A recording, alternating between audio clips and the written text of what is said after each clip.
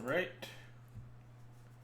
Everything good? Yes, no, maybe, probably. I think we're live now. So, hello everybody. As always, I did not update Cardboard Live before I hit the start streaming button, and as soon as I hit the button, I immediately remembered. So that's what I'm doing right now. But anyway, we are here playing some Death and Taxes in the Legacy Prelim today. I had no idea that the showcase events, the showcase challenges were this weekend, and I have like 9 qualifier points or something. So I was like, well, this is the only showcase I could, or this is the only prelim I could even possibly try to play in. So might as well give it a shot, I guess. So here we are, playing in the Legacy Prelim in 15 minutes here.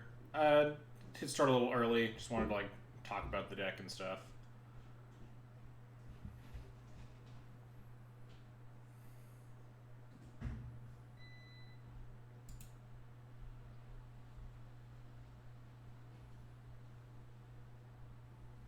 I'm very confused now. Hey Moxel, I see who is this and new streamer on Twitch ? On OBS, but in both of my chat windows that I have open, because my chat window broke last time, but it seemed to be fine this time. But in both of them, I don't see your second message. I only see who is this. I'm very confused.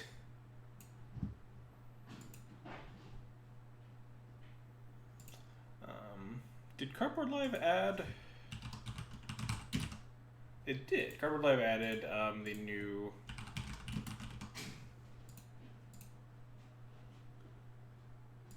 cards. So that's useful.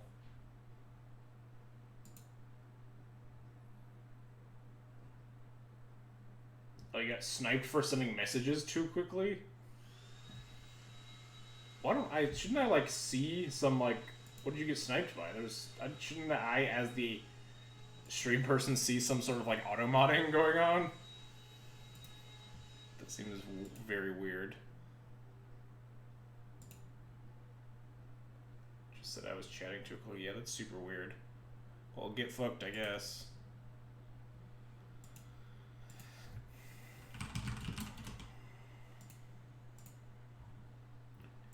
Alright, well, deck list is updated. I don't have my deck list, my little deck list pop-up window, though. Gotta find that now. Cardboard Live. There it is. Or is it? Hello? I am live. I am live. There we go. There's a card under Prelate in the sideboard. Legion Angel. Oh yeah, I was going to talk about this, but I was too busy trying to get Cardboard Live up. I saw this in one of the other... I think it was a list that barely missed top 16 the Sunday when I missed top 16. But I think they had the same record as me, because 5-2 usually goes down below 16th place. I was like kind of interested in playing this card, specifically because Gideon wasn't quite doing exactly what I wanted. I don't know why Cardboard Live doesn't want to cooperate now. But yeah, I'll talk about that all in just a second, as soon as I get Cardboard Live actually working. There we go. Bring that over here. Whoa, you can't see... Oh no, you can't see things. I thought you couldn't see things while I was dragging it for some reason. But I was just looking at a different chat window that was delayed. Update stream. Alright, there we go. CBL, yeah, CBL usually is like a little bit slow on the new cards. I don't know why. But anyway. Just Super Squawk versus Snow. Yeah, kind of. It is kind of... So, anyway. New list is on Cardboard Live. We're good to go. So, Gideon... So, my move from Cataclysm to Gideon, I should probably also jump into the actual event so I don't miss it talking, right? Talking for no reason.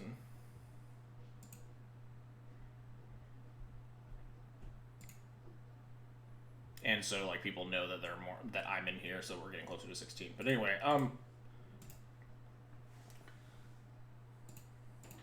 everything updated. All right, we're good.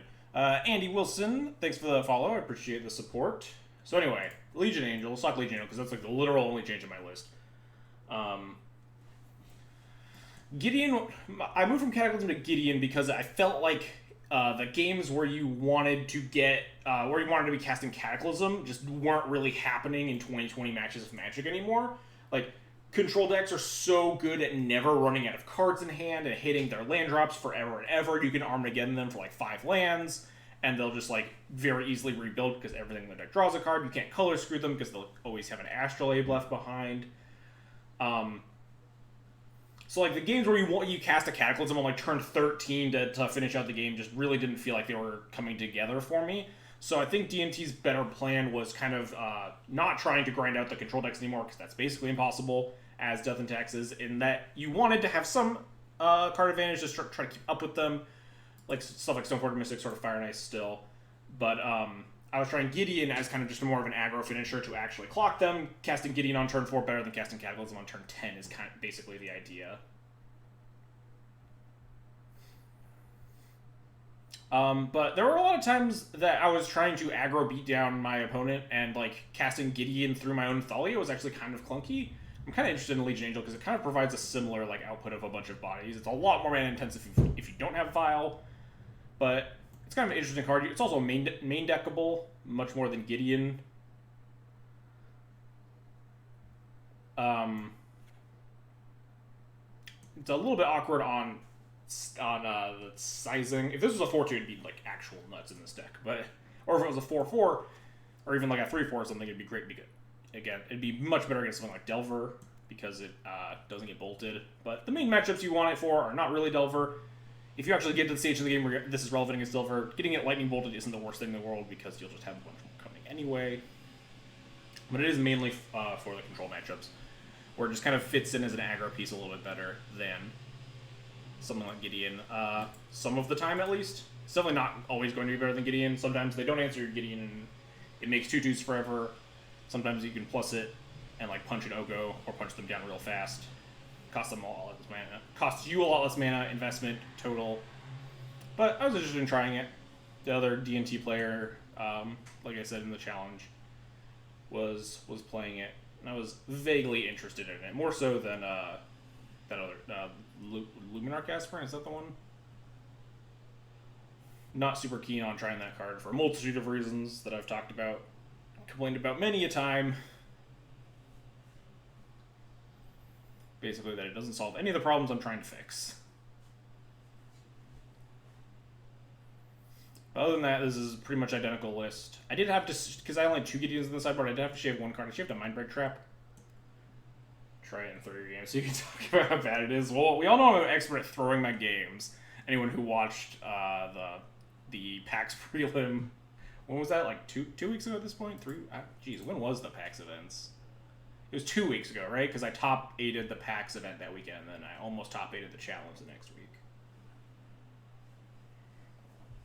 So I'm definitely an expert at trying to throw games. Jesus, the game against Painter still haunts me. You knocked me out of top 8 contention at PAX. I'm sorry, Slasher. I did my best. I got into top 8 at PAX, so I didn't knock you down for nothing. Those are the biggest feel bads, when like 2 people are trying to play for top 8 and then one person wins and they get like 9th.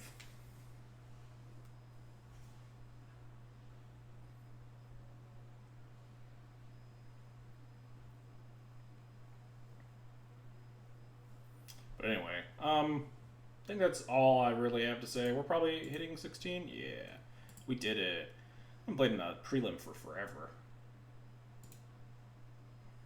When you drag out the last round of the GP to a draw. Is that a specific... I assume that's a specific dagger, but I don't know who you're referencing.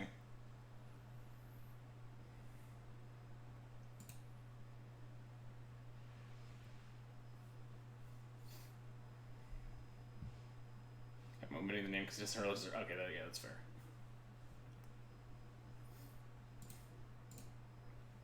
Reasonable choice. I ended up cutting a Flicker Wisp in the main for this Legion Angel as well. Wasn't sure about that, but I definitely didn't want to like cut 2s. The mana curve is something that I've tried to be really conscious about while deck building. A lot of D&T's best cards end up being 3-drops at this stage, and you don't want to like glut your deck with a bunch of 3s and just never like play on curve and just like lose because you didn't do anything for the first 2 turns of the game. Hey, Army, thanks for the 27-month resub.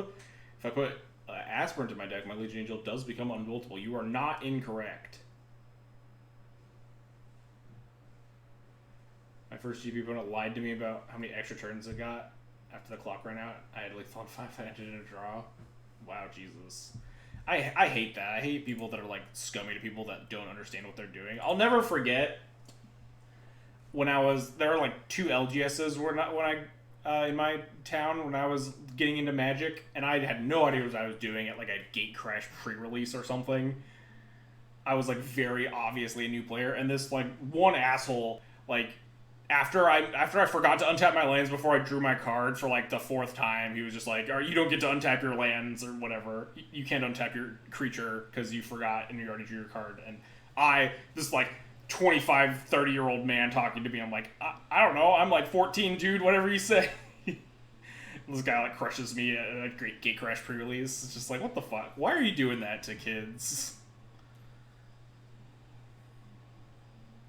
No, this was in Bloomington Normal. It was not in Champaign-Urbana. I was a more veteran player by the time I was going to college.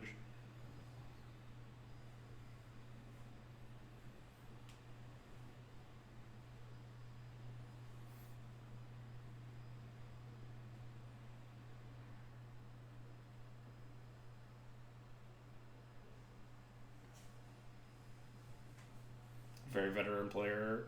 Opened the pack and passed you a high value mythic. Oh, that's nice. Also shady people, but yeah. It was a big thing when I was like before, like yeah, one of the stores had like a pretty bad reputation compared to the other store for a while. Just in terms of like very sharky players that liked to play there.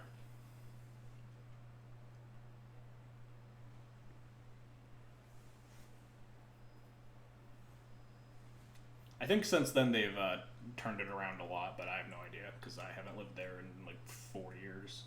I haven't lived there in like a long time because I like spent some summers there, but was mostly at college in Champaign-Urbana at that point. 2012 Midwest Magic was kind of toxic, not gonna lie. Yeah, there are definitely a lot of unsavory types. I can distinctly remember a decent number of people who you would just rather not be in a room with.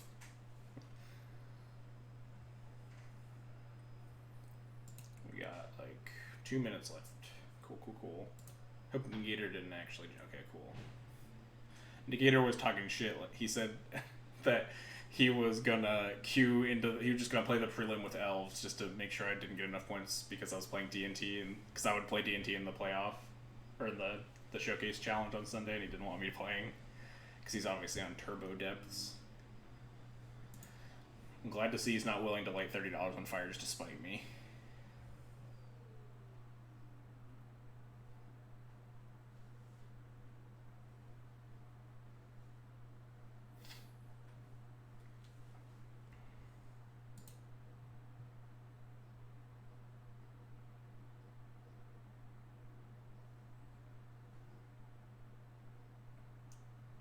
Having a Google link to tallest building in X City that SG was in for when he beat his Jesus.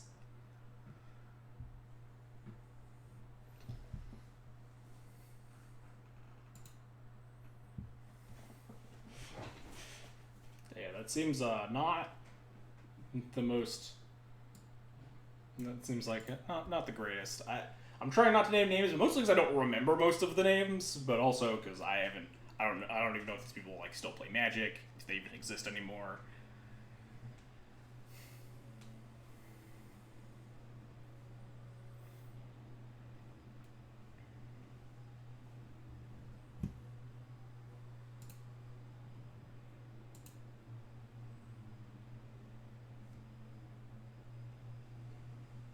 Screw if you don't want to play this. Yeah, exactly.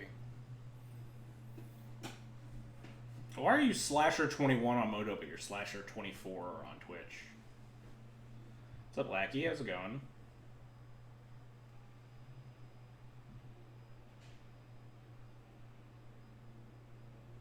Don't think I know what admitted before, so I don't mind the name. Yeah, it's fine. Slasher21 on Twitch. My account got permabanned 4 years ago. Wow, okay. Interesting. Oh, we're going against Sandy Dog. I don't even know. Sandy Dog plays a lot of decks. I want to say he would probably just be playing Delver right now. Back when I was grinding prelims a lot more frequently, he was on Hogak for a while, but I think that time has like come and gone. He also played like Sneak a lot. But I have no idea what he actually plays in Legacy lately. Beaumont Burn, obviously.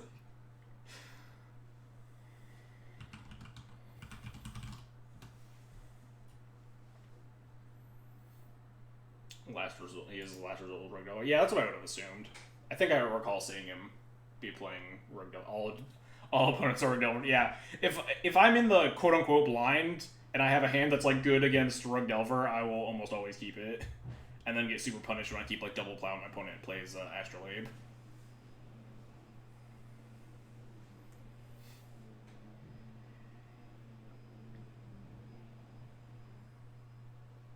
UG Omni based on it. Yeah, that would track.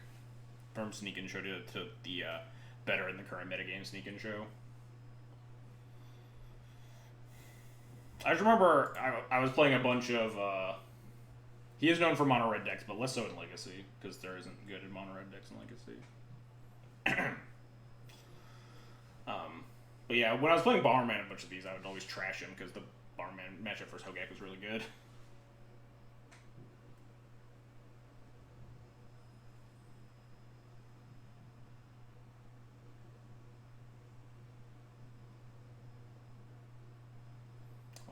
Turbo Moses Felix like that. That was a sweet deck. That's fair. One of these days you'll play. Catch me like some red combo deck and keep a hand for someone to get dumpstered. You mean like 3 days ago when that happened? I mean, I guess I didn't get dumpstered, but I definitely boarded it incorrectly.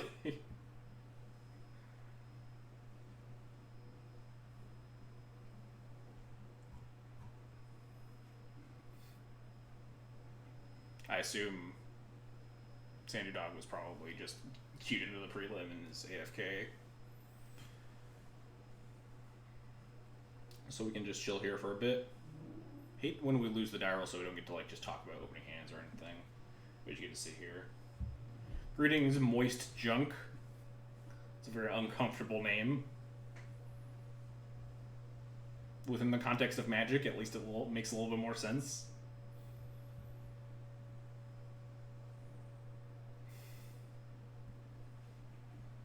Every prelim he's queued for this week is failed. Yeah, I mean, that tracks. Especially if you're, like, queuing for, like, standard prelims and stuff. Turbo Mux was sweet. I had a lot of fun with that deck. And then I kept playing it, and, like, I kept losing to Oko decks anyway because I hated myself. Mostly, like, Delver, because your Delver matchup wasn't great. But Turbo Mux was a lot of fun. Probably still one of the better Chalice decks if you wanted to be casting Chalice of the Void right now.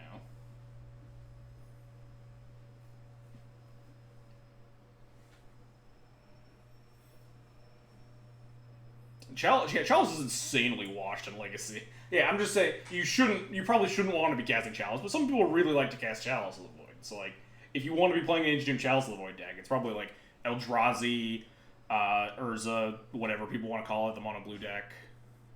Alright, we'll just keep this hand, and Phil will laugh at us eternally for our double Caracas hands, but, like, this hand's still decent. Especially if we are against Delver. There's a decent chance we get, like, Wastelanded or whatever. And we're on the draw.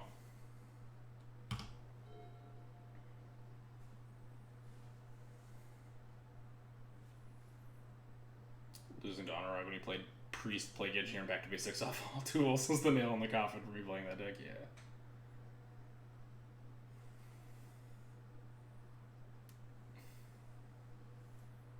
yeah. I mean, double Caracas still can't happen in Phil's lists, yes, but these hands are very much the reason that he just adamantly hates playing 3 Caracas.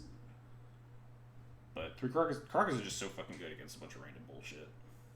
The first Caracas is so much better than like how bad the second Caracas is usually that you want to draw. That I still enjoy playing 3.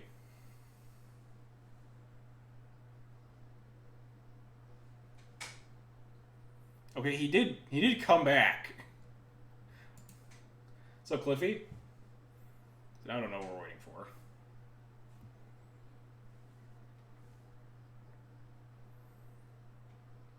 Jarvis just told you this card sucks. Jarvis is fucking wrong. This card's great. Clearly.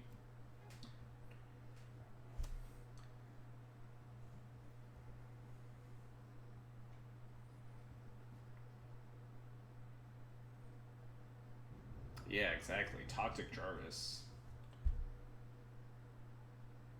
There's 75 right answers in this deck. I tweeted today, I think. Earlier today, Jarvis saying that Thalia sucks.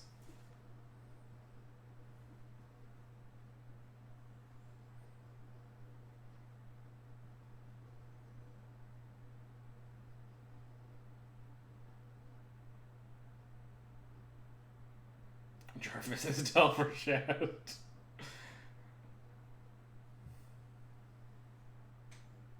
Perfect time for Civilization and Chill with XJ taxes. Nice, Jazzy. Did you mod Jarvis for saying that? God. Alright, what are we playing against? Finally get to figure it out. Probably Delver? Could be Sneak. My gut says it could be like a lot of decks still, but my gut says probably just Delver. Nice. More lands is nice. Fortunately, I don't like the Ponder Goat, because it probably means we're getting Dreadhorde Arcanisted, and this hand sucks against Dreadhorde Arcanist.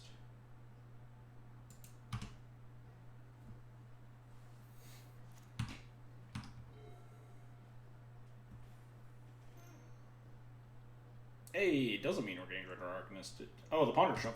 Might have been a one-lander. We're not dead. Not dead. Didn't shuffle. Find a second land. Cast a Delver or something. Nothing. Deal. Let's get this Thalia dazed, probably. Good Wasteland. I assume my opponent's on 2 lands here, though. I think Wasteland fits into a turn 3 better, since we can cast 2-drop here, the next turn we can cast 2-drop in Wasteland. Potentially even, like, take them off of red and get the Stoneforge Mystic through or something. Don't really like Wastelanding right now.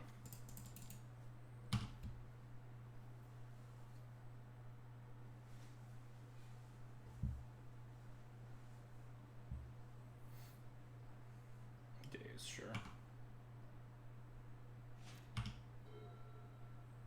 Turn 1, Ponder Shovel from Delver translates into Phyrexian 2. I concede. Good to know. Oh dear. What's the play here? 5 cards in hand. Game, yeah, kinda. Recruiter, get Skyclave Force of Will the next turn, lose the game. Wisp, Wasteland, the Volcanic, hope they don't have another red source. That might be the play. There's a decent chance based on their ponders that they might not have another land, and we could potentially use the Flicker Wisp to put in front of the Dreadhorde here. Wisp missed the trigger. All lines get Force of Will and loot. Yeah, well. This line also gets dazed. I mean, most of our lines get dazed, because I think we were either going to play Stoneforge to Wasteland or Flicker Wisp Wasteland.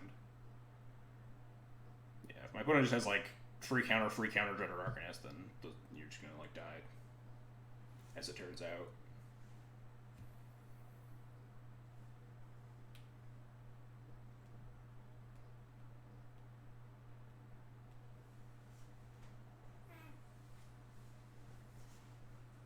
Dual deck 3-1 versus 1-3. Clearly 3-1's better. Look how much more damage it attacks for. It even has flying. This thing just has trample. Why would you put trample on a 1-power creature? When does that ever come up? Clearly unplayable.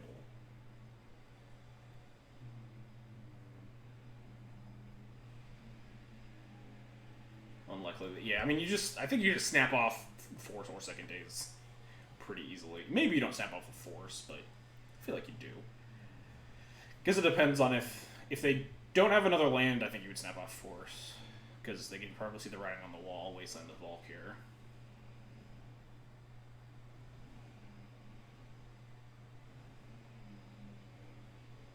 Charging Badger fanfare. I love Charging Badger. I used to have a binder with a fuck ton of Charging Badgers in it.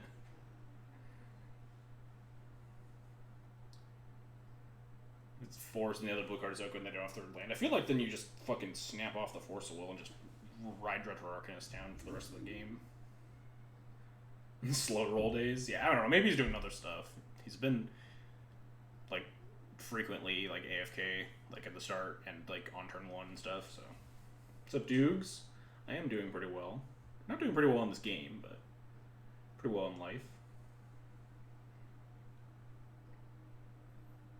You have a Ponder off Dreadhorde Arcanist to find third land. I mean, that's true, but now Oko isn't just like Stone Cold Game anymore.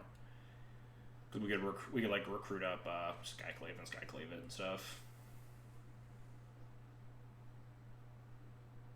Yeah, I'm not giving Sandy any shit about this. He's like, if he's doing something else, or like if he like obviously has a lot of obviously has physical disabilities and stuff.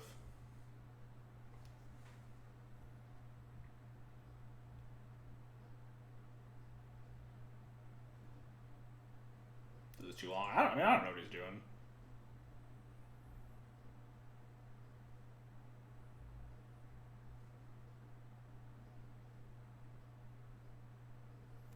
It does suck when you're streaming and this happens, because you just kind of have to like sit there and fan for a little bit. Alright, well, we'll hope that there's no red source. Which there's a decent chance there isn't, because I'm pretty sure that the second Ponder found that second land, and then he shuffled.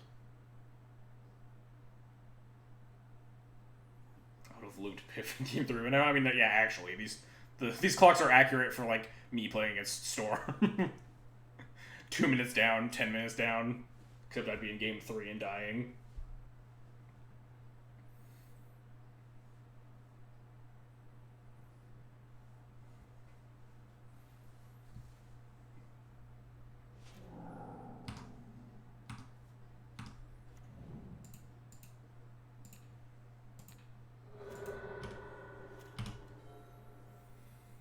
Wow, never lucky. Pull my thing, cast my Ponder, kill you. Dreadhorde Arcanist bolts my next thing too. Ponder finds a Force of Will for my Skyclave apparition.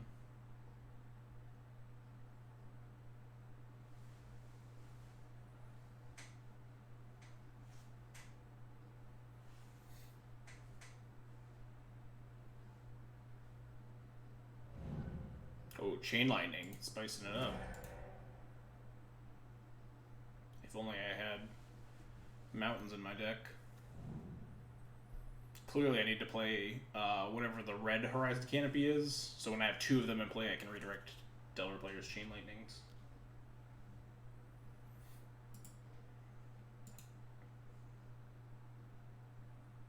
You should play Skirk Prospector. That one's a fun one against Chain Lightning. What did they do with the Ponder? No shuffle, alright. Probably just have to recruiter for Skyclave at this point, and then probably still fucking die. Like, we can't Stoneforge for anything, because the Stoneforge is gonna get Chain Lightninged.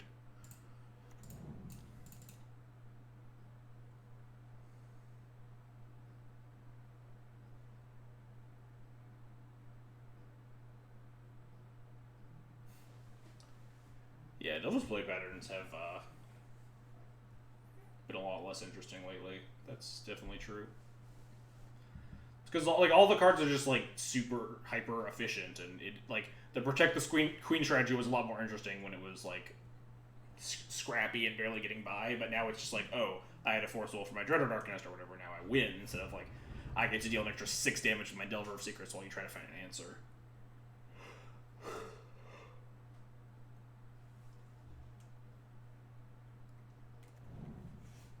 Yeah, no need to counter this. It's a fucking 1/1 that doesn't do anything. Like, counter the Skyclave afterwards.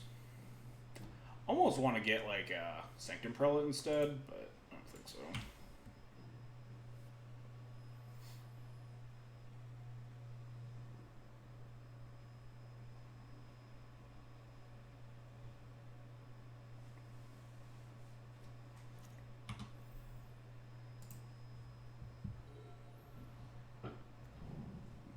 That's fine.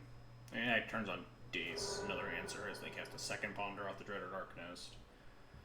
But, like, Wasteland Necronicus is not a big deal here.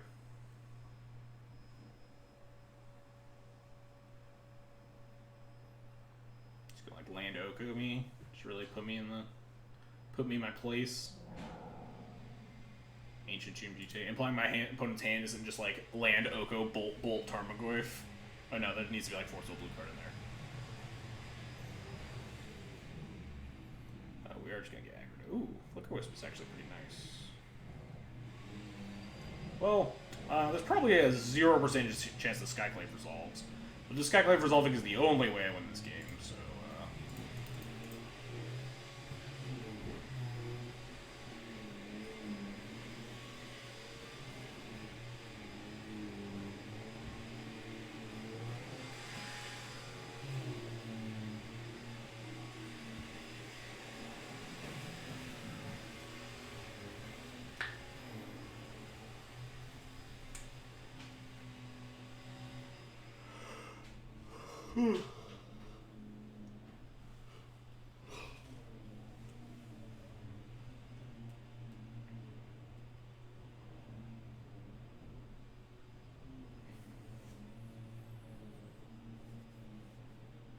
Is there anything that has extra spell for free text? Isn't that new thing?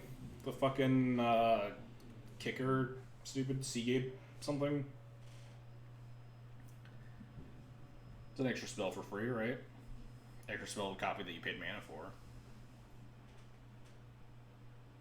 Goblin Dark Dweller. Yeah, Seagate Stormcaller. Yeah, whatever. Seagate, whatever. They're like 8 Seagate cards.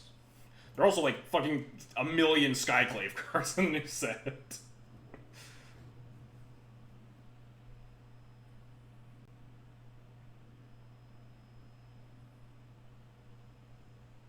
Oh wow, unlucky.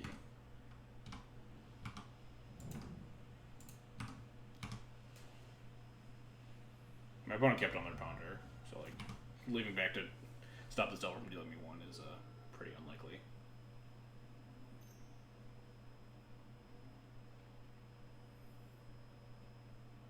Flute to Baby Jace also. Yeah, but you gotta pay for those.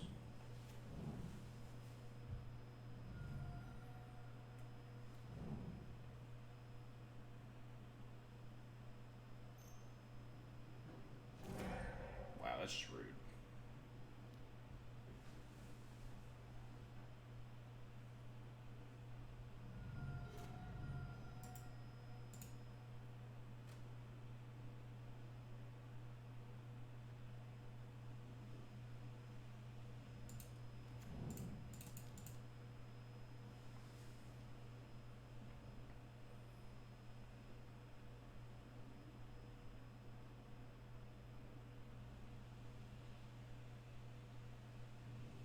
Bolt on a 1-1 because that's how bad. Yeah, I don't even know why you would bolt the 1-1 there. I think you just bolt my face again, put me down to 2, leave me with a 1-1 in play.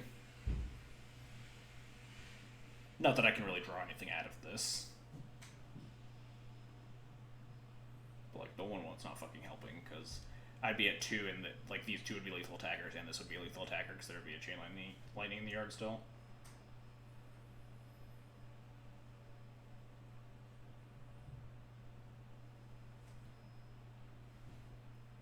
Both the 1-1 to send a message. They're on GTA plus equip. Yeah, I guess that is true. I don't know if that would even have won me this game. If I were at 2 life and I had GTA plus equip, I'm still like very dead on board.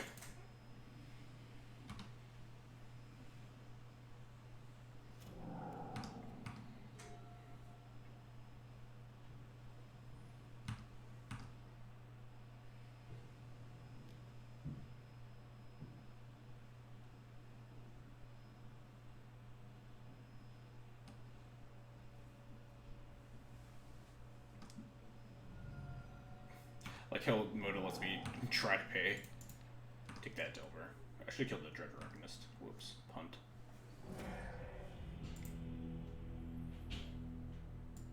Alright.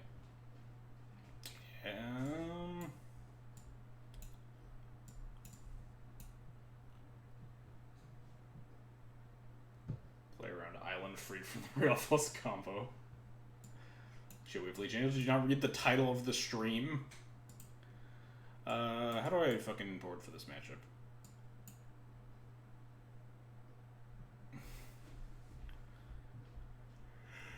Oh.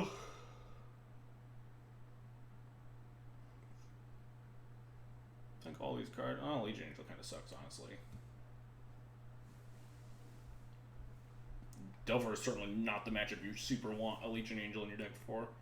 You have to cut 2 cards. What the hell did I usually cut? I usually like shaved a Flicker Wisp, cut these 3, brought in these 5 cards still. Did I cut this other Prelate?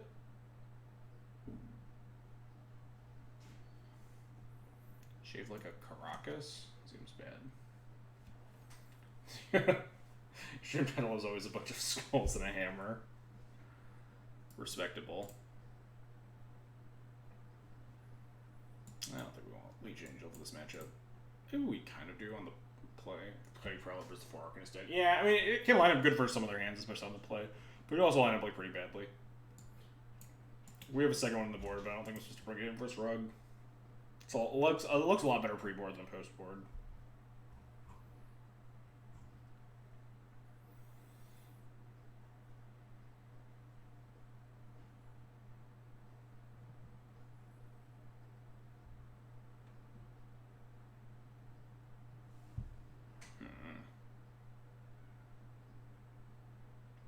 God, what the fuck? I literally played against Delver, like, last week. What did I even sideboard? What was my last cut?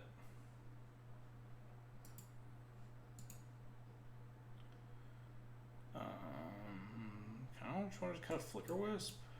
Seems fine. Usually going down to 2 feels awkward, though. I think I've usually cut Flickers down to 3, so... Man, I'm totally blanking on my sideboard strat for Delver right now. But this looks fine enough.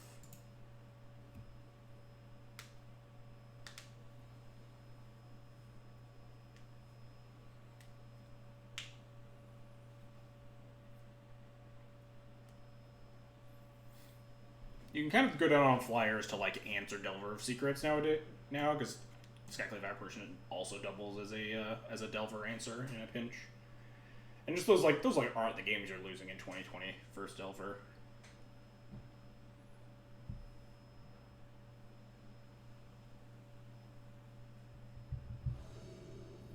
I would like to play first. I'll keep this hand. It's not super exciting, but it's got a removal spell, which makes it a lot better than the other hand we kept. Like I said, Prelate on the play, reasonably strong, similar powerful tools. What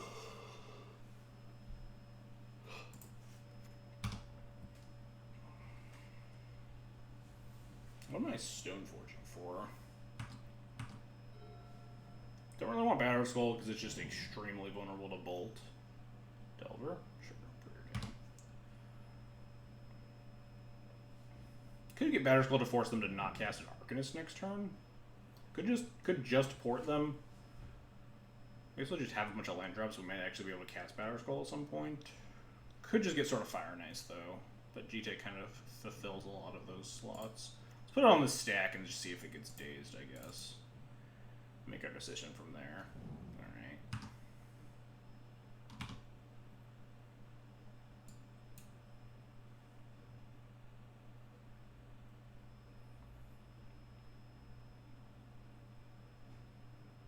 I just want Batter Skull, honestly.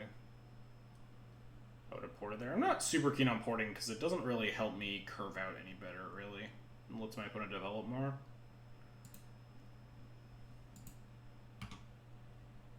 Not develop, I guess sculpt more is the word I'm looking for. I'm not that concerned about Dreadhorde Arcanist. Like, they're not going to tap out for Dreadhorde Arcanist on turn 2. We'd be ecstatic if they did, even if we grabbed sort of Fire and Ice, because we have, like, Path plus put in equipment. Like, very going to answer my Stoneforge Mystic here.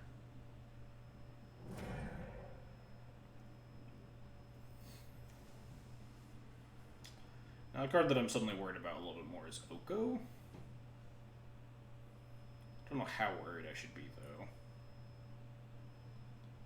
They didn't win the game on turn 2. Do we win? No, they could win the game on turn 3, because we don't have an answer for Oko. So much that I almost want to put this Prelate on 3. What's up, Jim Miles? It looked really stupid in front of, like, them just casting cantrips or whatever.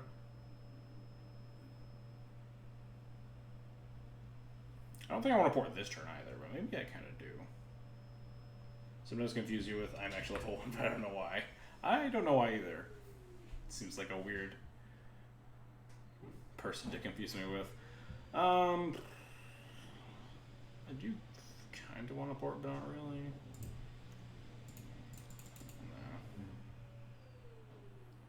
No. Lover of Mox Sapphire. I don't know if I've ever cast a Mox Sapphire in my entire life.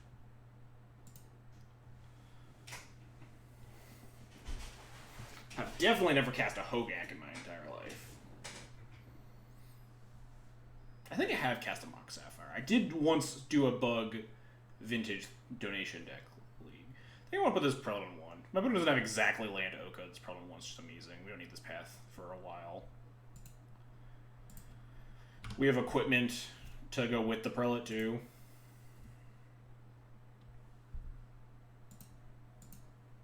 If my opponent just like elks the Prelate over turns, then the path turns on later anyway.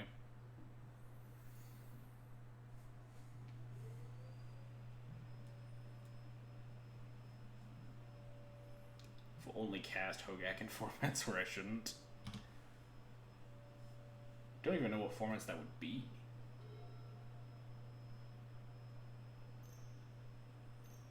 So Braid the Prelate?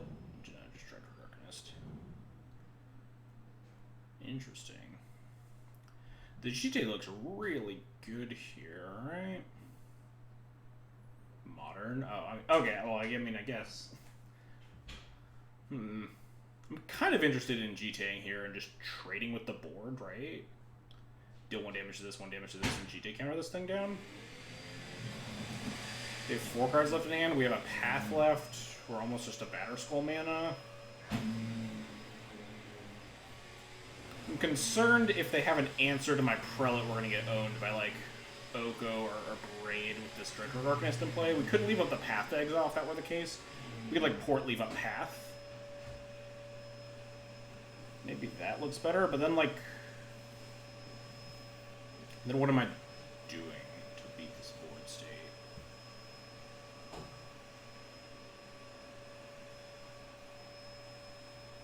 Maybe I just don't care. Even if I'm just like sandbagging a little bit, port to go, try to find a better opening for GTA, or at least have like another follow-up creature. Yeah, Portal's Hold Up Path feels decent here. I mean, we could just clear the Arcanist this turn if we wanted to, because they would likely double block. The problem with the waiting though is that it ends up that this Delver is going to stonewall the Prelate. Port the Trop. Has there been an update on the 100k in April? I forget. I don't actually know. Probably DM Jeremy with any of those questions. He's usually pretty responsive.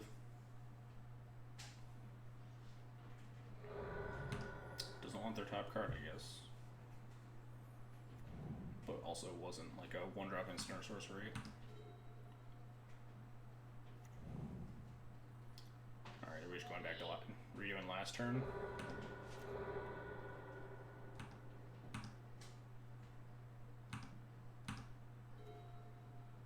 Sort of Fire Knights is a little bit more interesting. We could just cast Sword here. It's a little bit riskier because it means if my opponent doesn't answer to the Prelate, then we would have to cast a Path into a Daze.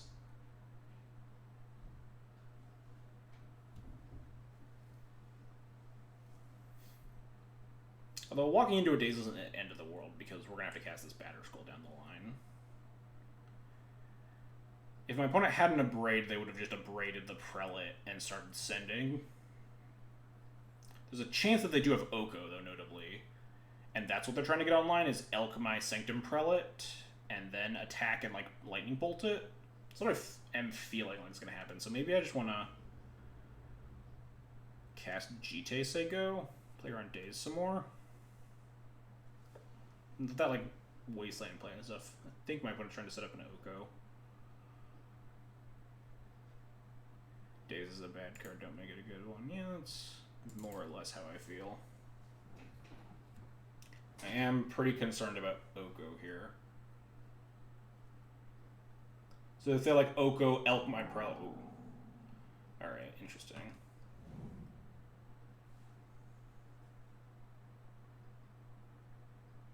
Minus one, the Arcanist Assault, the probably gets Elk. Only if we attacked with it this turn. In which case, we would just clear the board. No, we'll just say go. If the Prelate gets Elk, our path gets online, we just pat the Arcanist so they don't attack. Yeah, we're playing against Sandy Dog.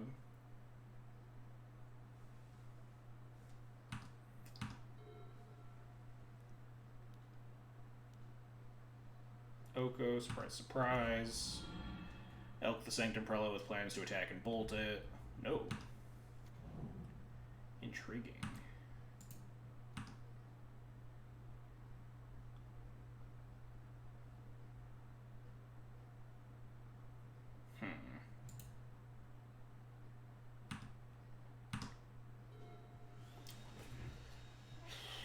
So we could just sword, right? We could just sword hit them, kill the Delver here. Because then they can't elk the Prelate, they would have to elk the sword first. They have 2 cards in hand. So cast swords hitting walkers should activate swords. Yeah, that is some bullshit. So we cast here. I think I'd rather not show my opponent that they want to daze the sword here. Like if we cast it here, they might not daze it. Get got by double daze, but whatever.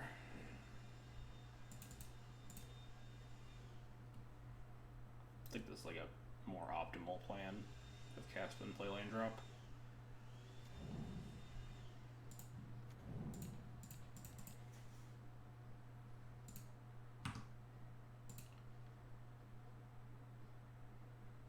I think I'm supposed to attack their face, kill the Delver here. Attacking the Oko down to 2 doesn't... Oh, okay, my opponent concedes. Cool. Interesting.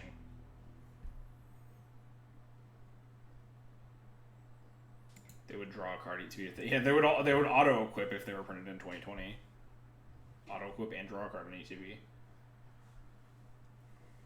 And trigger when it hits walkers. 3 colors, 3 abilities. Yeah, and now we're talking.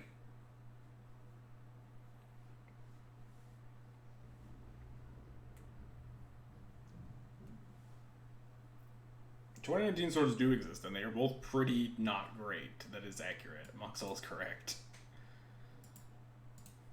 Sort of, Sinuan Steel does, like, basically let you attack walkers, right? If they don't have anything to chump block with. What planeswalker could possibly make a creature that could be put in the way to protect the planeswalker or something? There's none of the planeswalkers that play will do that, at least. Sort of Embercleave and Uro. What is it? Flash, auto-equip, ETB, draw a card, gain 3 life, put a land from your hand into play. And, like, give double strike or whatever the fuck Embercleave does. Alright, now we gotta think about the draw.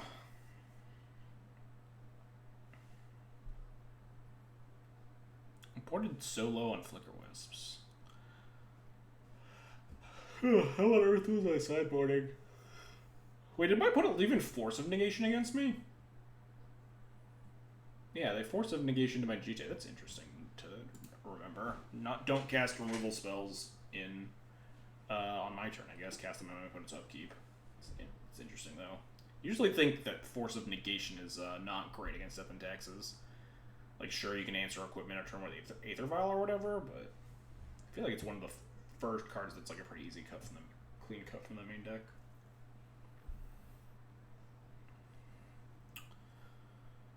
It seems fine. I want to make sure our curve is high enough. You have a Mind Break Trap. I thought we were friends.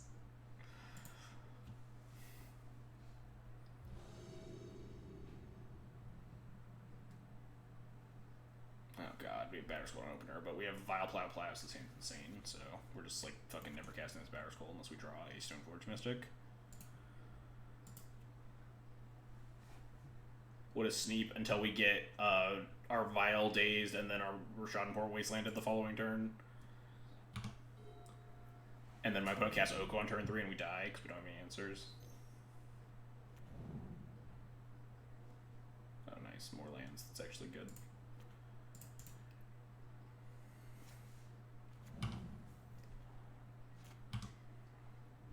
We'll be happy to Rashadinport on turn 2 unless my opponent plays Dreadhorde Arcanist.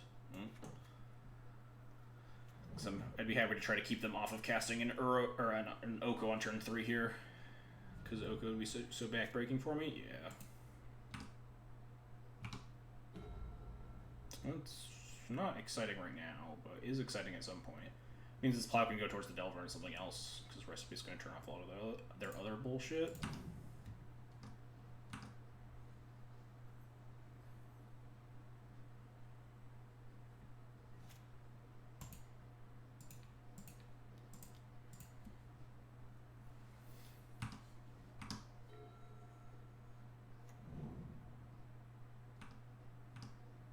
Very concerned that my opponent's plan is absolutely just going to be Oko me.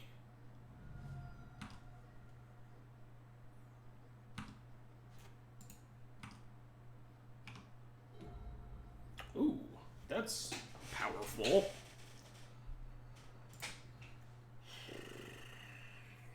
If I plow this Delver, does my opponent daze it?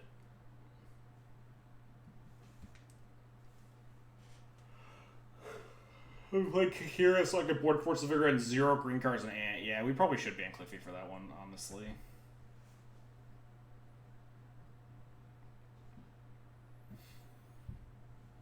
Kind of content to just port this Tropical Island and then in their draw stuff, Val and the Thalia, continue to keep them off of. Problem is that I don't get to cast these swords. They're gonna be so mana inefficient afterwards. My opponent dazes the swords to Plowshares and upkeep. That's fine though, because it's kind of the same as porting them. So I think we just say go. And then in upkeep, we plow this Insectal Aberration. My opponent starts fetching in response to the plow. Do I Valen Thalia then to prevent hardcast Force of Negation?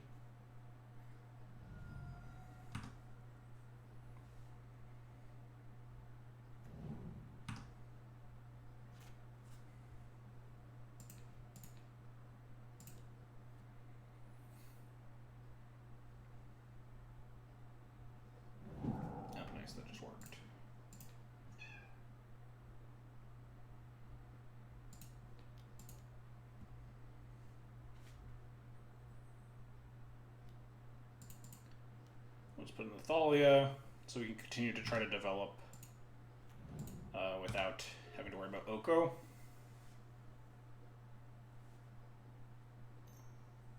Unfortunately, we don't get to like nuke a cantrip with the Spirit because I am very concerned about my opponent casting Oko this turn. Interesting. They really hate my Aether Vial. Alright.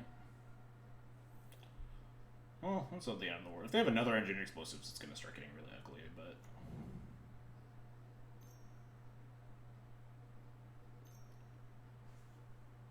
Now we have at least developed... Whoa, okay. We're not doing that right now. We're just putting this thing into play so I can Flicker Wisp it or something, but we're going to leave this Val on 2 because we're not going to draw Flicker Wisp.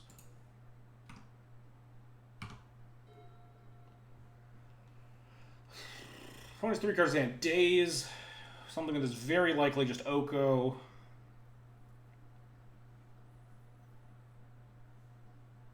I don't think I want to cast Rest in Peace. I think I just want to port them.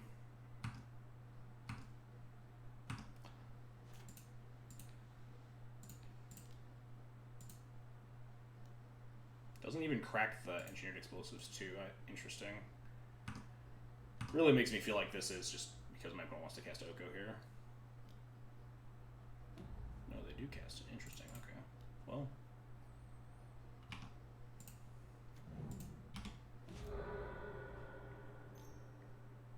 Hooting Mandrill. skills. Oh, reason to cast Rip, I guess. But we have 2 removal spells for it, so I'm not super broken up about it. Oh wait, Drew Flickers the next turn. Unlucky. Also just never...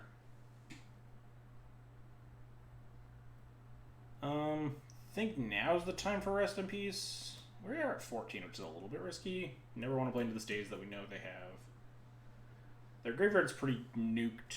I don't want to get my Rashadenport wastelanded and then my Rest in Peace dazed. Could just path port attack. Maybe that is fine.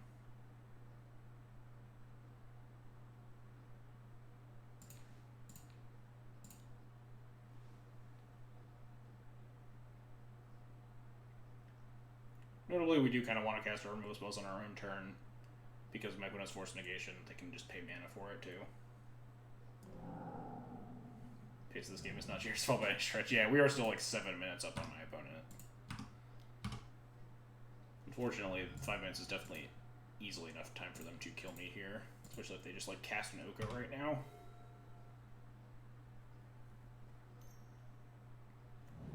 Okay, that's not an Oko. There's also more lands, which is pretty big. Let's just, like, stop playing into this daze. Now's probably the time to Rest in Peace. They have a daze. They have 3 cards in hand. I don't even know that. I'm not even confident I want to attack into this with everything that's currently in my hand.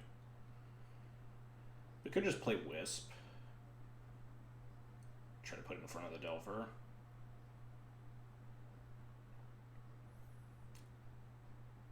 I think I want to Rip here, yeah.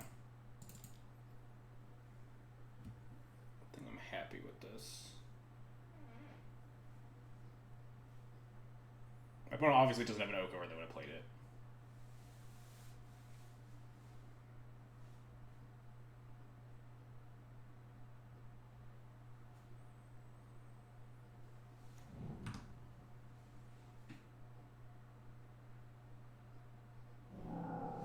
He's just playing the Prelim and not streaming it. Oh, that's interesting. But yeah, again, I don't think I'm interested in actually making this trade, considering our hand has 2 things that answer the Delver, and this thing might easily be turning off cantrips from my opponent's hand. I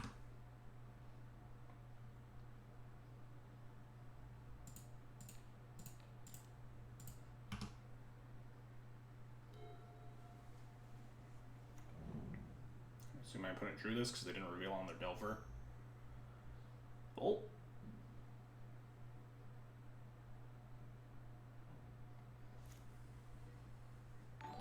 No attack either. They're valuing their Delver more than my Spirit, which is interesting. Half quarter, 12.50. Thanks for the Thanks for the tier 1 subscription. Appreciate the support. Hope you enjoy your emote. All right, now it's probably time to Flicker Wisp. Could get double dazed at some point, but that's 2 cards out of their hand. This Batter Skull's gonna run into daze eventually anyway. Yeah, not offering the trade was interesting. That just means that they value their Delver more than my Spirit of the Labyrinth, right? Which is weird, because I clearly valued my Spirit more than their Delver, and like, what are the cards in their hand if they're not casting them? Could Flicker this to port them, but they have a million lands to play. I think I just want to Flicker their Delver and hit them for 3. I kind of tapped that wrong because I was thinking about flickering my land, but I also don't care because I'm never casting Plow because they clearly have a daze. Okay. So they did have a Bolt. So that's why they valued more? I think I didn't go for the GTA line. But again, we just have another answer for this Delver.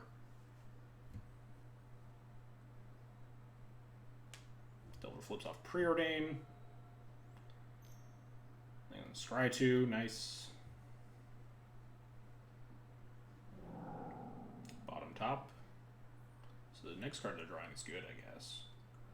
I think this is a turn that we want to GT now. They are probably going to daze this GT. They have 2 cards in hand. I have to imagine they're going to daze this GT, right? which is at least finally gets it out of their hand.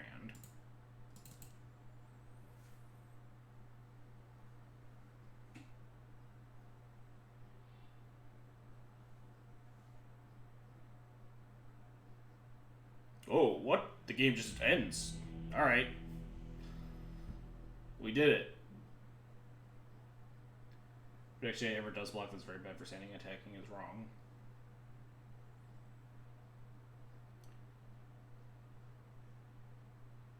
Yeah, sometimes they have nothing. I mean, but like they had the daze, right? They could have at least dazed it and hope I didn't have a 5th land in hand, which I didn't. And I'll take it though. That was a very scary game. But anyway, what was I saying? Yeah, that was an interesting decision. Like, I was valuing my Spirit over their Delver because I didn't know information about their hand, right? I had no idea how many cantrips they had. They had 3 cards in hand for a while. We knew one of them was Daze, and they weren't casting the others. So there's a reasonable chance that we're turning off cantrips, so I valued my Spirit more. But then my opponent did not attack with their Delver, which makes me think that they didn't have anything that drew a card. Or else they would have been like trying to turn it online and trying to push the trade.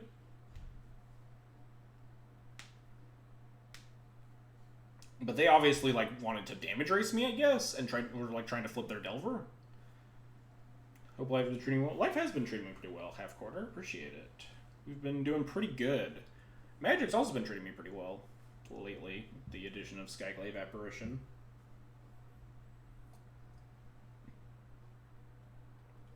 So it's not necessary that like one of us was making an incorrect decision or something there about like neither player attacking. It's just a matter of like neither of us had perfect information, right?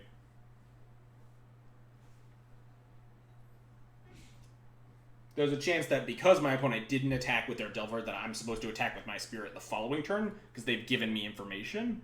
But I was also valuing them top decking a cantrip more than like getting in that 3 damage, so I probably wouldn't have attacked anyway. And then they drew the preordain, which we turned into a 1-mana Scry 2, which was great.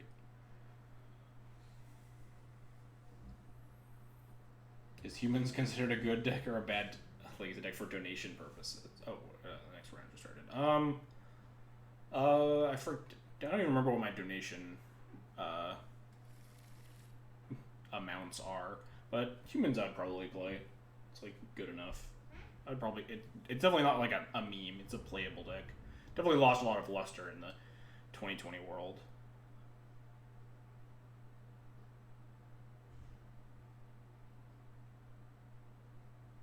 Am I keeping? I'm on the draw.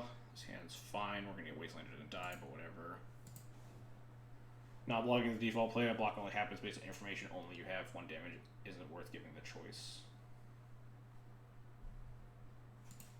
Alright, my opponent is casting 1 spawn time in their upkeep, sure. In fairness, that might just be because they thought it was their main phase, because not every player's upkeep stops like I do. Sometimes they just like go straight to your main if you don't have like vile stuff. So they might have thought they were just casting it in their main phase.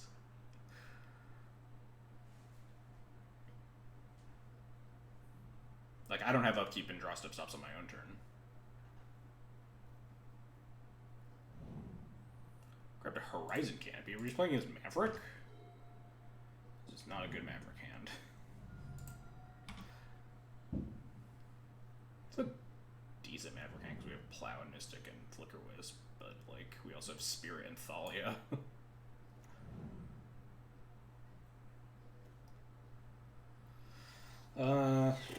Well, this sucks. Could be Depths. I doubt it. Well, especially because the Rise can't for Dried Harbor now. But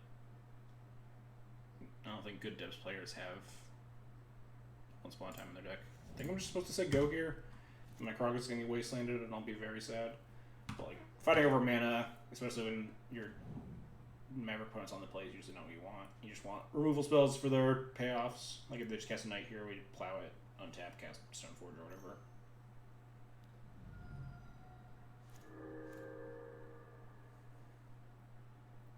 Was Green-White Depths not playing in 1 spot? I have no idea. I just assume that if you're playing Depths and you're not playing whatever Negator's playing, then it's probably not correct.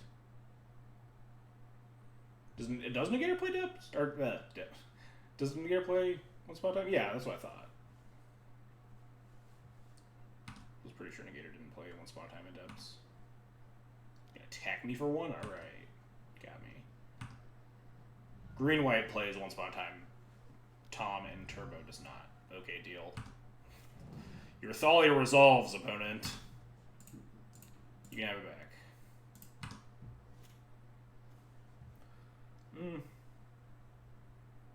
Not excited about this hand, but we'll Stoneforge for Gonzalez GT. Yeah, interesting choice of my opponents there.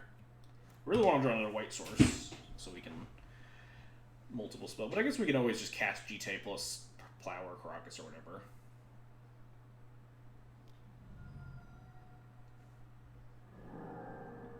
Sure, Plow my 2/1.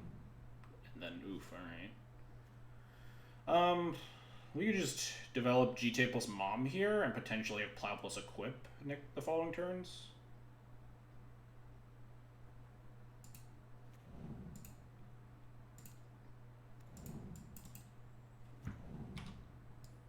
If they play the Thalia, we need to draw. If we draw a white source, then we just get to hose them.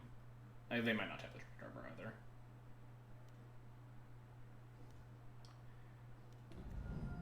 Oh, that's rude. Wow, that's a really fucking rude card, isn't it?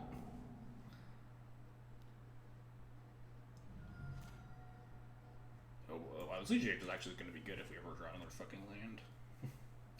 I guess we gotta cast Thalia. It's the best against this board state. Again, if we have Thalia, we can we actually can't Plow and Equip, so we draw another land anyway. Yeah, this is one of the more stock lists lately, Maverick lists lately. Kaya, Vraska, Plague Engineer Splash. Can we just draw a white source, please? So just dunk on my opponent with Legion Angel.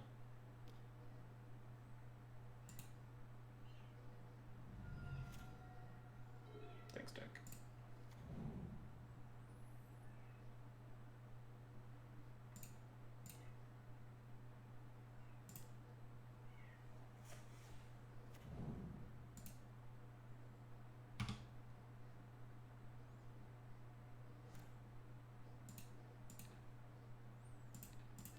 At some point, they're going to realize that the Thalia taxing my Caracas is actually good for them.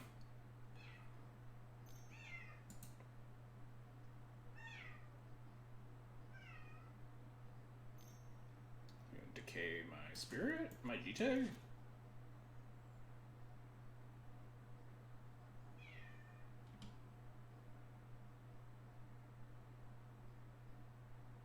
Neither? Sure. Alright.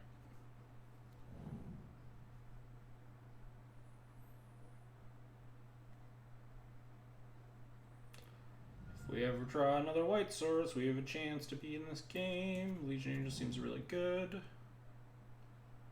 But we'll just never draw it.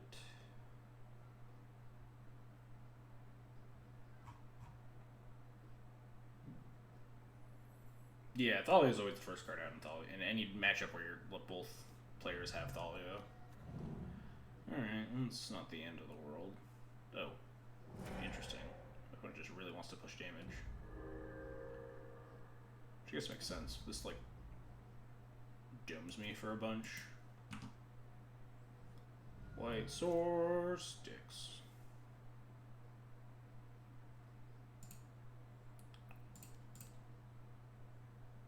Yeah, too bad we have absolutely nothing that can punish them for us, for not respecting this GT.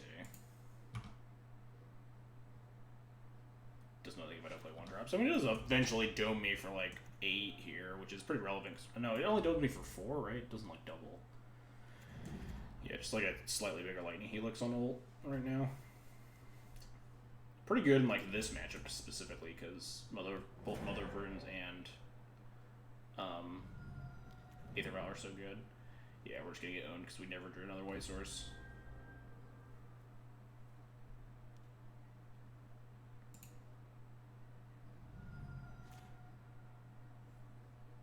Rough, huh? Well, it literally has has us dead to the Kaya activation. In addition to all their power on board. Ugh. That was a good matchup for Legion Angel. Unfortunately, we did not see any love from our mana base, huh? I think this is a matchup where I want to board to 2-2 Legion Angel. Something like this. Cut Prelate. And all the Thalias. Yeah, there we go. I guess if we want to cut another, if we want to cut all our spirits, we have to board in something. I wonder if Rest in Peace is better than like a 3-1. Having a body is like not nothing in a matchup that's like very much based around equipment. Rest in Peace just like turns off Night and not a whole lot else. Maybe the one of like Ramanap. I don't know what Achilles' lists are lately.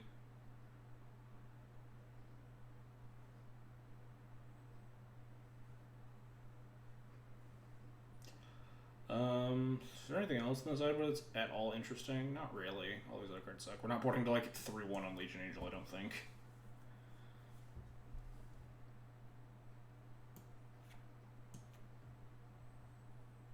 I'm not thrilled about a Rest in Peace.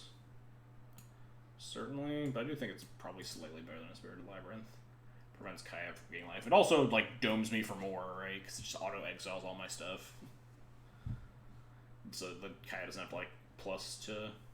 It just has to get to 5. I think Shrieking Knight's not irrelevant. I'm not super excited about it or anything. I think Thalia might actually be better than Spirited Labyrinth if I were to have to leap one in. Just like First Strike plus equipment is probably more relevant than an extra power, and like a body of text that doesn't matter at all. But Susceptibility to Crocus is not nothing either, but they have like 1 in Coda or whatever. Yeah. It's certainly not nothing. I'm not excited to draw it. We'll keep this and just fucking eat shit to turn 2 Kai off a Mana Dark or whatever. Removal spell and double Aether Vial and Cycle on the Canopy is pretty acceptable though in this matchup.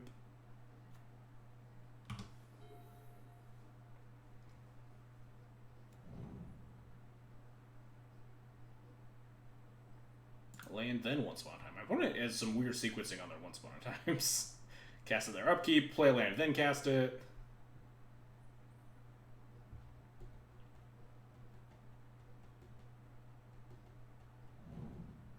Well, that's a good one to know about.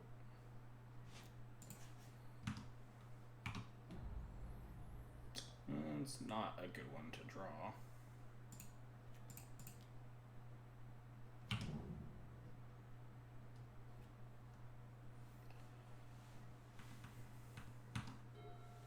This is a hand that desperately wants to find Legion Angel, huh?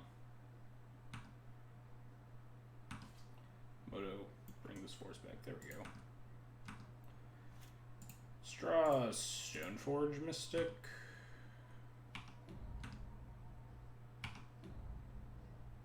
Yeah, it's not the worst. Probably end up cycling this Canopy. See if we can find a 2-drop to put in.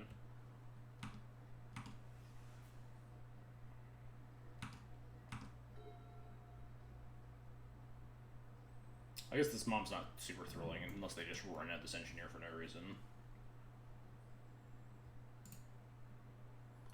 Is this a list that you're posting, or is this just like a random tweet? Oh, this is just a different tweet. There's no best choice for me to cast once upon a time because there's no free will. I cast it whenever my synapses happen to fire. If that's during my own upkeep, then there's nothing I can do about it. Honestly, fair.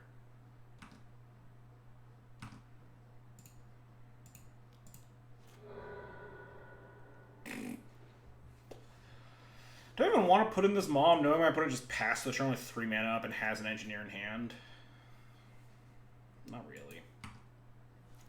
I have a million lands. I'm just going to cast it at some point.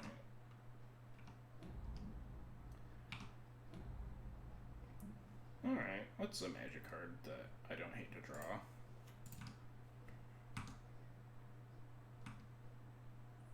A 2-0, baby. Nice. I'm down a game here, so not the most thrilled. Please abrupt decay one of my Aether Vials or something. I wouldn't even, like, save it with Flicker Wisp, I don't think. Yeah.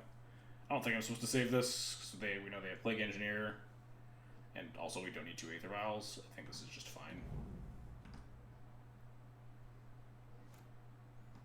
A little bit scary if my opponent has, like, a big format, like, Vraska to play here, and we don't have a good plan for it.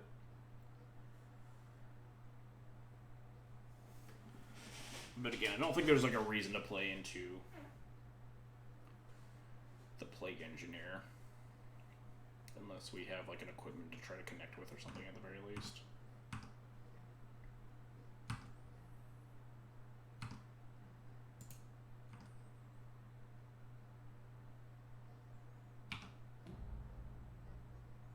There's a GTA, alright. Now we'll run out this GTA now. If they abrupt decay, we can say with Wisp.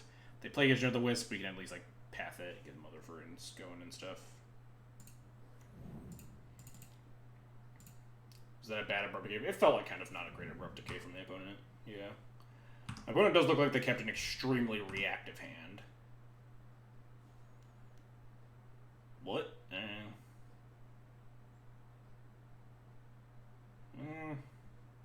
They're not abrupt decaying the GTA. I think I'm just fine.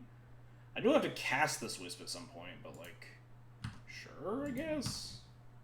I don't think I just want to put in this Wisp for no... I guess I could have Wisped the Vial, and the Vial is, like, ticks back up to 1 after I get engineered... After I engineer the Wisp away, and then I got a Vial in the Mom. These abrupt decays feel kind of out of nowhere. Maybe the Wisp turning their abrupt... 0 for winning their abrupt decay means that getting 2 for 1 off engineer doesn't matter as badly. Kind of just waiting for them to, like, proactively play with this engineer, and we can just kill it. Yeah. Their hand is just definitely super, super reactive. They've gone, like, land go, land go, land go for a million turns. Yeah, Wasteland Crocus is pretty bad, because Crocus just doesn't matter in the mirror. And you never want to target it, unless you're specifically trying to deny mana and you don't think they have more land drops, but, like, you just freak me up to play the other Crocus and stuff. Come on, Engineer. Oh, shit, yeah, this is the one that fucks us.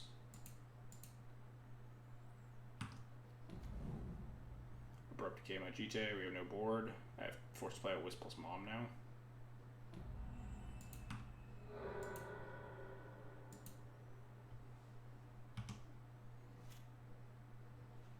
Ooh.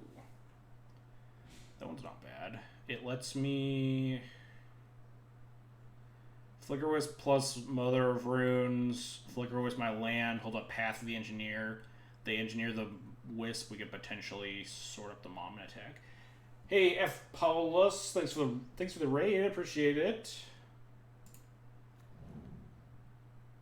Greetings to all the new viewers that are coming in. We're playing some Legacy Death and Taxes here in the Prelim.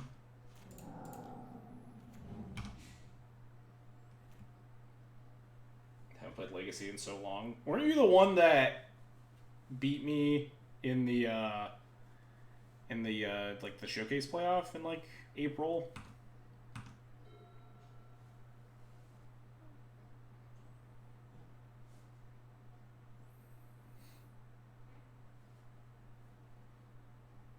Oh, we actually can't play Equipped Sword unless we draw another land. I wasn't thinking about that.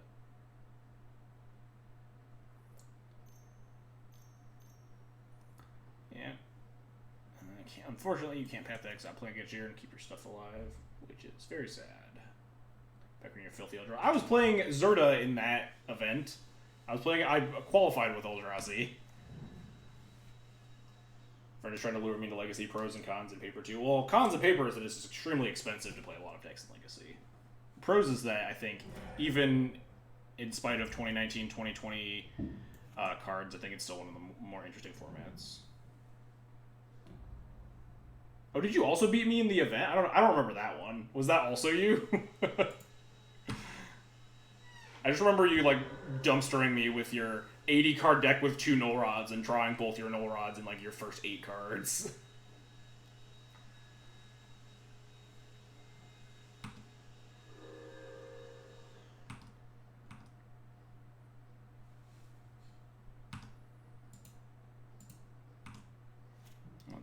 this. None of this is super exciting, huh? Kind of getting dunked on here. Maybe I wanted to get Batterskull if we draw another land. Kind of just getting crushed though. My opponent's just gonna like smush me with this Vraska because we both kept super reactive hands. And my opponent just had like a hard to answer proactive play on like turn 6 or whatever. So my opponent just gets to like kill all my stuff now.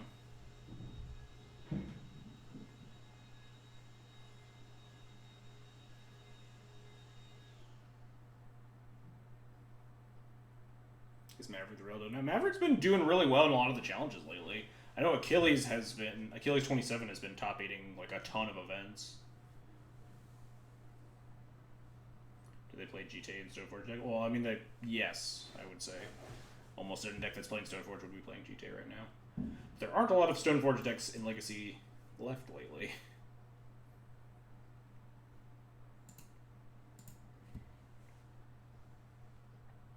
Harder for Mav to be that bad in Double Rush Tier 0. I played against Snow like 6 times in 14 matches, and I'm like, man, I can't imagine playing Maverick right now.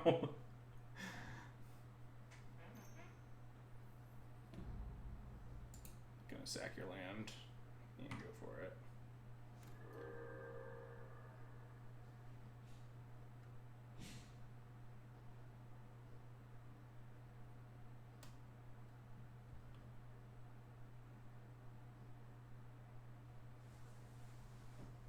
I'm not encouraging Maverick because Snow crushes it and beats Snow's a bad matchup.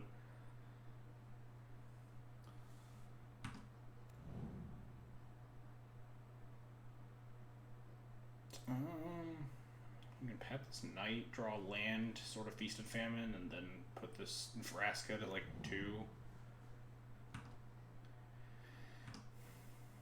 It's a pretty lofty ideals here. Hoping my opponent doesn't have a removal spell. I think I just need to kill this Knight.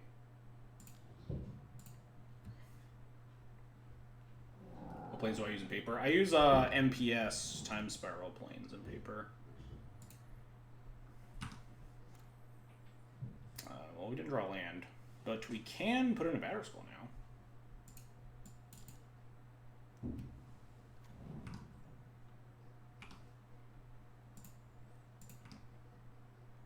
Not the end of the world.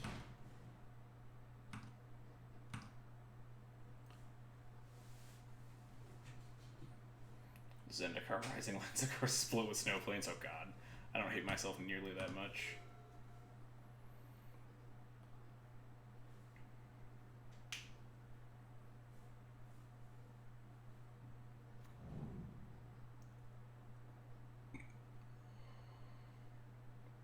Yeah, no one's casting Predict anymore, so at least I don't have to play half Snowlands or whatever. The optimal split is all Snow Covereds now to like pretend you're an Astrolabe deck on turn 1. As if any of the Astrolabe decks go, Snow Covered Plains go.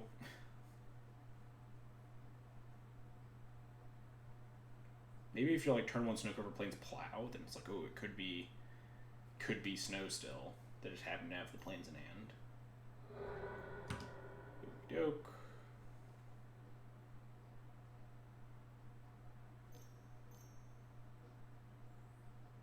Okie doke.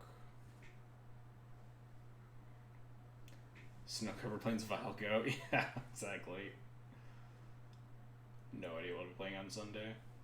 I'm hoping that I 4-1 or 5-0 this event so I can play on Sunday. That is my current plan. Is my opponent just gonna tap out for the Scavenging Ooze? Hell yeah. We actually have a chance. Whoa, that is a super aggressive. It's not even the... Now we get to clear the Vraska and have a pro-green black creature.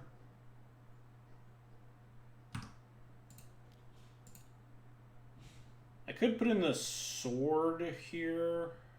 No, we just want to gain a bunch of life, right? Put in the Batterskull, untap, put in the sword, put it on the Batterskull, hit the Vraska for 6.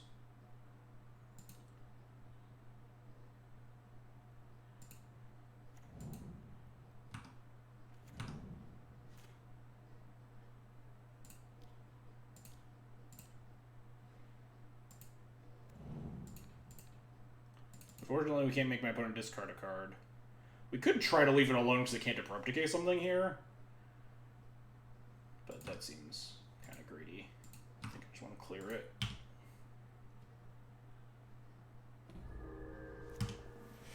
It's like an F6 now. Yeah, I mean, my opponent knew about that Feast and Famine, so I guess they just didn't have any plan to beat it. And they were just like, well, I'll just develop my board. Nice post-board Thalia. Decay, yeah, Decay's a -3, which is why I was saying we don't get Decayed that turn. Because it was at 2. Post-board Thalia does mean that unless I draw a land, I can't also put Sword of Fire and Ice on this. Come on, land. Let me smush my opponent. Dicks. Now I just have to Caracas it so I can hit them for a billion.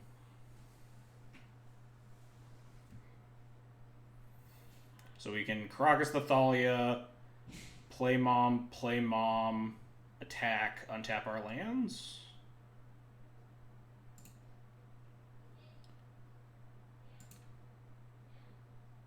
I actually kind of... Oh, they're going to discard the Thalia here, but that's fine.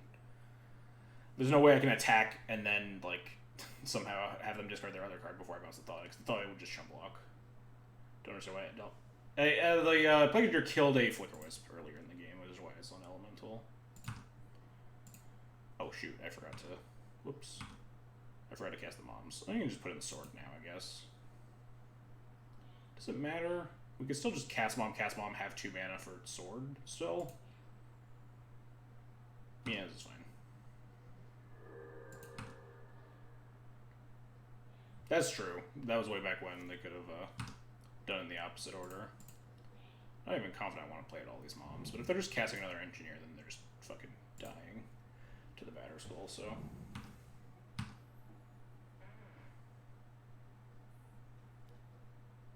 Okay, sure, yeah. I'm at 33. I think I'm fine with your Scavenging is getting a little bigger. And good news about this deck not playing Stoneforge or Mother of Runes anymore is that Feast of Famine gets way better against it because they just like don't have white blockers.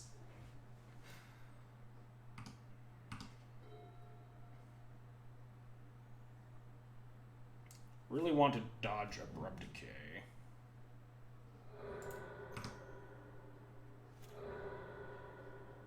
Alright, fine, I'll put it in.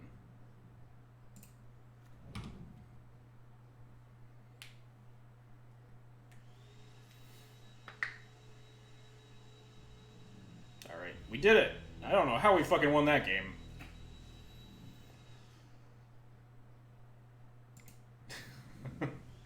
Alright, fine, we'll put it in. I guess you're not wrong. Man, I'm so not interested in having this Rest of Peace in my deck. Is there really, like... My opponent did all the heavy lifting. Yeah, my opponent did fire off a lot of Abrupt Decays on Aether Vials and then died to, like, a million equipment.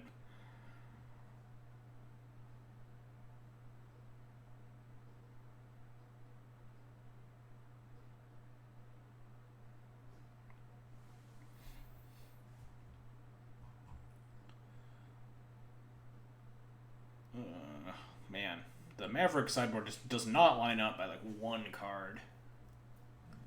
This Rest in Peace is so awkward, but we, like, really don't have anything else to bring in. If I had the Gideon sideboard, we'd have 2 cards, but play the Throw-On. Yeah, I'm thinking about it. I think a 3-1 or even a 2-1 with First Strike might be better than a Rest in Peace. Am I the person that leaves in Thalia and Thalia Mirrors now? Like, I think the Thalia is probably better than the Spirit of the Labyrinth.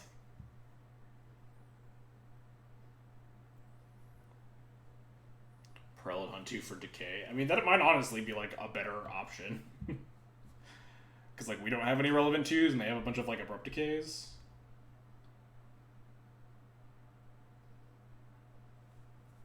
Yeah, Spirit does diversify against Plague Engineer, that's true. Don't want, like, them killing Moms and also just, like, free killing the 1 Thalia. I'm not super interested in Third Angel. I think I want a 4-3 that draws 2 4-3s. That seems powerful. If 4-3 draws 1 4-3, it seems like a little bit less enticing. Legion Angel is really good for this matchup, though.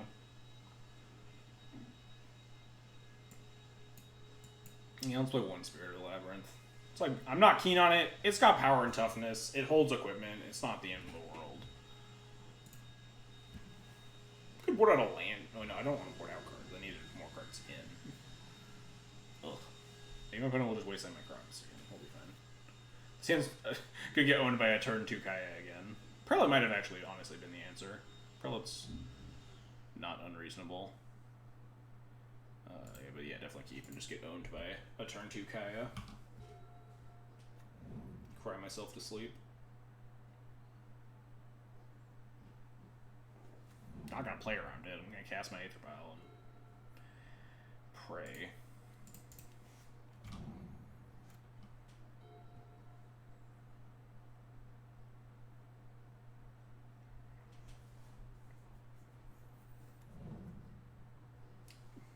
Greetings, Zadaras. How's it going? I'm gonna play this Caracas probably, entice them to wasteland me. Maybe I'm supposed to wasteland this Savannah, actually.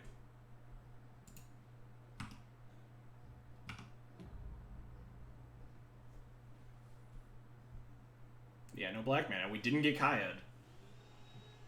I think I'm supposed to wasteland the Savannah, yeah. They're not playing anything with 3 mana. I feel like, wastelanding them is pretty decent. Ding. They might be like casting a 1 spot time. No, they haven't. They played the. No, they played something Draenor. Scrib Ranger. Scrib Ranger would own. Do people even still play Scrib Ranger? Is that even still in the deck?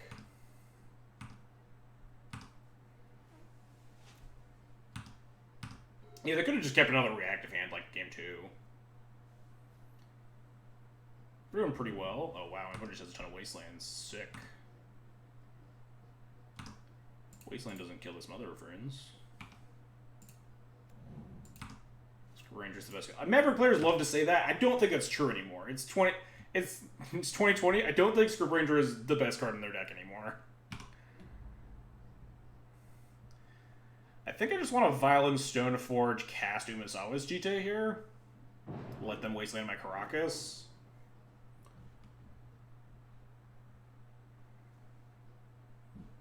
Plays into like a Vraska, kind of. Not really, because they'd be down to 2 and we'd have 2 power in play. I think that's fine. Especially if they wasteland me, they can't Vraska.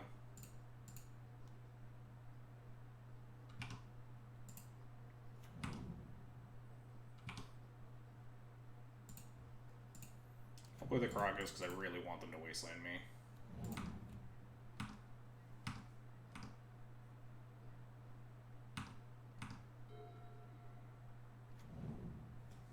Keep was. It might be turn 4 of Vraska here.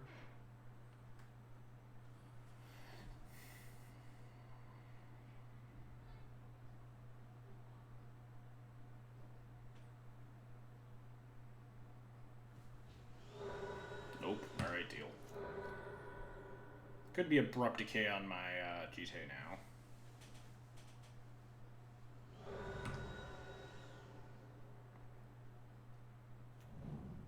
Could be Plague Engineer. We're fine with Plague Engineer.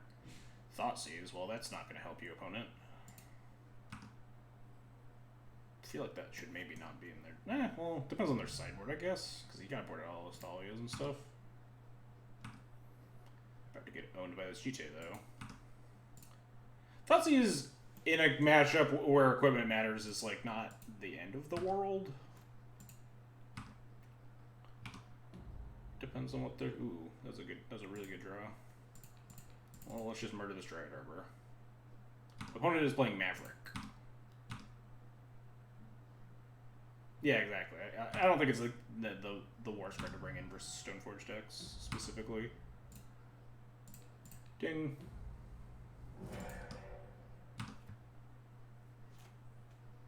All right, I think they're just gonna get toasted now.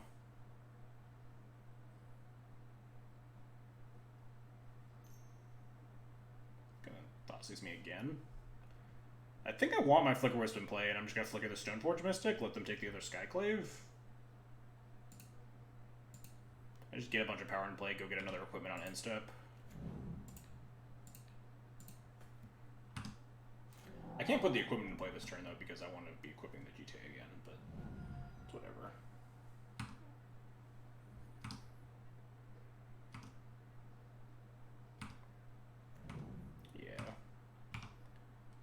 seems pretty good.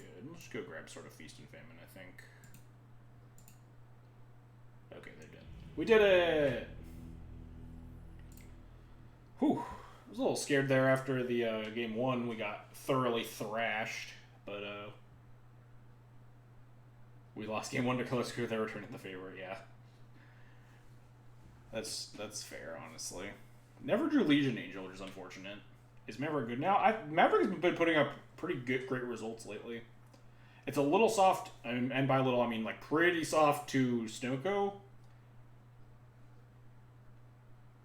But it's really good against like Delver and stuff, which is pretty big right now. Yeah, it's been placing really well in the challenges. I don't know how much of that is Achilles being a god, or how much of that is Maverick being a great deck, because Achilles is really good. I was playing Bomberman when I was grinding Bomberman.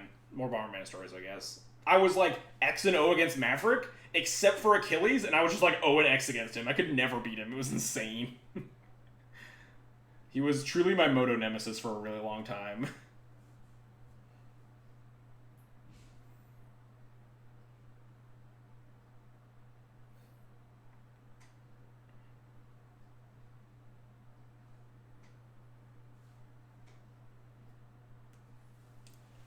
Alright, 2-0. Do not want to play against Reaple Cheap, because he has a bazillion fucking Plague Engineers and other bullshit that I don't want to see.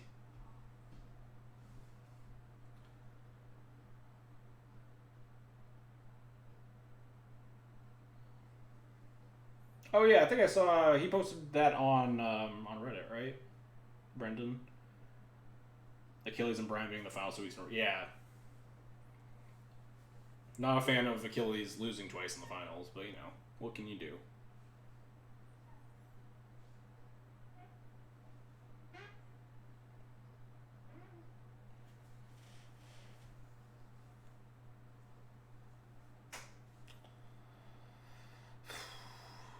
At least we didn't finish last, so I get a little bit of a break here. I hate it when you finish last in these things, because it's just immediately into the next round. You don't have time to sit and talk about the matches or anything.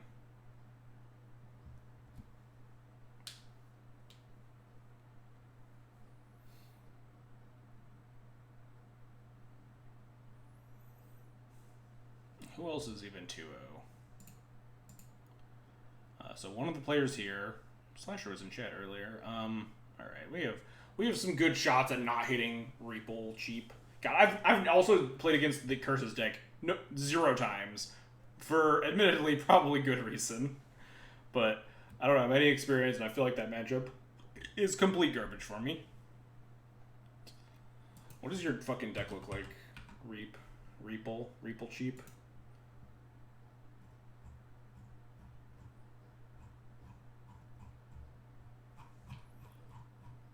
Oh god, what is this fucking bullshit? Dystopia? Is Dystopia a card that I don't want to see either? Does this hit white creatures as well as white permanents as well as green? Dystopia. Please tell me it hits another color. Nope, it's definitely white. That's rude. 4 Plague Dystopias. Get out of here. Come on with this shit.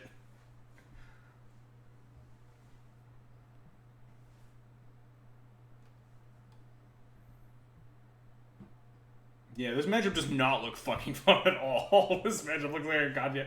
Game 1 doesn't look that bad. The only card you really care about is, like, if you have the Curse of Misfortune's hands, because you can't Skyclave that. Yeah, Dystopia lines up really well against the obviously green permanents. It's just, like, unfortunate side hate against Death and Taxes. Game 2 and 3 does not look thrilling.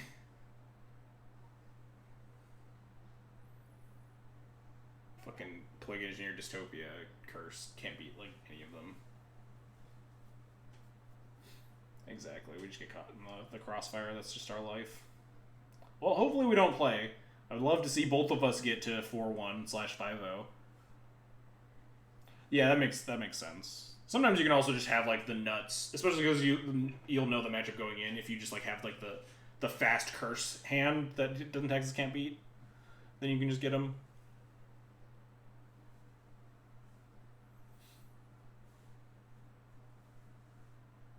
How did I win that match? What did you play against? Also, welcome to the 2-0 club. We all know you have to play me. Oh no, Negator snuck in on us all. I made the comment at the start of the prelim. I was like, looks like Negator didn't come to BM me by queuing his elves.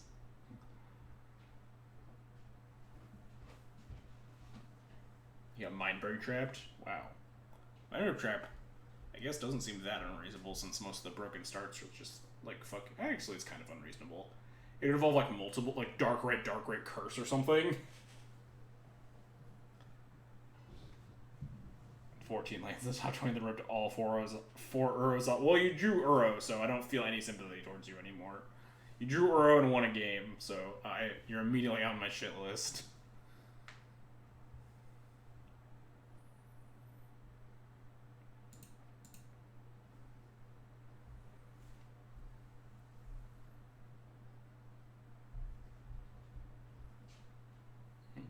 This Rick cursed me before.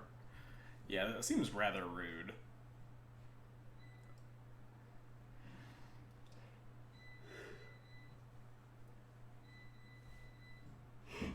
Get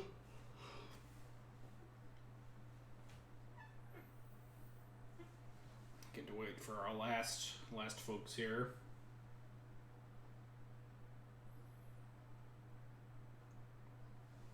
On the list for close to half a decade, but I still love you somehow.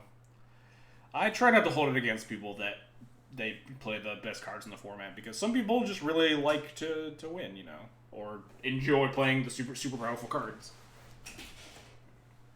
And that's totally valid. Alright, next round.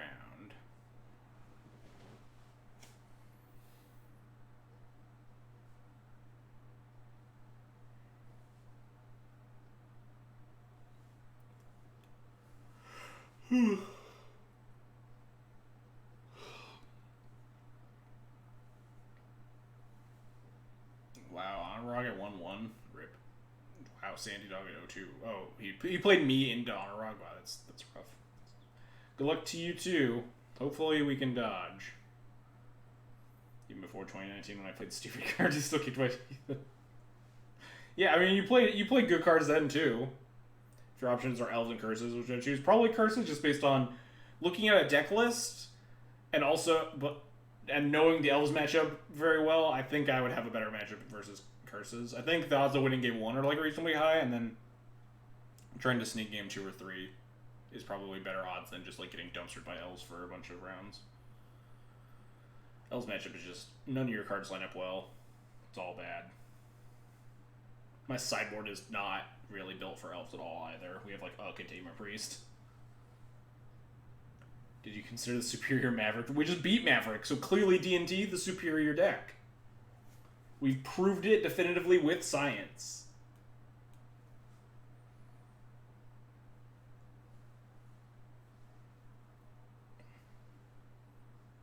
Everyone was here, everyone watched it happen. It was clearly because Death and Taxes is better than Maverick. That's just life.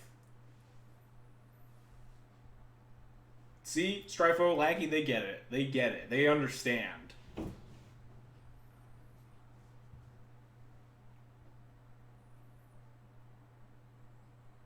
D&T and superior. What if I say D&T is the superior Thalia deck? Does that make you feel better?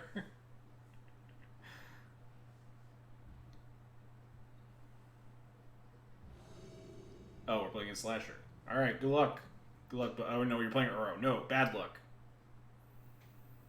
I take it back.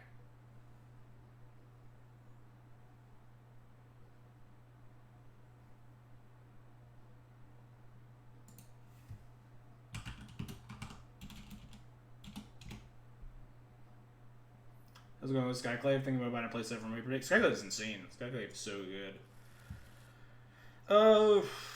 With the added information that I know my opponent's on a deck that plays Uro, I think this hand is a keep, and we just like fucking eat it to Force of Will. Because Aether Vial and like Rashun Port's just gas.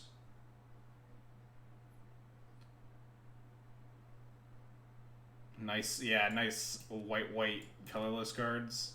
Look, you play goblins, Lackey. You can't give me shit about my mana base. This is literally a goblin's hand. That will still definitely keep and lose to Force of Will.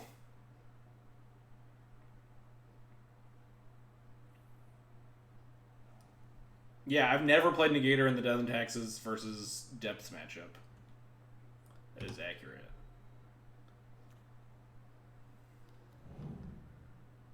We'll just draw like planes, everything will be fine. Wow, unlucky.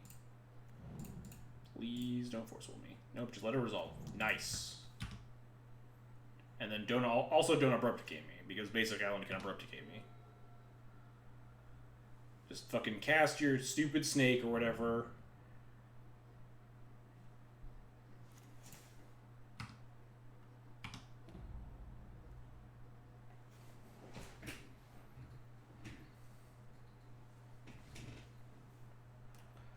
Caracas is nice. It means that we actually have white sources, but we're definitely just going to Rashad Port. Impossible for this to be a Goblin accident. We would just replace one of them with like a fucking munitions expert or whatever. Red-black Goblin is harder than one white-white whatever anyway.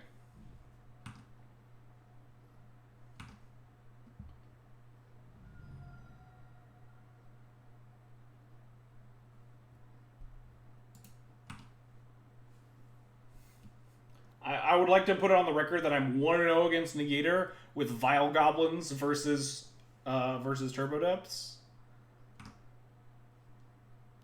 On the record saying that right now.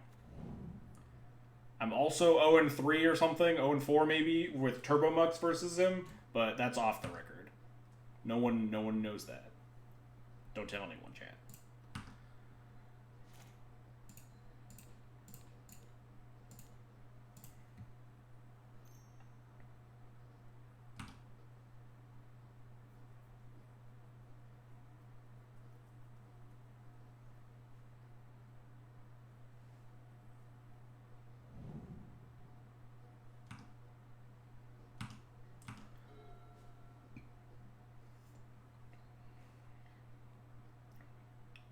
Please, no abrupt decays. Just cast your look at fucking Ponder or whatever. Let me untap with my Vial. Don't abrupt decay me. This feels like we're getting an abrupt decay. I'm gonna be really sad.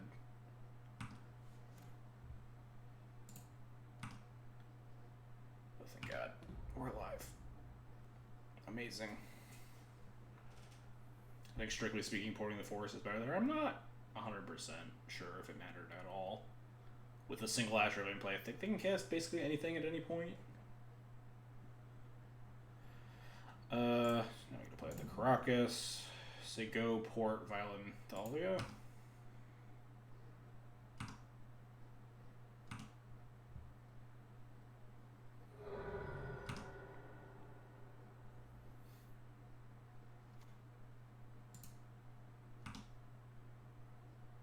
They have a Rubber Key that let me untap? What?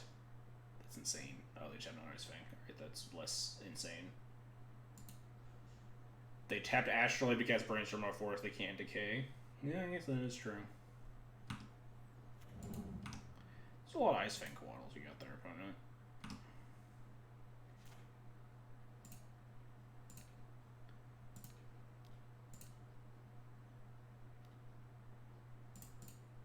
I think it was actually supposed to put in Thalia when they were tapped out, because we had Caracas. So they just get cast a removal spell, we don't care. Just want fucking Uro here or whatever.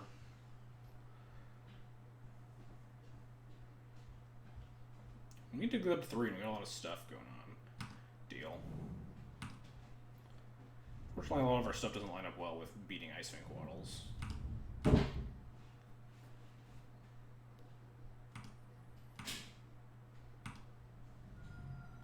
What number is this Aether Vial going on? Or not this Aether Vial, this is Prelate. This Vial is clearly going on 3.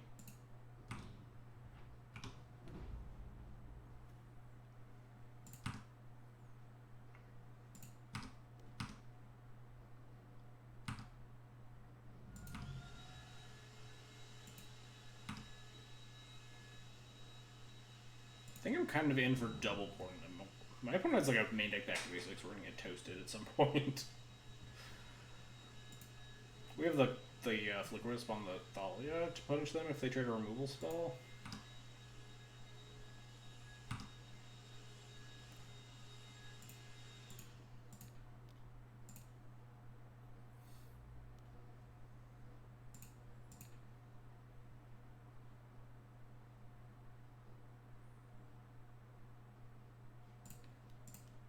They play main deck back to basics, you have the moral high ground again, just DC. Yeah, reasonable. Yeah, I don't really care that much about this. If they want to throw a plow out right now, we get to just wisp.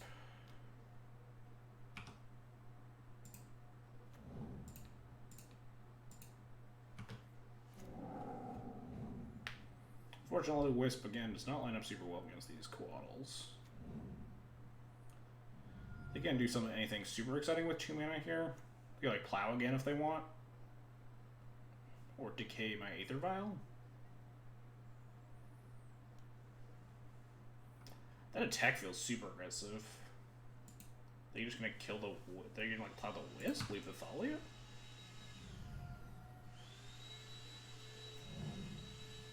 Alright, sure.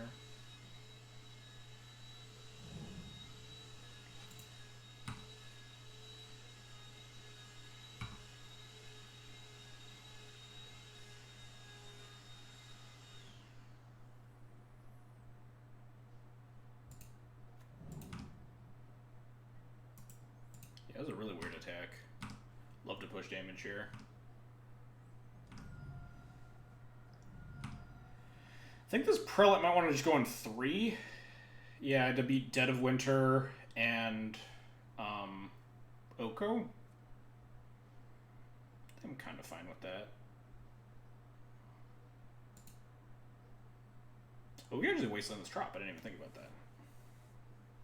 They presented us a Wasteland target, finally. I have to tap my Caracas again, which maybe I don't care about, because we have another Thalia.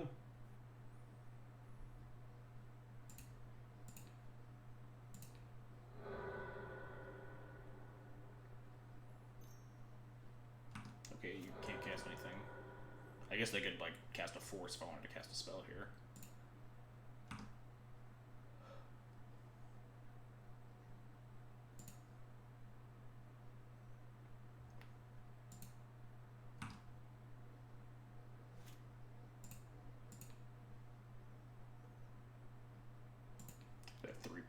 Astrolabe's in play. I don't know why I'm like trying to think about fucking. I think I actually do want to tap this. My life total matters a tiny bit.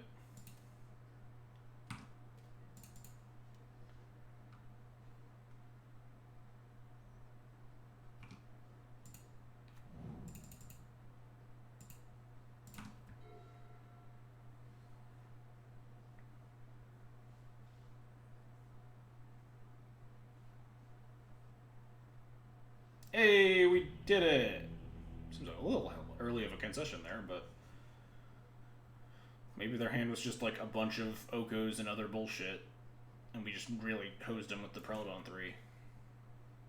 I'm sorry for where's I need OBS up so I can see it. Bring chat back in here. I'm sorry for saying TNT is bad. Got him.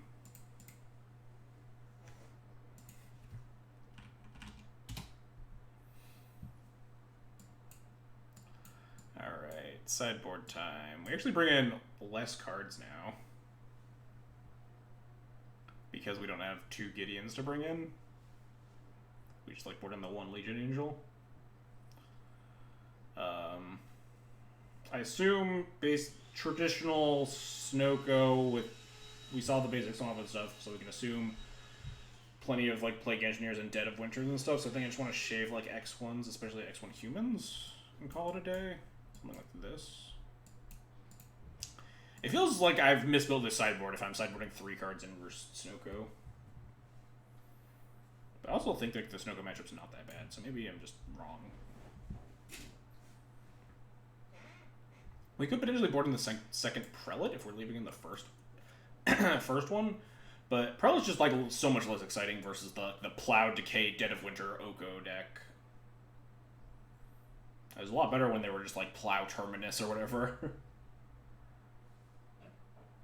That's why I can tell you that he does in fact have a main deck back to basics. Oh man, good thing we never let him cast a main deck. Like there was literally no point in that game where he could have put it back to basics on the stack, which is extremely funny. Despite our 5 non-basic in play, we just like kept porting and Thaliaing and stuff. Yeah, we'll just Smith. This looks fine.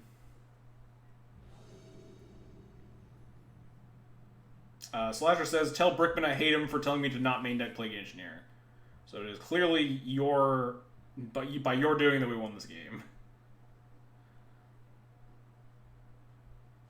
Man, this hand's not thrilling, but it has Aether Vial and Legion Angel.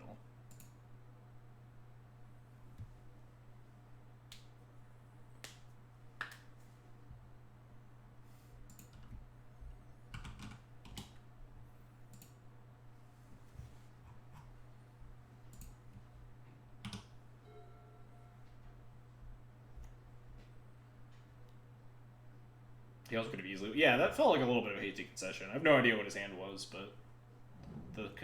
his board state, we were not chipping in for much damage if he just doesn't attack with Quaddles.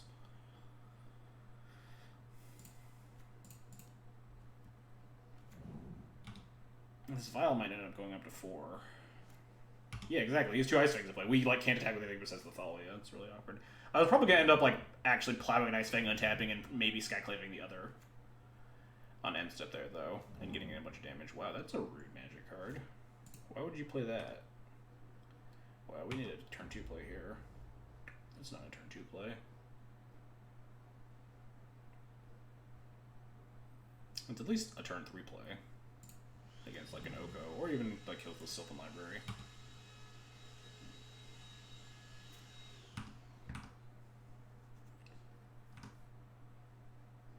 Yeah, exactly. That game was, not over by any means, certainly. I agree.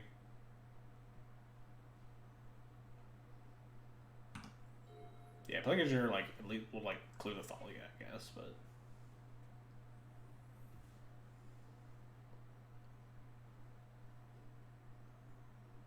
Yeah, this is definitely a time that Legion Angel needs to flex here. Is 3/4 flyers enough? Probably not. It's just turn 3 Oko. Yep. I wonder what the play is. Elk the Vial. I was thinking that might be the play. Might be pretty bad if they don't have Force of Will for the Apparition.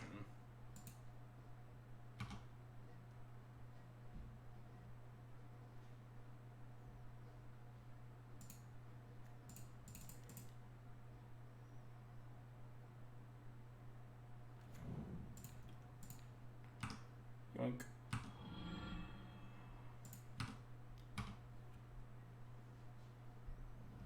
We even have Wisp to clear the illusion at some point.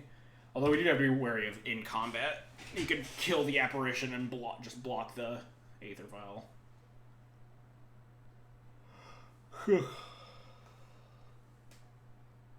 Might also just Wispy Apparition, give them the 3/3 if he plays another scary permanent.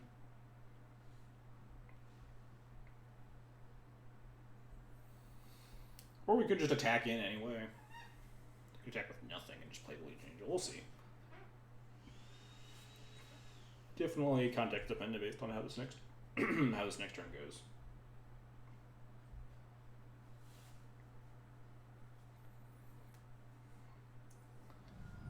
Ooh, keeps a card. Down to 11. We are kind of on the beatdown plans right now. Hopefully he just Dead of Winters this board. That'd be nice.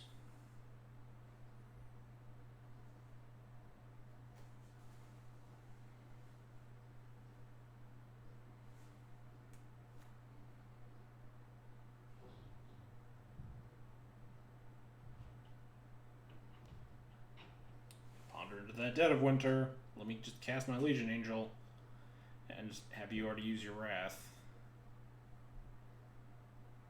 I'm really just not excited to do an attack with this board state.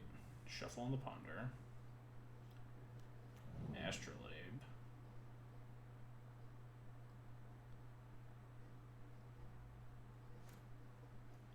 It's a 0% chance this attack ends up reasonable.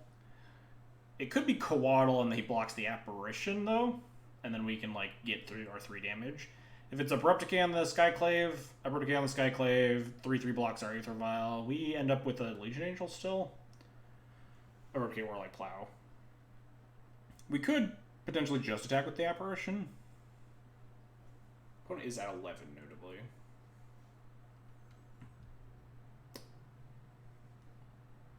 So attack with bolt is better against Coatl. Attack with just apparition is better against a single removal spell, right? Because then we do have the wisp to potentially clear the illusion afterwards.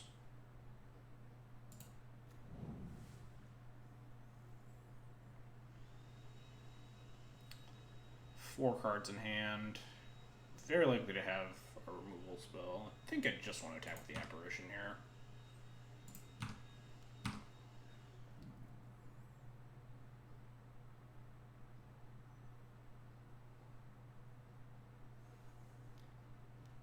Yep. That's fine. I think we're just going to play Illusion Angel here. We don't need to wisp this illusion currently. Wow, rude.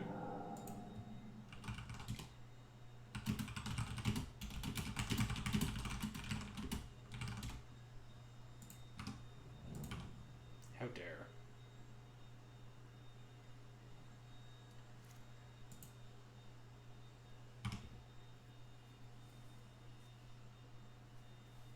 Do we refer to the 3/3 illusion as a spooky elk?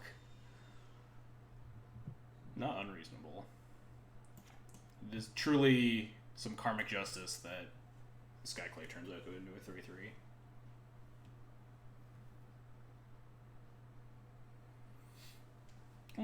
We use some good follow-ups here still. Next turn we can like wisp the illusion, attack, and port.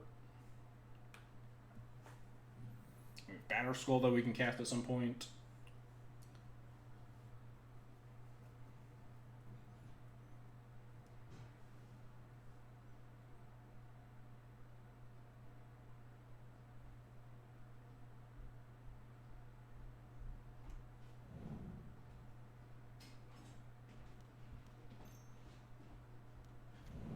It's not a card I'm super thrilled to see. We do have a Caracas, so it's not the end of the world.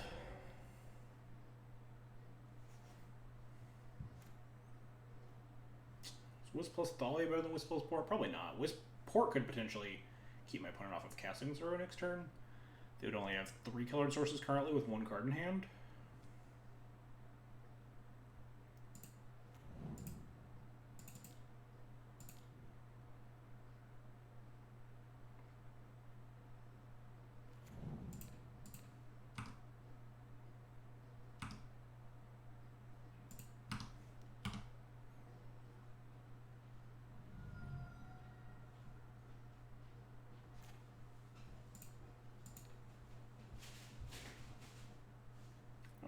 It matters which one I tap here.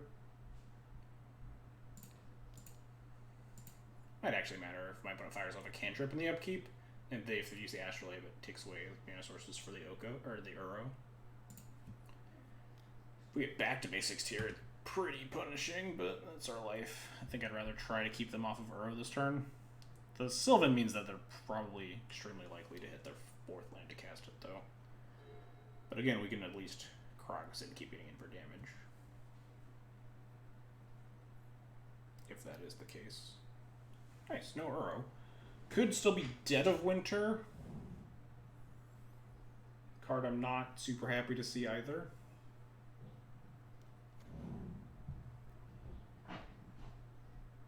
Alright, I guess we're just pushing a ton of damage here. Whoa. 2 cards in. 1, 2, 3, 4, 5, 6 lands here, so we cannot Sword plus Equip and Thalia. 1 mana off.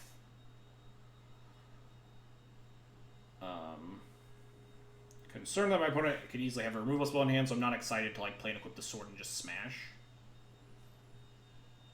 Could potentially cast a Batter Skull and just smash. Now that my opponent has 2 Labes, we absolutely cannot take Uro out of the picture.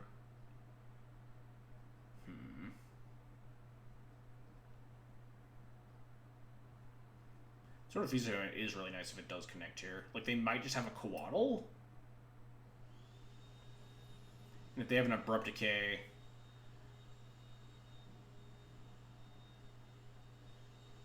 You'd be too off of a way to save... Yeah, we we chew off of Saving Sword from a decay. But if they decay the sword, then they take 6. I think we're pretty fine with that. I would just play the Sword of Feast of Famine and then cast the Thalia, so we don't have to have exactly Plow as removal to prevent like the equip from connecting. So I think they'd be keen on decaying a creature, but maybe not. Maybe I'm okay with just Sword. If they decay it, they still go to 4. If they decay a creature, they go to 7, but we have a Sword of Feast and Famine in play.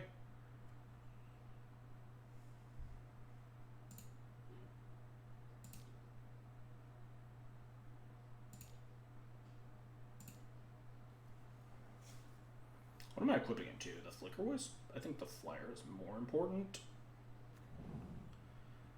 They have a Quaddle to kill the 3/3, we still have the Flyer.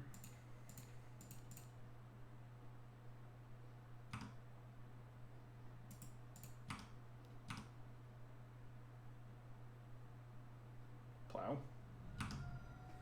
Or Decay.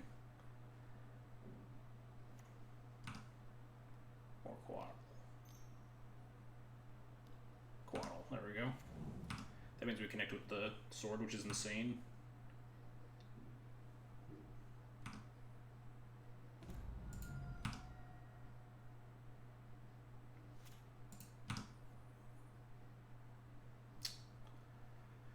Thalia plus Port plus leave up Caracas, I think, is better than playing the Batter Skull.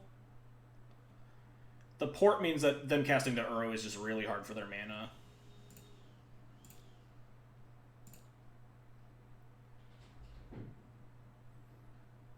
And if they just Dead of Winter, then we can Caracas our Thalia, and they just kill the Flicker Wisp.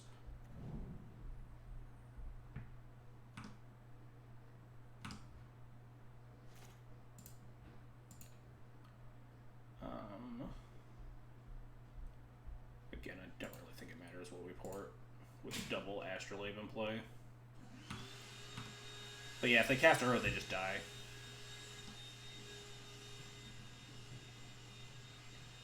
Even if they can like cast an Uro here, play land, and then they're just dead on board, I can move the Sword of the Thalia and hit them for 7.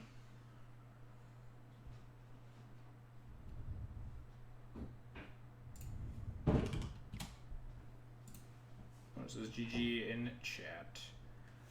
Whew. Got him.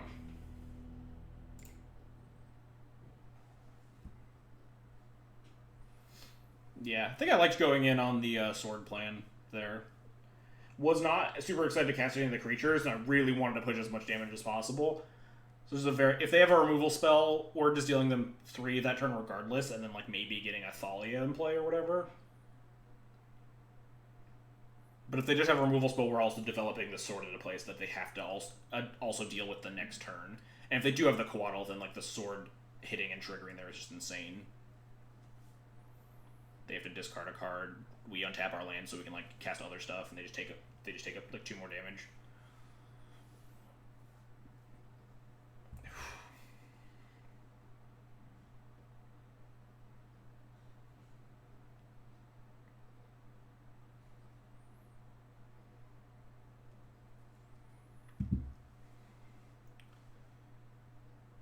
No. All right, gotta win one more of these next 2. Fingers crossed. Doing pretty well today. Beat Delver, beat Maverick, beat Snow. Hey, Sedate Mage, thanks for the follow. I appreciate it. What tier is Elves? I'm not a big fan of like putting tiers based on like power level or anything. I think Elves is a very unpopular deck right now. In the hands of like its good pilots, it's doing very well, and by its good pilots I mean like exactly Newton. Then I have to start my stream. Good luck the last 2. All right, see you later. Fencing Brick. I never know what I'm supposed to call people's that I know at IRL that also like because I refer to so many people by their handles in Twitch chat. Because like usually I refer to people, if I met them at IRL first, I'll refer to them by their normal name, but I don't know. Some people also like anonymity, but I guess if you're going and streaming, then people already know your name as well, so whatever.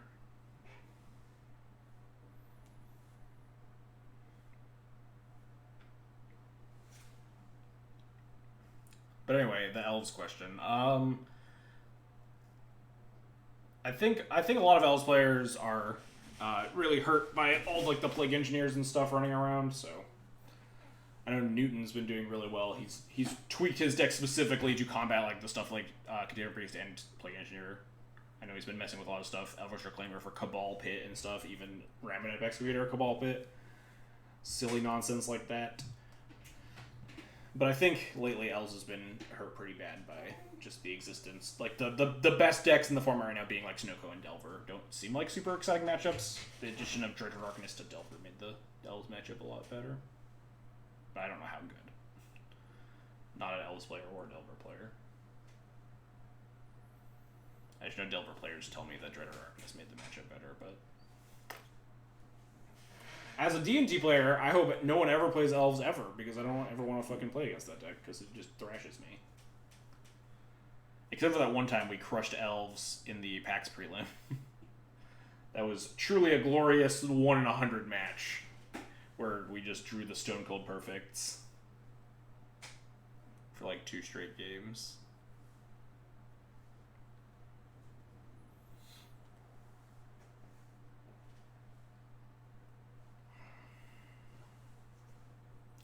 Reaple Cheap? No, 2-1. Well, at least we don't have to play against Reaple Cheap.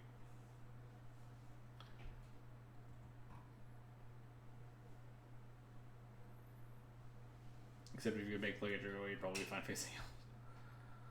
So, like, if the exchange was Plague Etcher goes away, but Elves goes back to the format, yeah, I'd probably take that trade, because Plague Etcher is just a really frustrating card to play against. Lost close to Rug. Alright. So, Lyrek is on Rug. Good to know. Yeah, sometimes they just fucking Delver you. Don't know what CFT SOC 3 is on, though.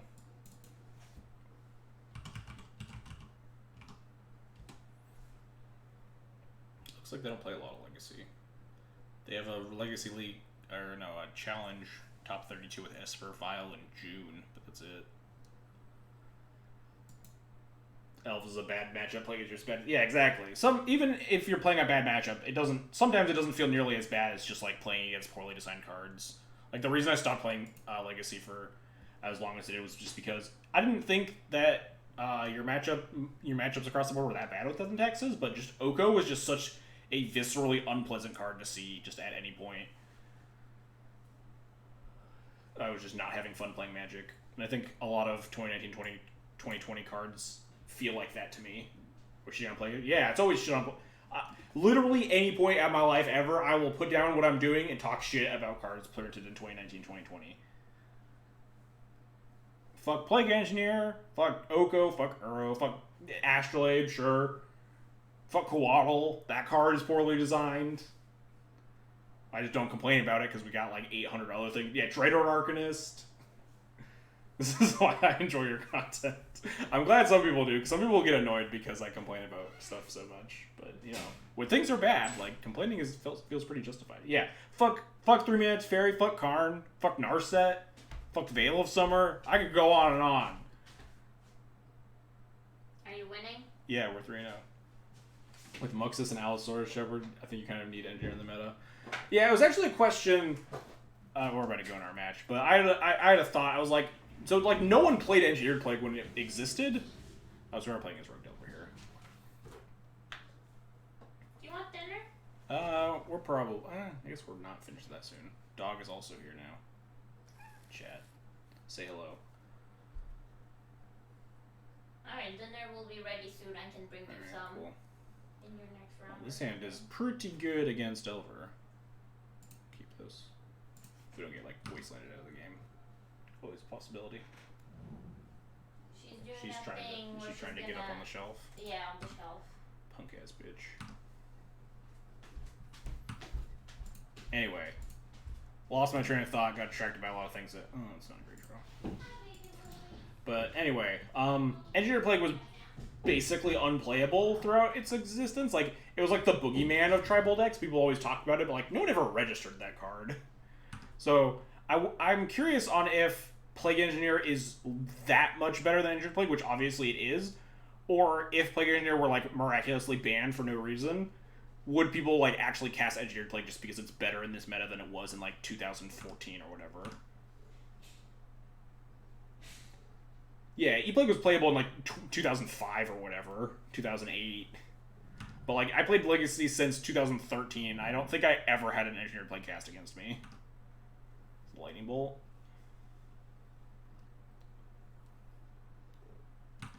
Yep. No way people play Engineered Plague.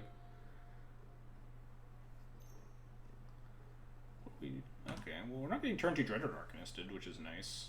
It means that I don't have to be casting Source Plowshares here. Yeah, I don't think I ever got Engineered Plagued in my entire life.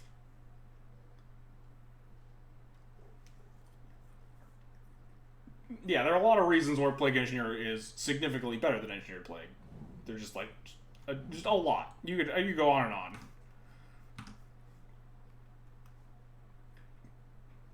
I think I did get Knight of Souls Betrayal by Shardless at some point. That's because the Death and Tags matchup for Shardless was very good. Because he played like fucking 3 Mirroring Crusaders and just clobbered them. Also, Toxic Deluge did get printed at some point pretty early on. Like 2015 maybe? I don't know.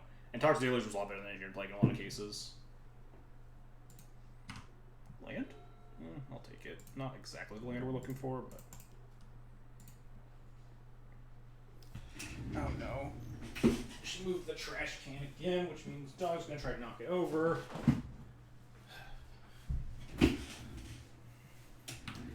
Punk. Yeah, but like Deluge isn't gonna stop like Muxus decks or Goblins or whatever nearly as much as Engineered Plague would, right? Those decks can beat Wraths. They can't beat like a Wrath that sits in play every turn. Days Resolves deal. Wasteland me. Cast Dreadhorde. Be happy here. Nice. We can just plow it.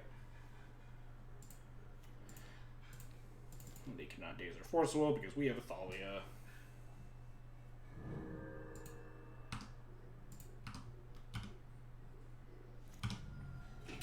Put this Prowler on one. This GT going. Maybe cast a Legion Angel. If we actually resolve this Legion Angel, I think the game just ends.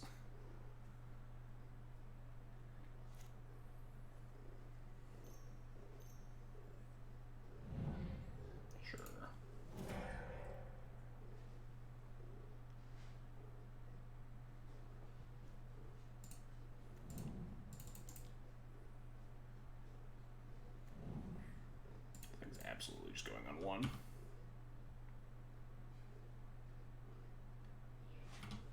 We get Oakode. We're still lining up to like start beating the board. Prelate currently fights off this Arcanist. Spirit's not super exciting. Wisp is not super exciting either. But Spirit doesn't really turn off anything because Prelate's already turning off all the cards that say draw a card. If they have like land Oko attack, they'll probably cast Bolt. Which means I would want 2 3-power creatures in play anyway. I really want to cast Legion Angel. Unfortunately, we can't get there. I could like Wisp the Arcanist. I don't really want to attack though, because then again, if they land Oko Elk, attack Bolt the Wisp, we have a 3/3. Their Dreadhorde is online with another Bolt primed in the graveyard. Unless we draw land for the GT. Time to make some Hades runs. I plan to do that later today as well. I think I just want to make a flyer and not attack for 2. Just flicker my land.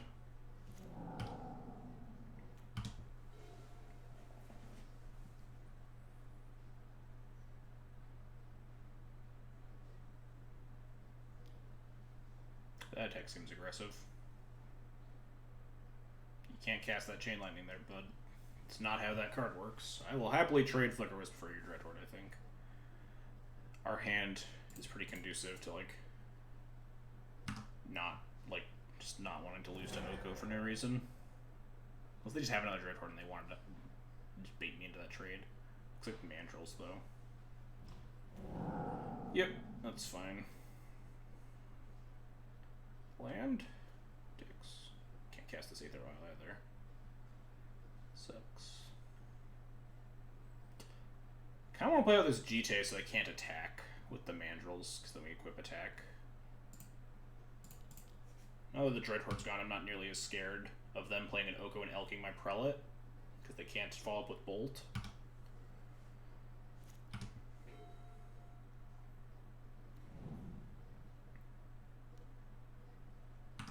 Sure.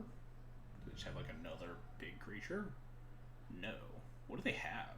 They can't have anything, right? They just have like a bunch of 1-drops in hand?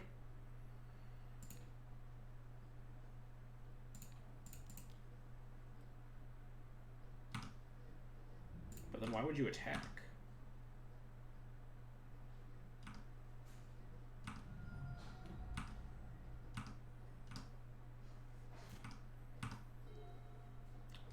Attacking there felt really wrong to me. Yeah, now they're just gonna fucking die. We literally can just clear the Suiting Mandrills.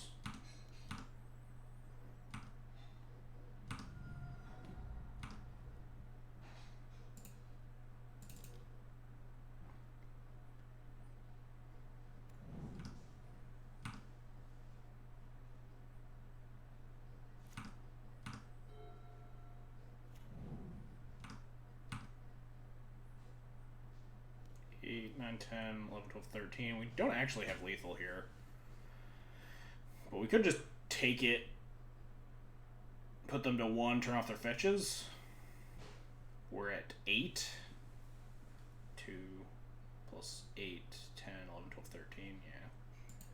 I don't think I have to block this. I'm a little scared of, like, a Tarmogoyf. Could block with the Spirit and just use 1 counter. I don't know. I think I really care. We're at 8 life with the GT and 4 counters.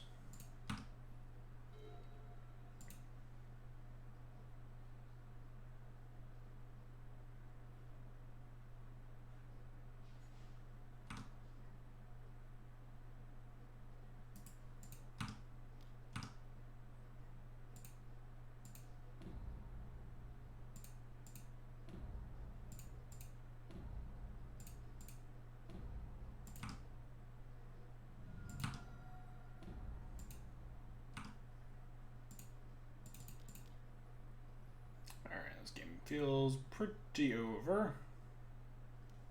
Want to daze this? Sure. I will not pay. You got me. You're 1 life. What you got? Hey, we did it. Alright. Not a Legion Angel. We've still never put this fucking Legion Angel into play. We had it that whole game, we never drew a 4th land. Luckily, we just crushed them with the rest of the deck. Avenge me. We'll try our best. We're up a game, which is very big. Being on the play game 3 against Delver is huge.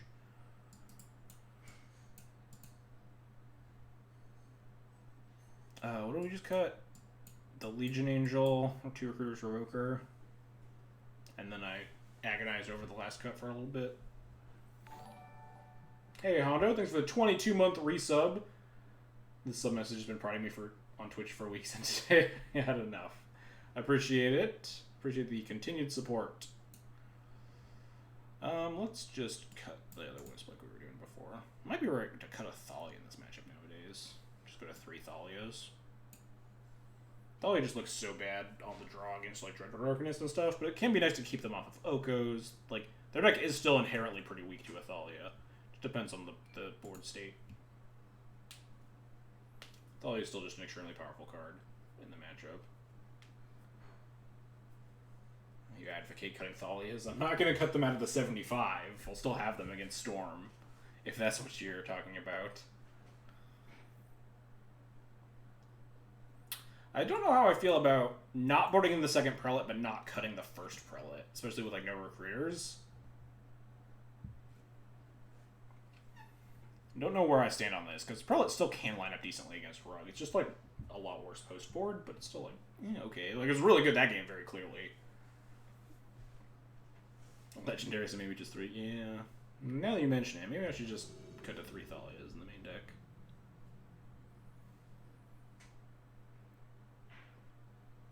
What's up, Birds of? This hand's a little mopey, but double Mana Denial and Mom Thalia. Definitely worthwhile. Double Mana Denial can be really nuts against Delver. But it'll also mold to 6. Alright. Now just Ponder, Shuffle. If they play a Delver, I'm probably also Wastelanding. Preordain, bottom.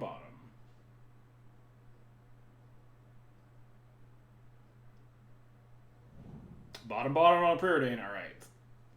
Firing off. Kapow. Get him. Never not Wastelanding on the bottom Preordain. Mold to 6.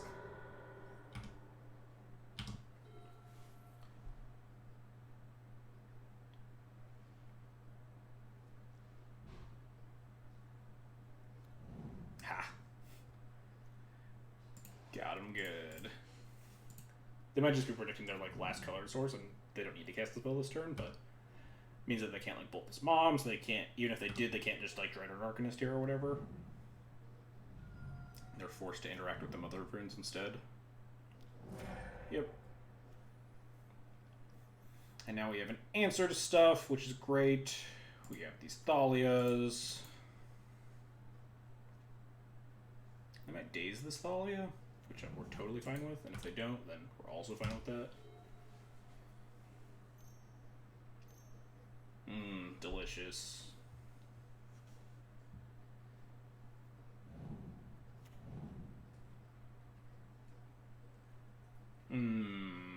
Also delicious.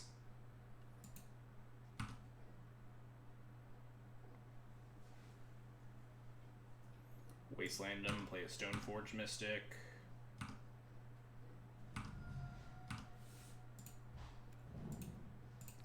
Get those fucking volcanic islands out of here.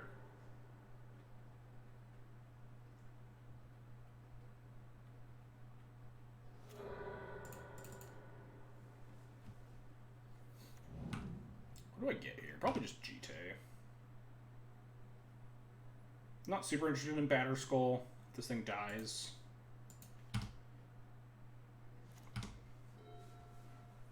Would much rather than try to answer this Thalia anyway, especially with our other Thalia in hand.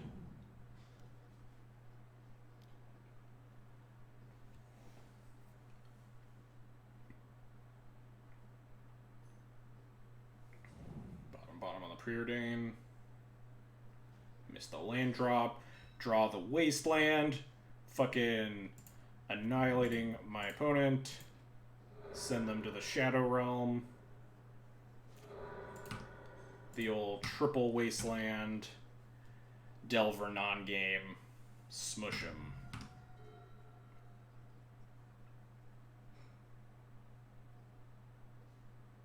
Yeah! Let's fucking go!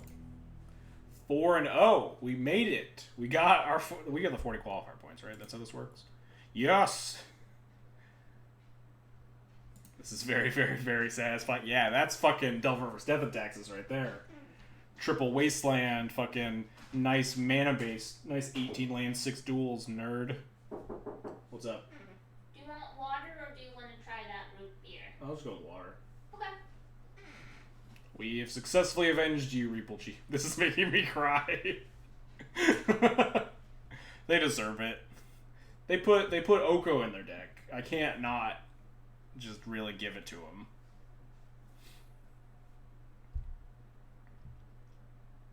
Those games are just always great.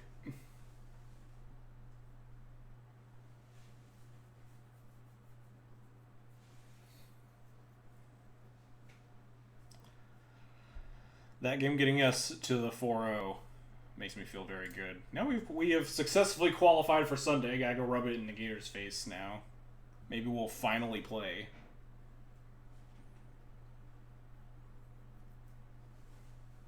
Surfer Boy has no islands.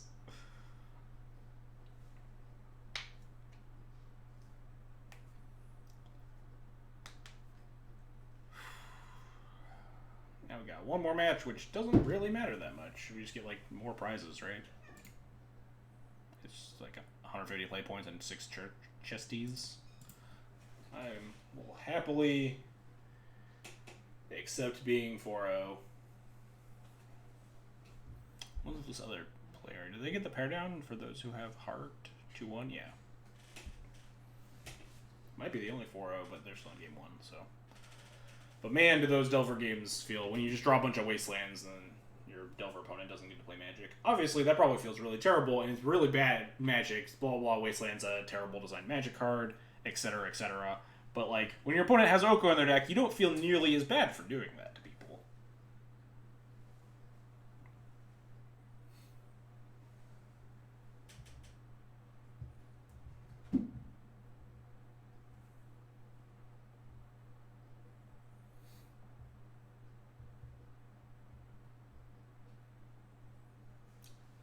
Dog is slinking around. I don't know what she's up to, but I don't like it because she's always up to nonsense.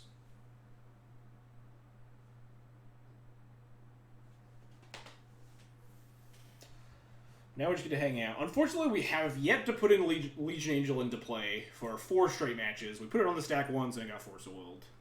And we have had 2 points where it would have been pretty good to cast, but we never drew our 4th land or our 2nd white source or whatever to cast it. So it has not been an exciting day to be Legion Angel.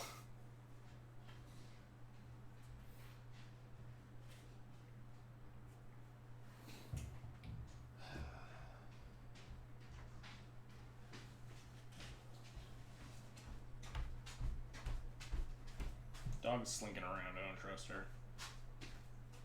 Well, you'll have to protect your food.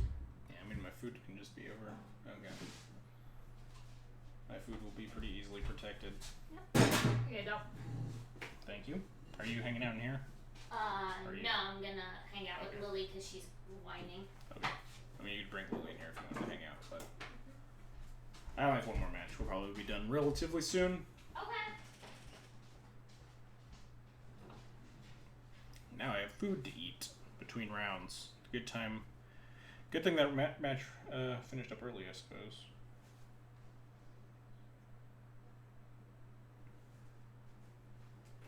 I should show off the deck list while we're sitting here in awkward silence. Feel free to ask any questions in the chat, because I'm going to go on mute, so you guys don't have to listen to me eating food. I'll try to remember to go off mute to answer them, instead of talking into the void.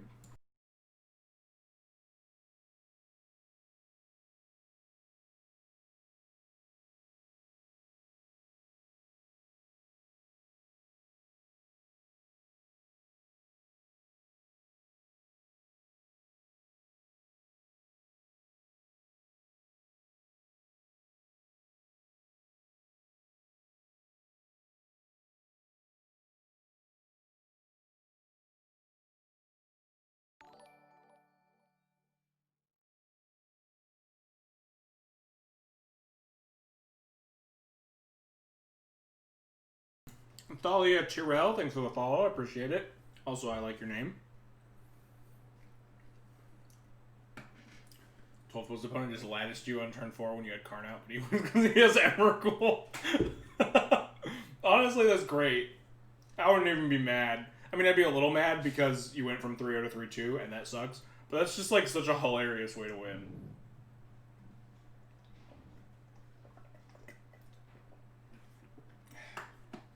Unfortunately, you didn't have a Leyline in play, I guess.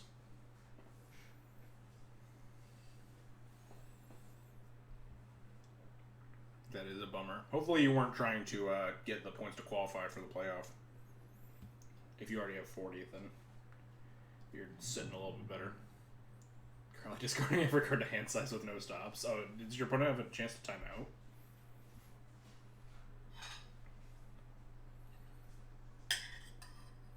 I should mute again while I'm eating my delicious curry. I think this isn't curry, this is just Indian butter chicken or something.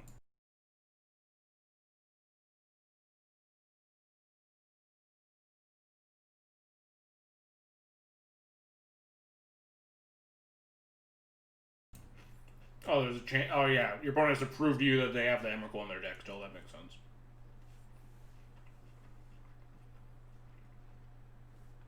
Yeah. No reason not at least check. Yeah, if you're just getting published, then you're good, because 3-2s get published, right? If you don't need the qualifier points, then you're solid.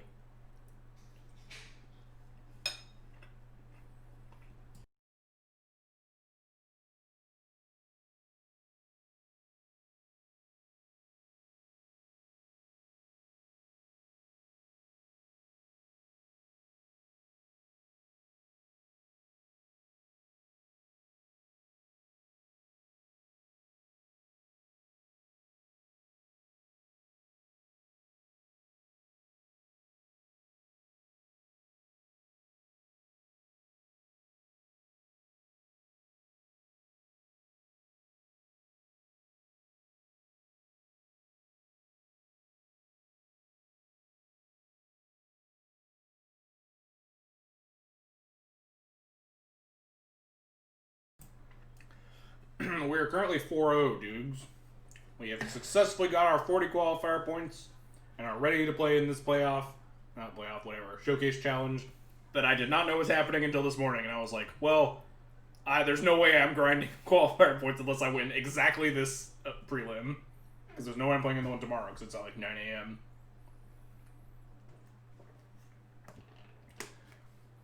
My current record with death and taxes in events has been like pretty insane. I didn't know prelims gave us. So yeah, prelims are designed to get you into qualifiers.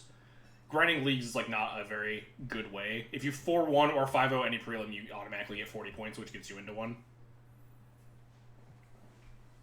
Versus leagues that they just kind of give you points as consolation. Like if you play a lot of Moto, you can eventually grind up to like 40 or whatever. The easy way to grind to 40 is play prelims, though. That was the Angel so far. We've put it into play exactly 0 times. We have put it on the stack once, and it got Force of Willed.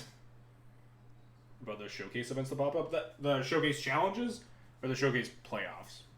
The challenges are the ones you need the qualifier points for. You can also get them from you can also get qualifier points from challenges. I didn't mention that.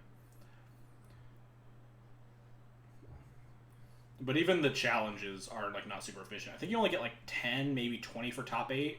10 for top 8, 20 for top 2, 40 for top... Or 10 for top 8, 20 for top 4, 40 for top 2, or something like that on qualifier points. I don't know the exacts on challenges, but...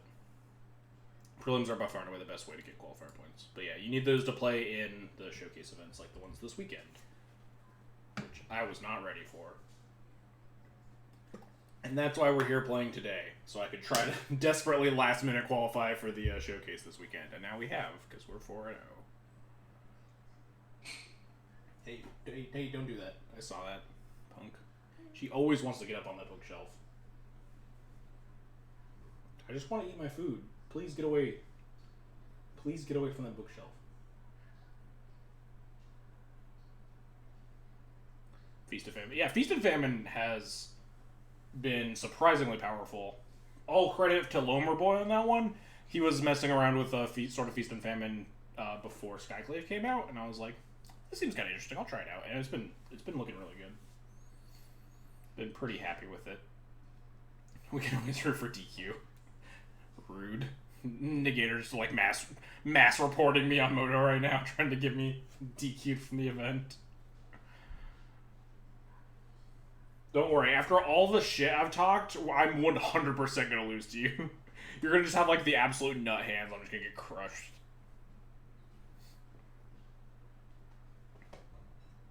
Outside assistance from the cat. She's currently assisting me in trying to eat my jacket.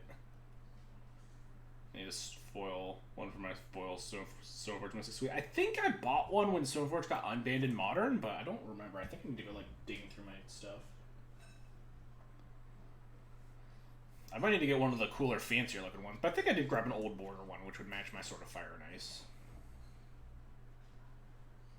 The old border Judge promo.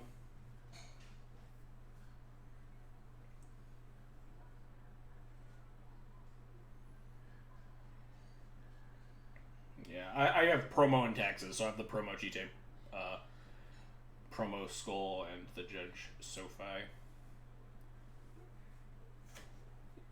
Yeah, I think I did buy a Judge sort of Feast and Famine, but I'd have to go back and check.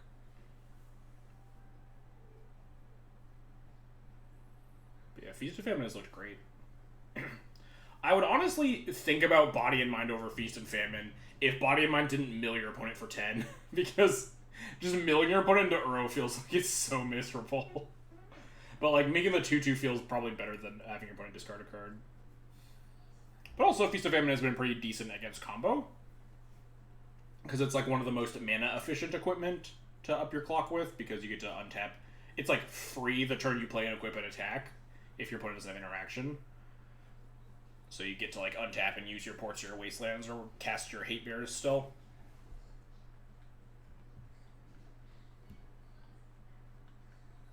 But yeah, protection from green and protection from black have just looked more relevant lately. So Fire Ice doesn't attack through Elks or Plague Engineers or whatever. Relatively off common occurrence that Plague Engineer just trades with whatever you have a Sword of Fire and Ice equipped to, and it feels bad. Like, literally, when we were playing against Maverick earlier today, Feast of Famine just let us attack through their whole board, including the engineer that could trade with anything. Hello, kitty. Are you gonna let me eat? Nope. I got food right over there. I'm trying to eat my dinner. You don't seem very keen on letting me do that. Palace of Crusader for Feast of Famine. That is kind of an unusual thing that that Feast and Famine looks really good, but suddenly I don't want to play Mirren Crusader. Any thoughts on Aspirant? Seems really good paper. I've seen as a positive going epic gamer style. Yeah, mostly still been really high on that card. I have been extremely low on that card, but will readily admit that I've played 0 games with it and don't particularly intend to. But I just have not been super interested in that card. The problems that D&T has in the current format don't feel like they get solved by Aspirant at all. And the cards that I've been messing with are trying to patch up those problems more, I think. Aspirant does not look good against Snow. Does not look good, like, prior to some belief, does not look good against combo. I'd, like, rather just... Death Negs is not clocking out combo decks. So I'd rather play more Hate Bears to stop them from going off. That's why I'm on, like, double Spirited Labyrinth and stuff. But I definitely wouldn't be wanting to be, like, 3 or 4 Aspirants or whatever Phil's doing. That seems, like, insane to me. But Phil's been, like, doing reasonably well with it. I've just been doing very well without playing Aspirant. And I don't, like... the problems I'm trying to fix with the deck, I just don't see Aspirant doing anything for.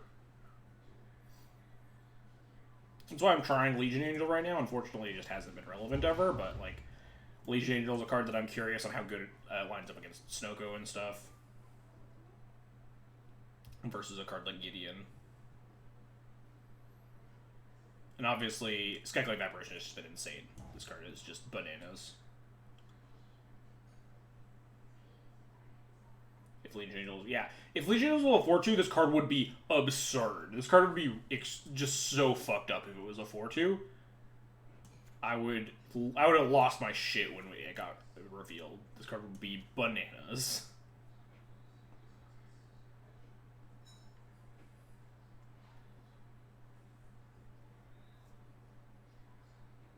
Unfortunately, they decided to make it a 4-3 and make me very sad. They probably made it a 4-3 for, like, standard reasons, too. Like, Legion Angel shouldn't die to, like, Stomp or whatever. Whatever deals 2 damage. As if this were ever going to see play in standard. There's, like, a powerful white deck in standard if you, like, took all of the mono-white cards and sent them back to 2017 or something. But just, like, 2020 standard is just such a shit fest. There's no way you're just, like, playing a white aggro deck.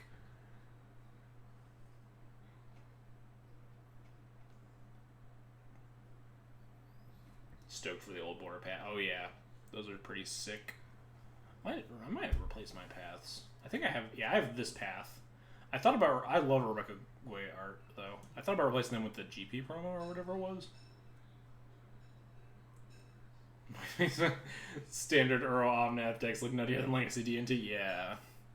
Exactly. Could this deck beat Standard Omnath? Probably not. Maybe. You have like a lot of mana denial, which is probably good against that deck. But like, if they answer Lotus Cobra, you like just stone cold lose probably.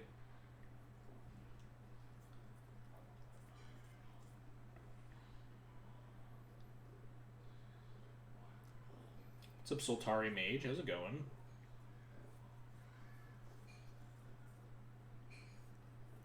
Scott here, how are we doing? We are currently 4-0.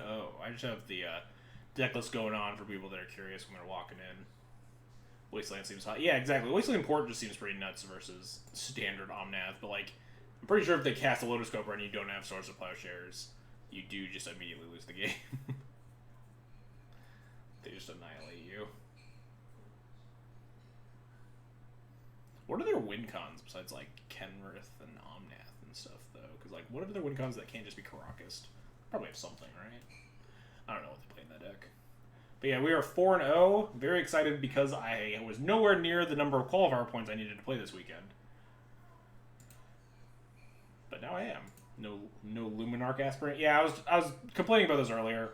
Maybe not complaining. I was talking about my thoughts on Luminarch Aspirant earlier. I'm not interested in it because I don't feel like it fixes any of the problems that D&T has right now.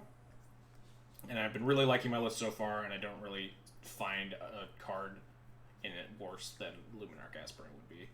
Legion Angel, unfortunately, has yet to be in play. There were 2 points that it was almost good, but we were missing a white source or just missing a land, and there was 1 point where it got forceful. We have never successfully put a Legion Angel onto the battlefield yet.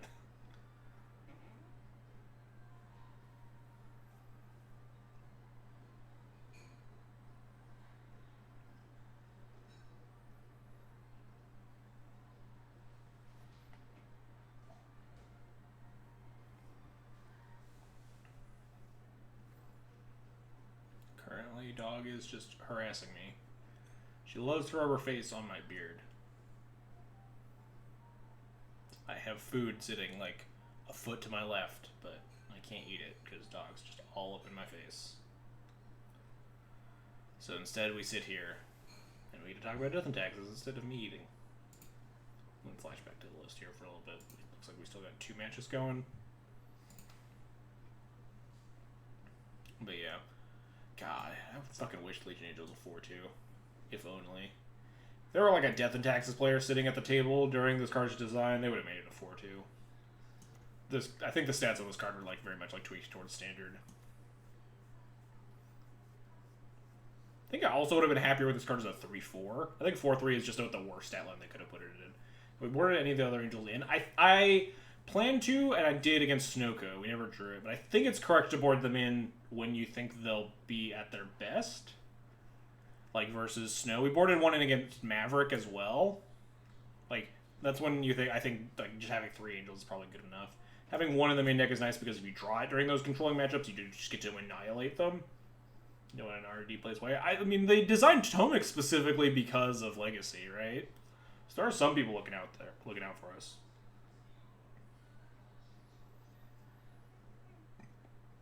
I mean, not that well, because Tomic is, like, pretty close to unplayable, but it was, like, playable in the Ren 6 era. But I think the only reason it's bad now is because of Dreadnought Arcanist. Just having 2 power is just, like, such a liability over being, like, Sarah Avenger or Spirited Labyrinth or something. They all got bodied by land tax, and they first started playing, we're like, white will never be good again. I mean, they're doing a good job. Got one more match here, but they're only in game 2.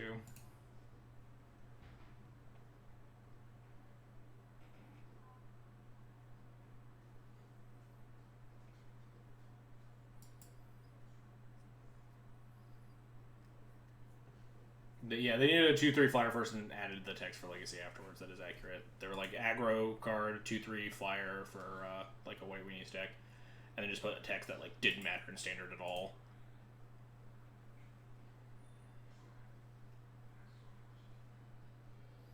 Congrats on the QPs. Thanks. We did pretty well. I'm very happy that I got the qualifier points so I can play. I hope you get the 4-1 as well, Slasher. Or if land tax bear would be any good. 1-1 for white for 1-1 land tax. Basically Weathered Wayfarer. I have no idea what card would what deck would want land tax that would want creatures. Because usually the decks that have land tax would just rather not have a creature that's killable, right? So it's specifically a deck that would be very creature heavy that would also want to draw 3 basic points or whatever. What cards would be printed for Pox to be relevant? I have no clue, honestly. Pox is pretty lost to the Aeons. Probably just want to play Mono Black Curses or something if you want the Pox feel at this stage. But if you want to blow up people's lands with Smallpox and Sinkhole and stuff, those are just need a lot of things to change in Legacy. Remember when we played Brightling? That was the card they made for us. Oh man, Brightling was good for 2 weeks. That was a fun 2 weeks. It was so good when everyone was playing Blue Red Delver and Miracles. Here's hoping that they need a 3-mana 3/3 Vigilance for standard and then just give it 3 ball tech. Yeah, waiting for Magus of the Trinisphere, for white 1.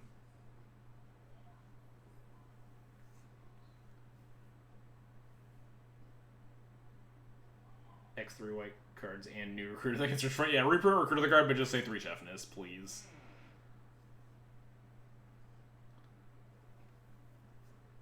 Considering GTO is playing Mana Tithe, or no, yeah, Tithe, actual factual Tithe. Probably play a playable Antex. Probably give us Magus of the Rip instead of. Hey, if Magus of the Rip costs 2 mana, I'm here for it. I would play a 2 mana 2/2 Rest in Peace. That'd be sick. Now that I'm done complaining about getting a white Reclamation Sage, because we got the literal best white Reclamation Sage I could have ever asked for. My new complaints are Rip Bear and I forget. I had another thing. Oh, a mono white Pia and Karan style card. A mono white legendary that generates board presence via tokens. Ow! Ow! Ow! Ow! Your dang claws, kid. It'll be a 3 mana 1/2 with Defender, and then I'll be very sad. Yes. White Meddling Mage. I also want that. White Meddling Mage. Yeah. Really hoping Rick Grimes is 1 white, make ECB make a 2/2 zombie, and just have some whatever bullshit EDH text. But it's gonna be some stupid red white card. It's gonna be either mono white with a 5-color ability because they love doing that for EDH players, or it's gonna be red white or something.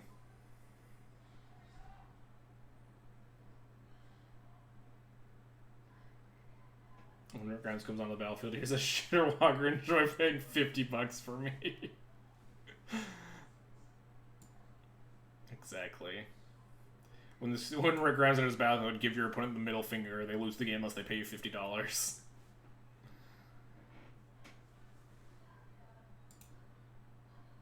They're in game 3 now.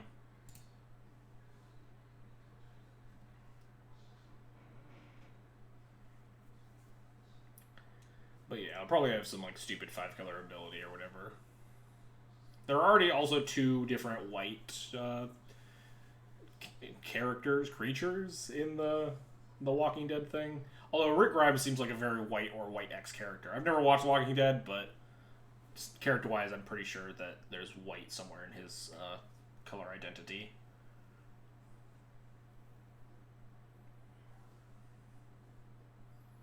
Never marry. Oh, I just caught that joke. I didn't even realize. That would be a very good. That'd be such a great pun.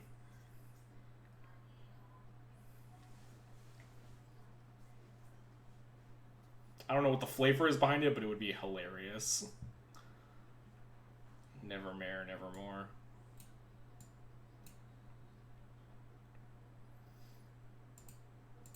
Alright, we'll hang out over here now. I think everyone is sufficiently looked at this list.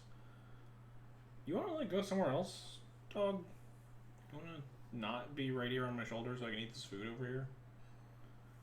If I try to eat the food, you're just going to be a real nuisance, aren't you?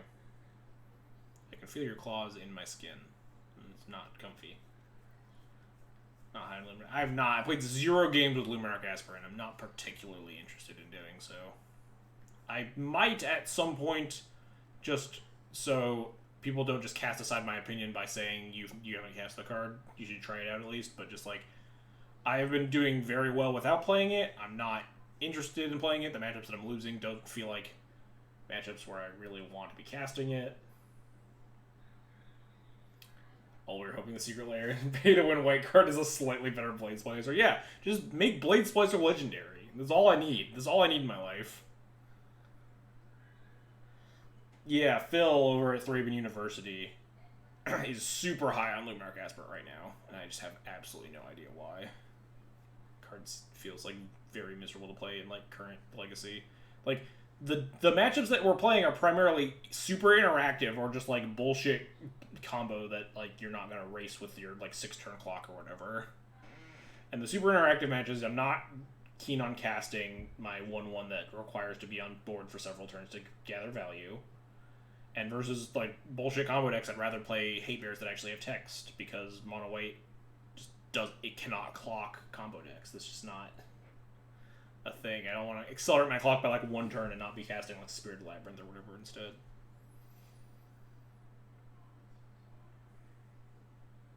Rick Grimes is an aggressively costed Hero of Bladehold that still isn't playable. Hey, if Hero of Bladehold had 2 toughness and yeah, okay, no, never mind. I'm just designing P and Kiran Nullar again. If it were 2 toughness and was legendary, then it would be playable, but then it's just P and Kiran Nullar. Oh, thank God. My shoulder's free. Oh, let's go away. Let me eat my food.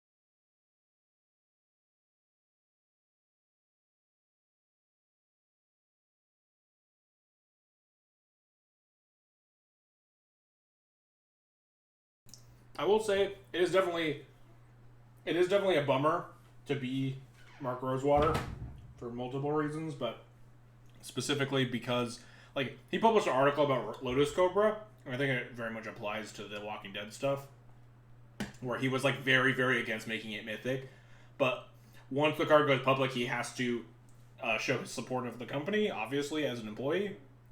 So like he fought very hard to make Lotus Cobra not mythic the first time around because people were understandably very mad when it was released as mythic because they were just doling out mythic as a thing, and Lotus Cobra was like very much just like a cash grab mythic. But like he literally worked for WotC to the point that he can't just like openly talk shit about like their bad design decisions. So he has to publicly, while trying to fight for us in the background, very often he does have to just like publicly say like his approval for things that he doesn't necessarily agree with.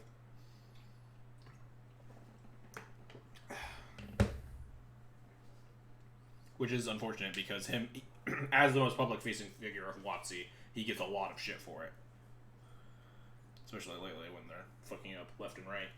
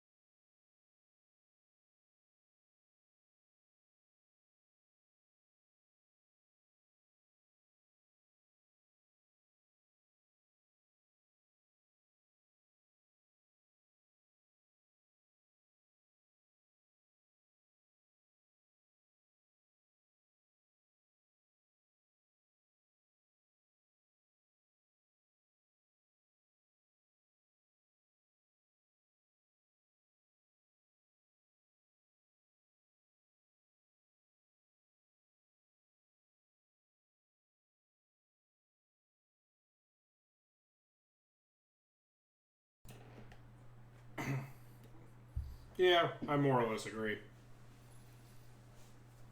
People just like to put Morrow on a pedestal for better or for worse because he's one of the only facets of WotC that can be like openly talked to, especially like with his blog and stuff.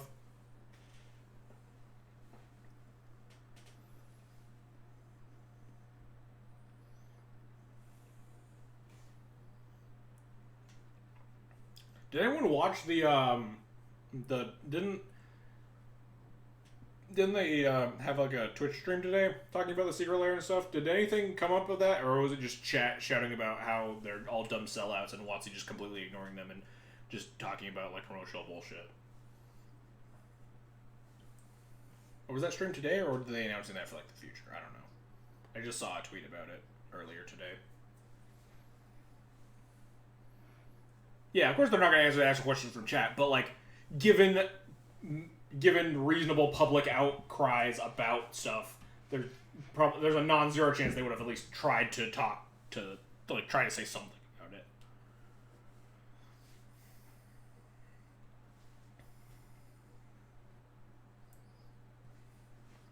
Was a shit show? Oh, did you watch it? Yeah, of course. There's no chance they actually did it. I can dream. I can hope that they did something and answer the public questions that they should have fucking expected. Like, literally this set, they were like, hey guys, we heard you about these, like, promotional bullshit cards that, like, the buy a box shitfest that happened with Nexus of Fate and Kenrith and the Corvald or whatever the fuck his name was. We heard you guys. Sorry we couldn't implement it because sets are printed so many years in advance, etc., etc. We finally did it with Zendikar Rising. We did it. We're sorry. And then, like, literally weeks later, they were like, also, here are these secret layers, these brand new cards that you can literally never get anywhere else. And just like, Jesus, do they, like, not understand anything about the problems that we were having with things that they printed?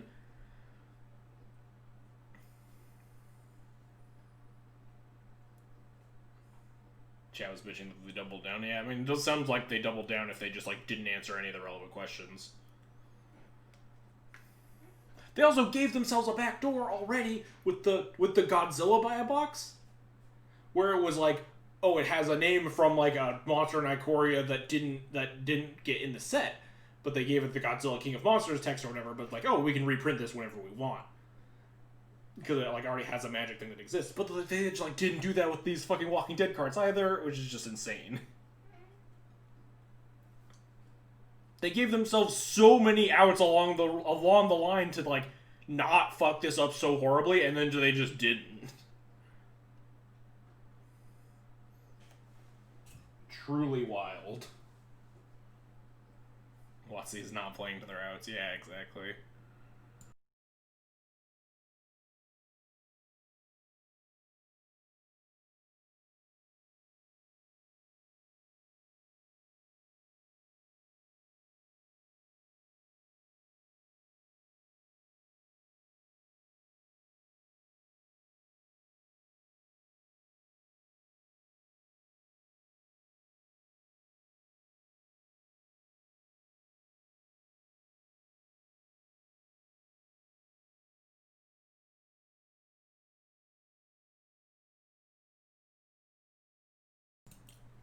That's another big thing, is that secret layers don't deliver everywhere. Which is just fucking even more wild than, like, putting them as buy-a box. Like, worst comes to worst, almost, like, basically everyone can buy a sealed box of booster packs or whatever. You really, really want your card. Yeah, some people just can't even order secret layers.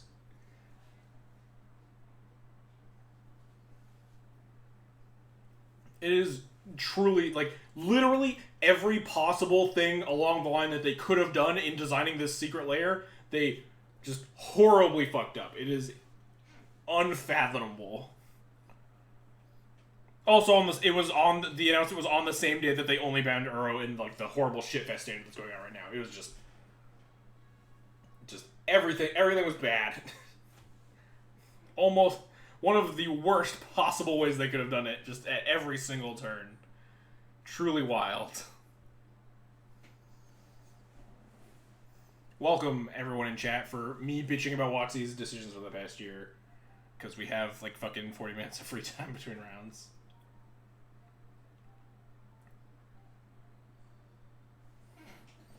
Yeah, exactly.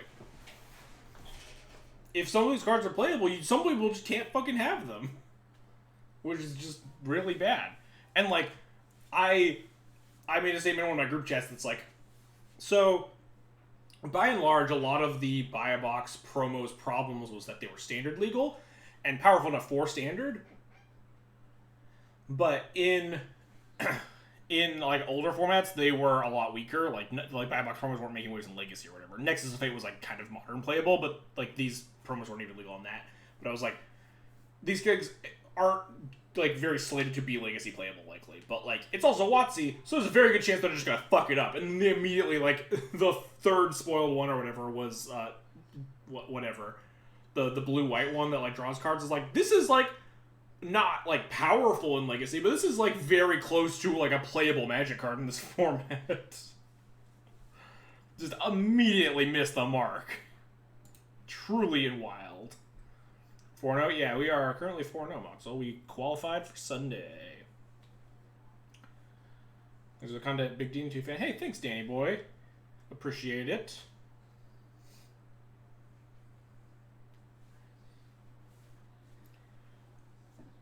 D&T has been on the up and up lately, at least for me. Been doing extremely well.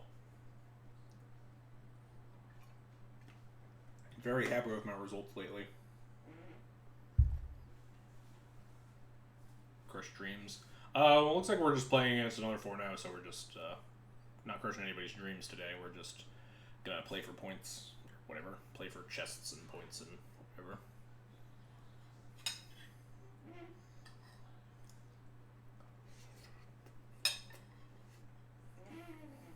Oh wait, I didn't mute this time when I was using.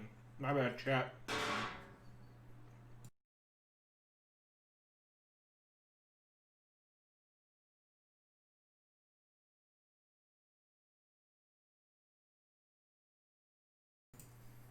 I missed the last game. Did we cast an Angel? Nope. Still have not put an Angel into play yet. I have no idea what this last person's on either.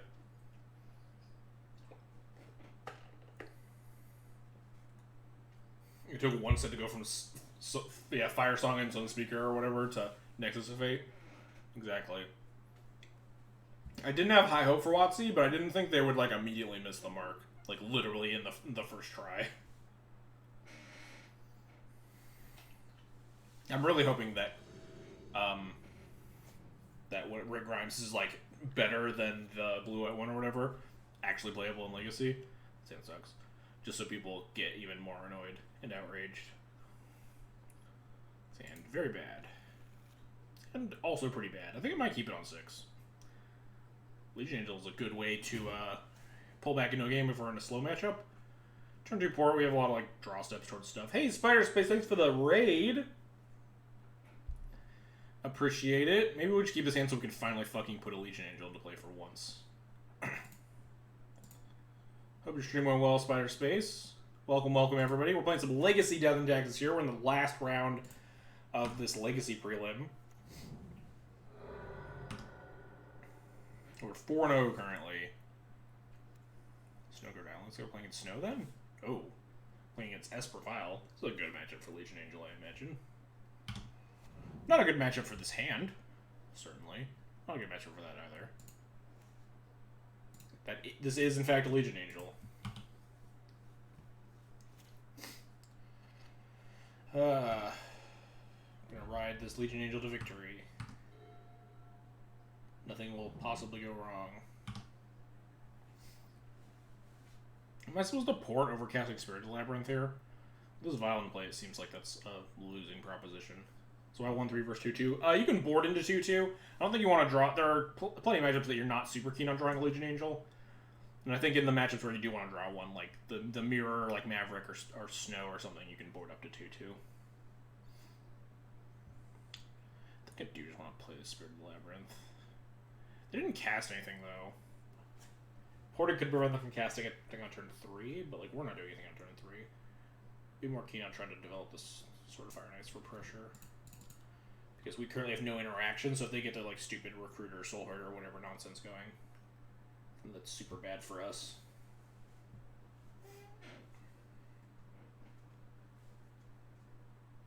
Hey, don't jump. She's thinking about jumping. Nope, don't do it. Now she's looking at me. Dang cat. Stop! Don't do it! We really want to draw Skyclave Apparition. This Aether Vial.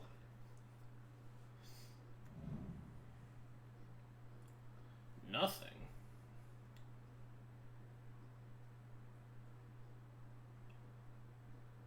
Put agreed to scoop. Nice. Got the 4-1. Sick.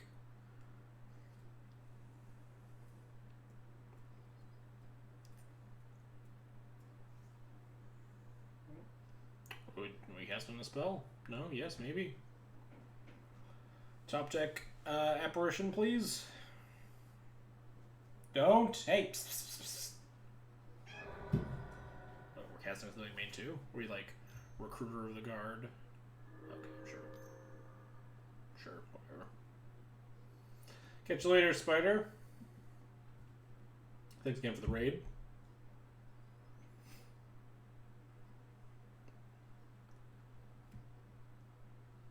Alright, next turn does not look great. You don't like Flicker. The opponent is playing Esper Vial. Even Flicker would be decent because we'd Flicker with the Vial. We have some strong draws. That's not one of them.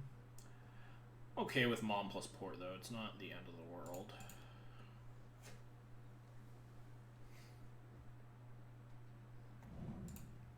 It's not exciting by any stretch of the imagination, though.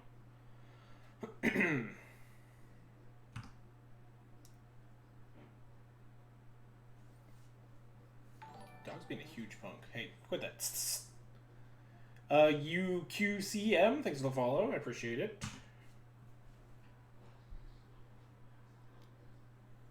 Yeah, sure, whatever. Put in your Baleful Strix or whatever. Yep. Pretty good against my Legion Angel. Less good against my Legion Angel with the Sword of Fire. Nice.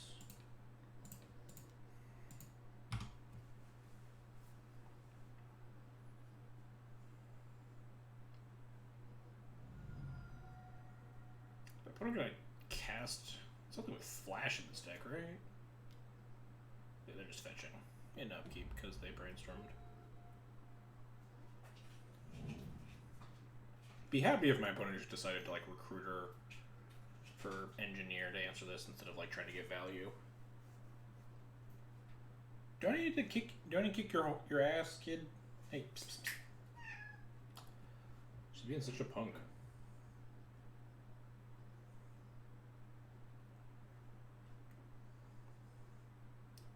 Looks like it's time to fire up the Legion Angel Brigade. And hope it's good enough. What do we get dinner? How are we doing? We're 4-0 currently. I don't know when you left, but 4-0 play match 5 here against Esper Vial. Dog would beat me up. You're not wrong. It's just Charming Prince, my recruiter. Sure. What are they gonna get here? So they can grab like Soul Herd or whatever. Match 4 was Rugged Delver. I'm really hoping they just get like Plague Engineer or some stupid shit, so I don't have to deal with like the Infinite Grind Fest.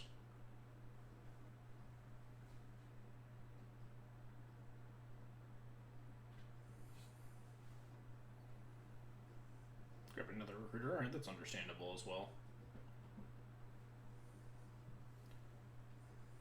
I think we're just Legion Angeling. Not really keen on Wasteland plus Port against this Aether Vial. Can you stop, you goblin? Ugh. This lines us up for potentially like getting the sword online next turn. Attack your Baleful Strix. Ding. They could potentially just like recruiter up Engineer to stop to kill the mom and then bank on the Baleful Strix beating the Legion Angel.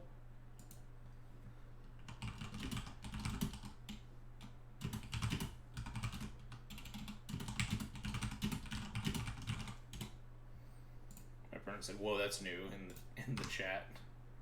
I was telling them it was the first time I've managed to put it into play.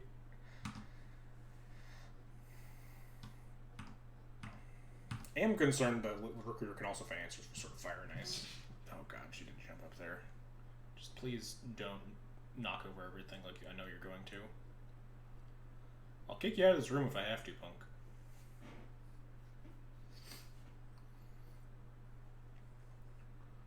Yeah, I'm hoping that they just... But they know that there's much more Legion Angels coming, so they can't bank on just Baleful Strix to win. Psst, hey, quit that. This is fine. So they might just go for Soul Herder to try to grind out Legion Angels. But then we can clear the Soul Herder with the Sword of Fire next trigger, so it'll only be a 2-2. Oh, no, they do go for Engineer. Sure.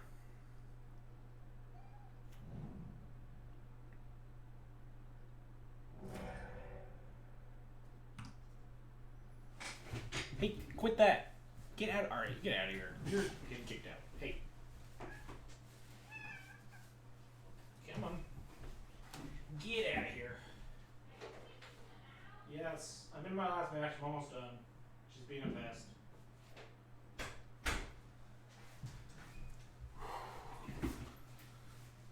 Maybe ask OP if they'll concede so you can have some cool clickbait for YouTube. Alright, what's happening? They played a land and said go. Or, I mean, not said go yet. They could attack with something. Battle Skull's pretty nice here. Alright, so we can hope they don't have removal spell or force of will here.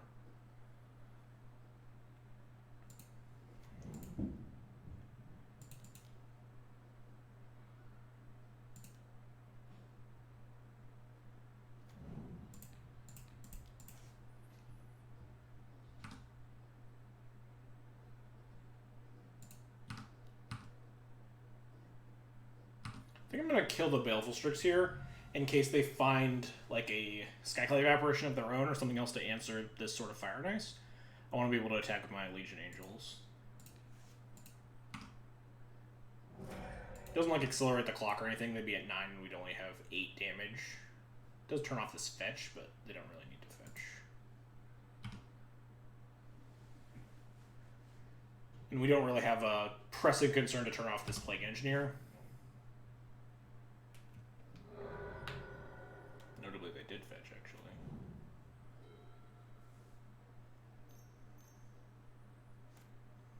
So we really don't want to see Soul Herder, which looks like they're casting. Nope, 4 mana. Oof, that's a rough one, too.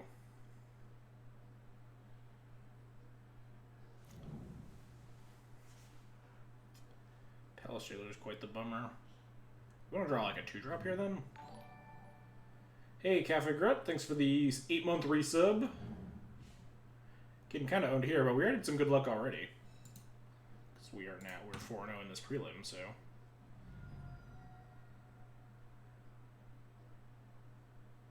We need them to miss for... Yeah, that's a good 2.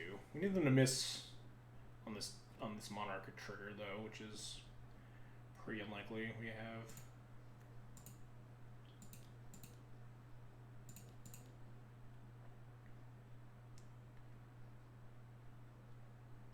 Force of Will plus blue card. That'd be unfortunate.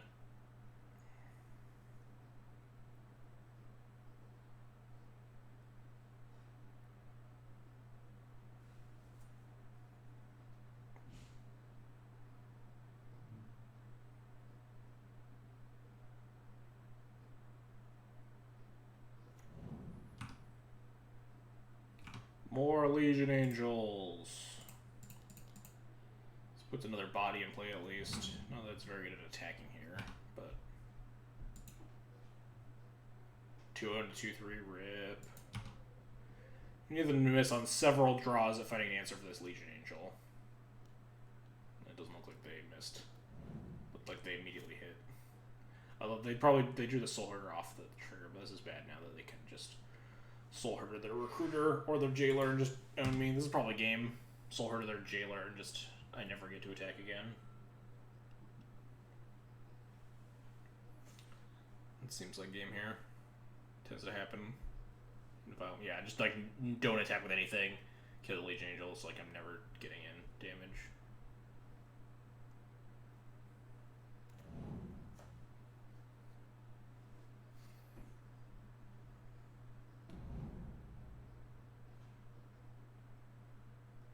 Spirited Labyrinth turns off Monarchy. Got him. Is there a point to continuing to play this game? Am I ever breaking out of this lock? Probably not. 6, 7.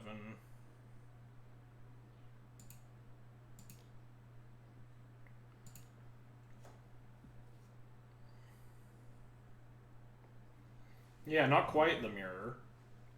Our bonus is on Esper Vial.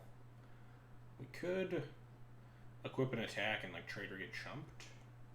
No, because we're not putting in Batter Skull. Could try to get the GTA online this turn. Does that even do anything? It kills the Jailer, but then they're just gonna flicker the Recruiter and still bury me.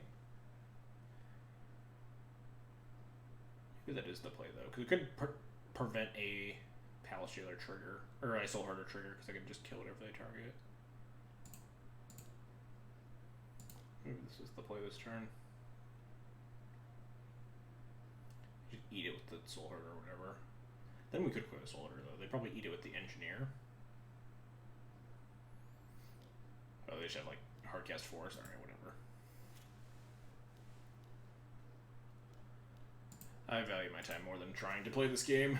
We're like super far behind. Let's figure out how we want to set up for post-board. I've actually never played this matchup before. This feels like a double Legion Angel matchup, though. Seems like a 0 Thalia, 0 Sanctum Prelate matchup as well.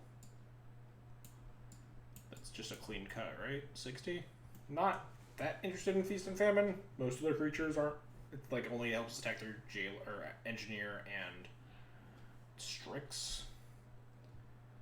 So I think this is fine.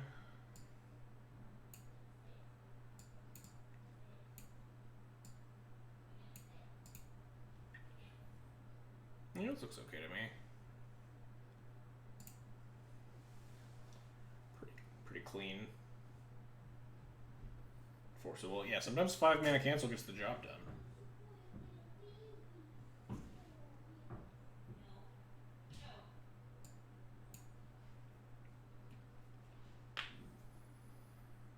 Yeah, that's just generally how these like most Vial mirrors play out. Is that if one player has the Vial and the other doesn't, then it's just like you get so much further ahead. We also mulled to just like a really weak 6 that just got punished for not doing anything proactive at all. Legion Angel almost pulled us back into it. They needed to miss, and they did the opposite of missing. They just like crushed us horribly instead over 2 turns. The Palace Jailer and then the Soul Herder. There was like a very real chance that Legion Angel sort of Fire Knights could have tried to take over that game.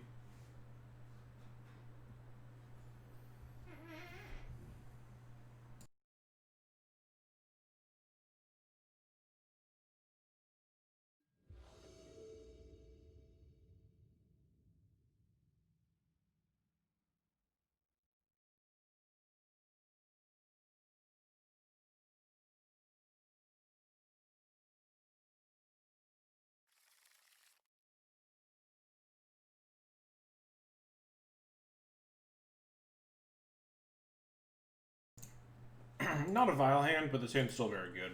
Multiple entries to my opponent's Vial. And just some powerful proactive stuff to be doing.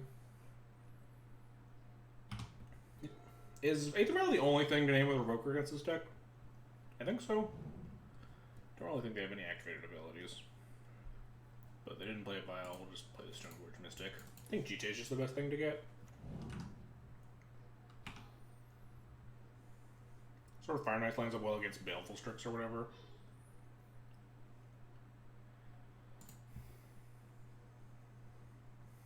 Yeah, no one.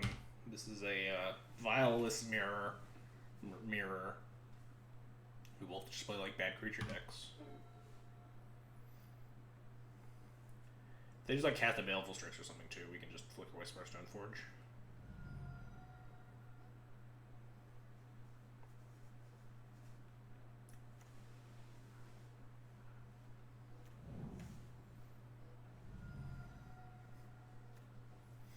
Like a Baleful Strix to me. Yep.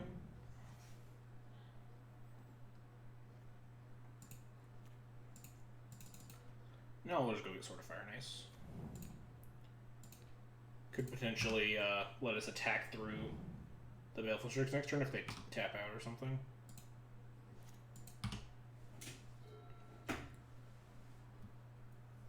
Forces them to leave up mana. We can just do other things.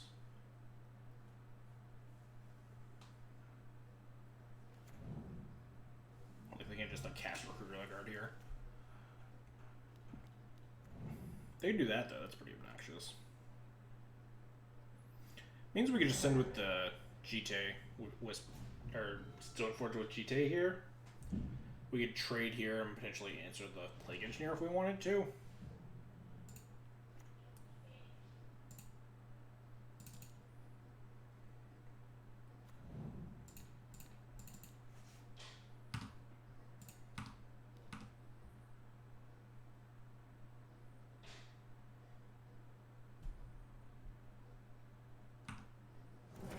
They don't really have anything in instant speed to punish me without Aether Vial, so we can just leave this in play and potentially ping something more relevant down the line. Or if they like answer the GT, then we can just ping the Engineer, obviously. With the Engineer on Elemental, they're only feeling super need to kill it. I don't think life totals matter a lot. Like if they play a Soul Harder or something. I'm much happier just roasting that.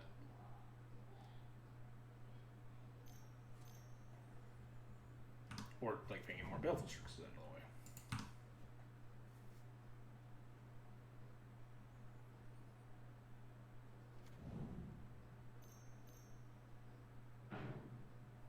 Interesting. And Loot Mage doesn't feel super exciting for Death and Taxes, but it's kind of... They probably just don't have enough cards to board out as well. It's not like it's particularly bad, but it's just like not super exciting, you know? They might just need Sword of Fire and Ice here because they know it's in my hand.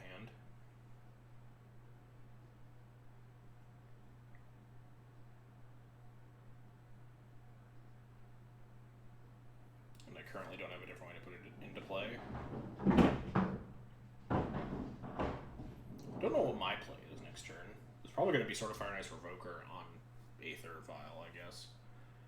But if the name's Sword of Fire and Ice, then I have 3 mana. It's kind of just up in the air. But I don't really want to cast Council's Judgment on anything here.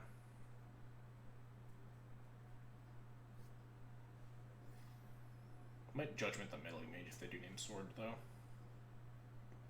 Skyclave Apparition, sure. Now we don't have to worry about them having a Skyclave for my GT, notably.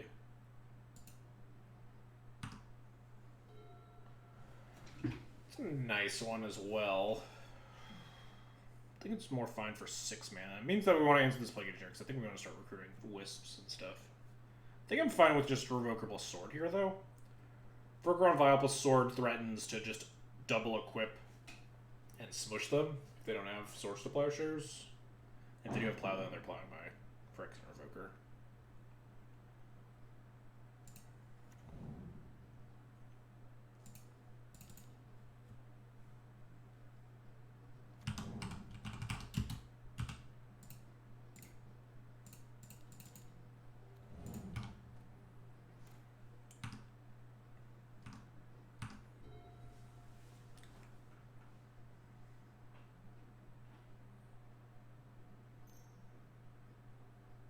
Cantrip?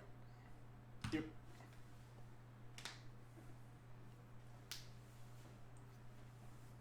The matchup where like Spirit of Labyrinth is weirdly still okay. It's obviously not exciting, but they do have Brainstorm and they have Strix, not Quaddle.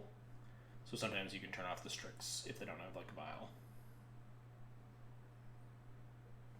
Spirit is obviously not the best, but if they like Jailer me again, I'd be very sad. Recruiter? Okay, sure. Gonna set up for Jailer here, maybe? If they have a Plow, we're in real big trouble.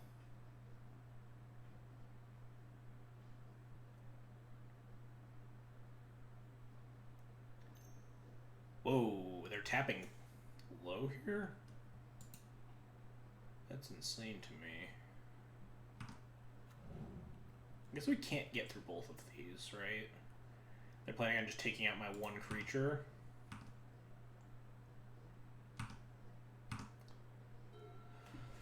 I gotta figure out what this turn looks like.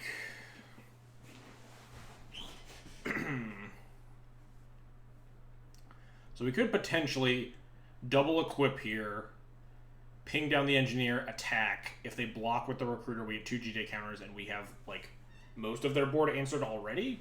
But then they get to untap Jailer, my only creature, and start taking over with Monarchy, right? So maybe I just want to ping down the engineer and just recruiter wisp my recruiters to go wide, so I can better answer a Palace Jailer. Unfortunate that we have like such a good opportunity to like get in hits here, but it just doesn't line up great.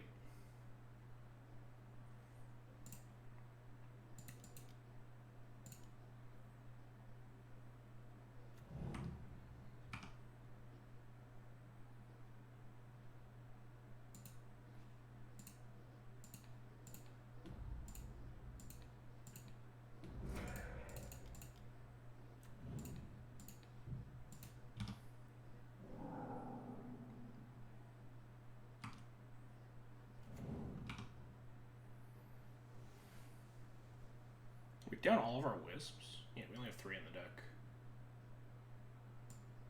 I think I'll just grab the last wisp. They're incentivized to try to, if they want a Jailer, turn to Jailer the wisp because it is flying. Which means that we can potentially just get more recruiter activations here. This is a matchup that we really get punished by not having a Palace Jailer in our deck, because it would be really good to just go get a Jailer there. And just win the Jailer fight that way. But this matchup is like not very common at all.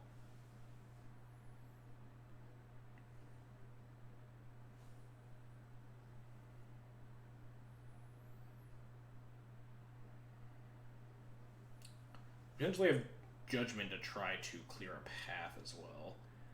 Like to exile a white blocker on the ground. Unfortunately, they'll have 2. Ooh, are they just gonna recruiter up another engineer here instead? That'd be pretty rough, yeah. Let me just Council Judgment the engineer. And then flicker my recruiter again. It's not like the end of the world, but it just like board stalls them more. Gets them more shit in play to clog up my equipment.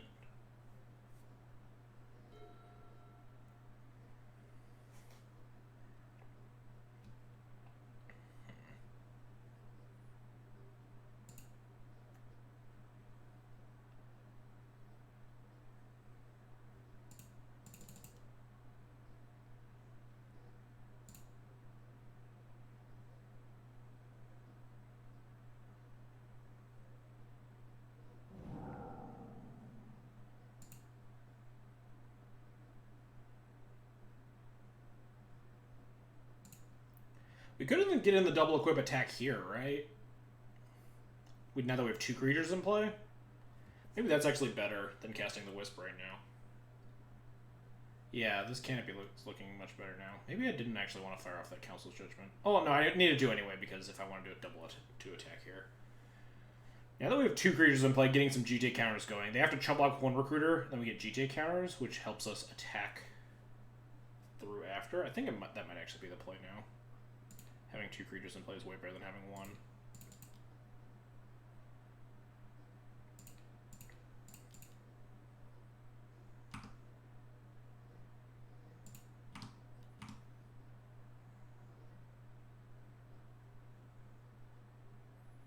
Yep, just a chump block. We get GJ counters going.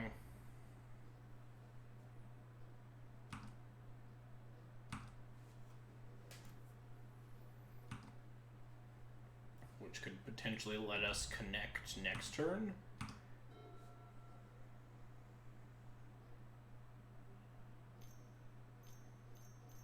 Here's the Jailer. They have like Jailer plus Plow, obviously. We're in a pretty bad spot, but we just gotta try our best here, right?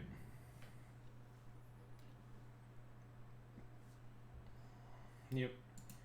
Also turns our file back online, which is kind of scary.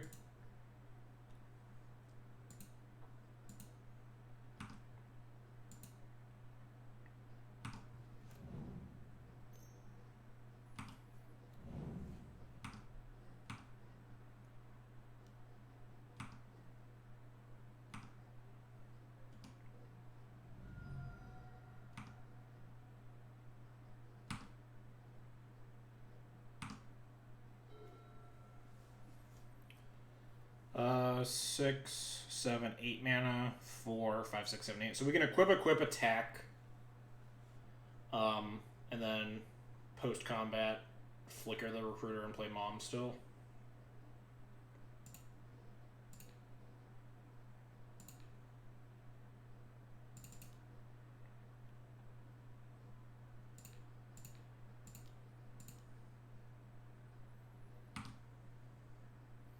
We can't get through these things, so we might as well just attack in.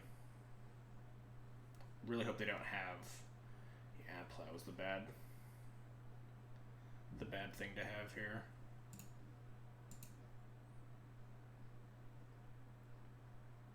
So now we have nothing to flicker with profitably either. Flicker with their Vial, I guess.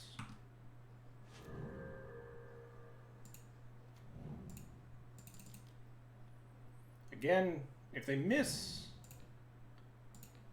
a little bit, then this Flicker Wisp can save our bacon, because it is flying.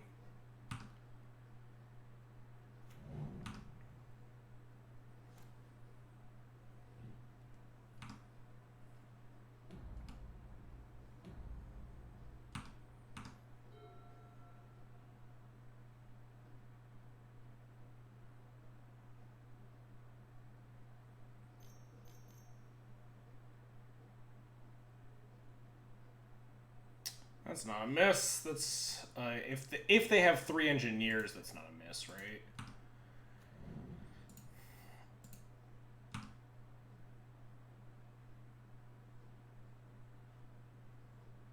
Oh, 3 engineer build, really? Fuck. That's so frustrating.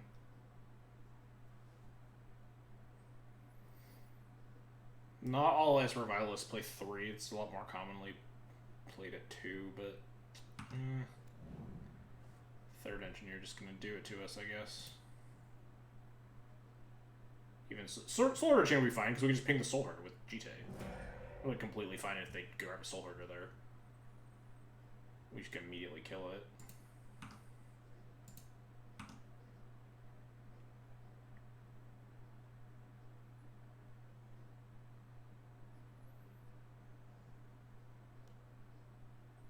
We need to draw an engineer of our own.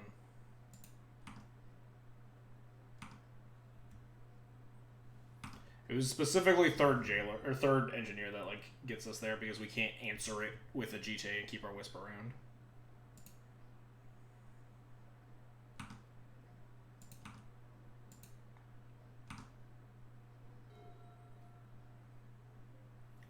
So if we equip, ping down the engineer attack, they do have to block a chump block with the recruiter again. We get more GTA counters. Let's draw a card.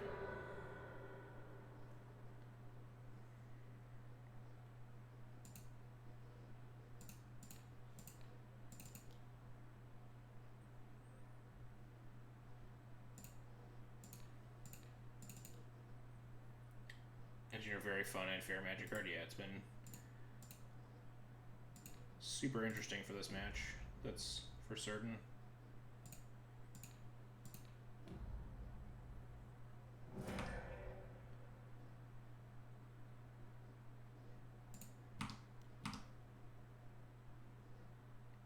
We chump block again. We get more GTA counters.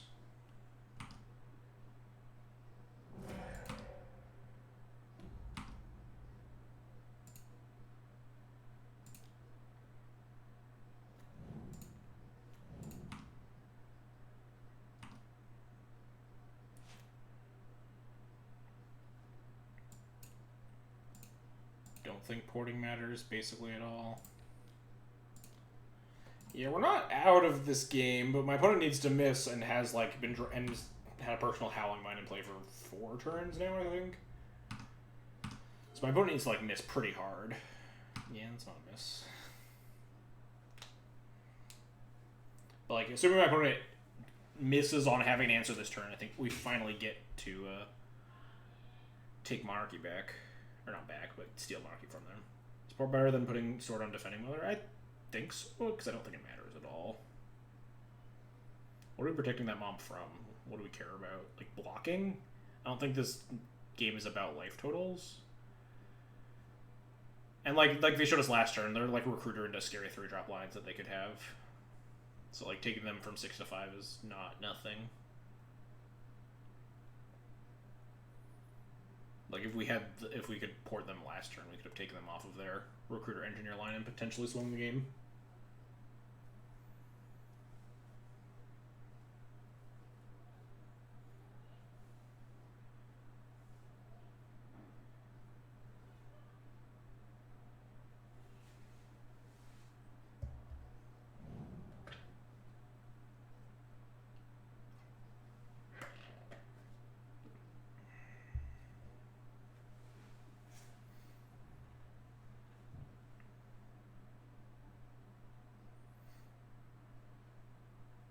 Overthinking their ability to win through combat if they deal with the GTA.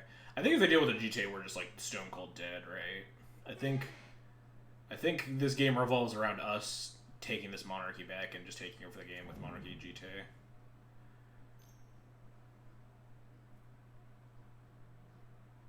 All right, if that's a card they kept, like they put. Oh, what is this? It's got to be just like Charming Prince.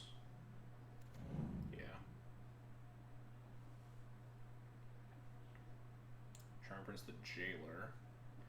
That means that we don't get to connect for another turn, right? Because they get to exile one of the moms. The other one can't. Pro-white or whatever. I don't even know what we can draw at this point. I think they've just ground us out.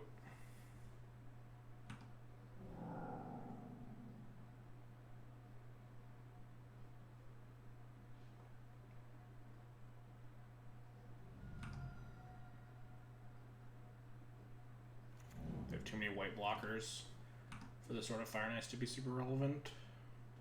I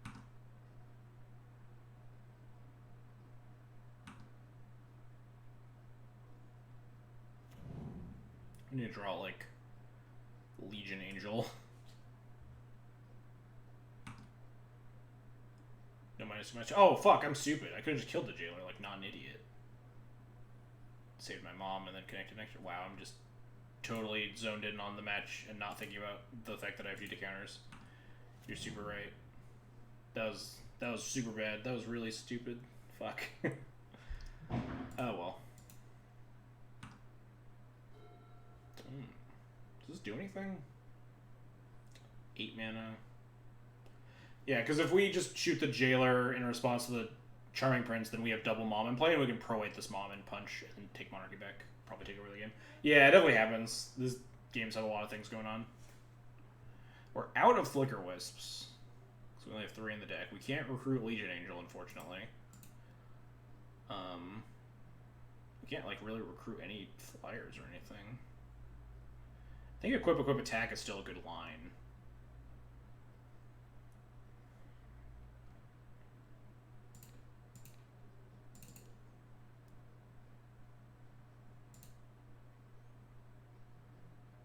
Apparition. They have a meddling mage on Apparition. Could potentially like use the GT counters to kill that, but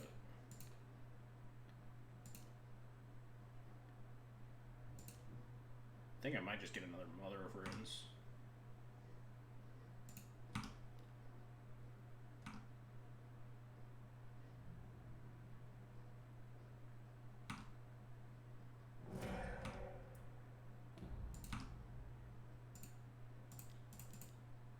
Just to punch through these white blockers finally.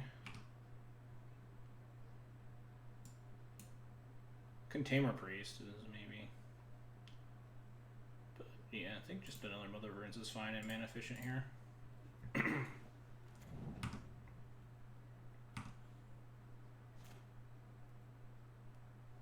Alright, gotta be more vigilant about my Umasawa's GT now. Keep being 1 miss away. Yeah, I think we were actually live that turn had I not just blanked on pinging off that jailer.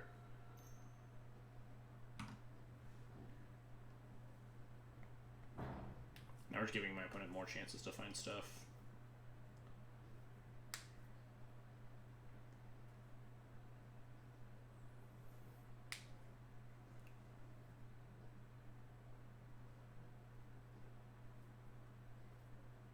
Like, if they find, like, a Skyclave apparition here or something, we're pretty hosed. No shuffle is, scary. The legendary 4 engineer. Oh god, no, please. Got owned so bad by that. by that third engineer. They're gonna fucking Spellseeker and whatever that stupid cycle one is and bring back a Plague Engineer and just wrath me.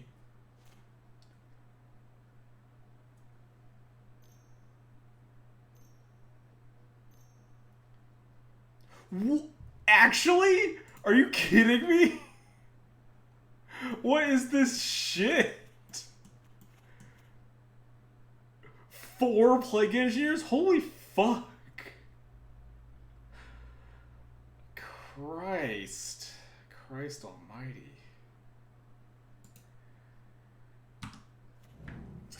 Alright, sure. I mean...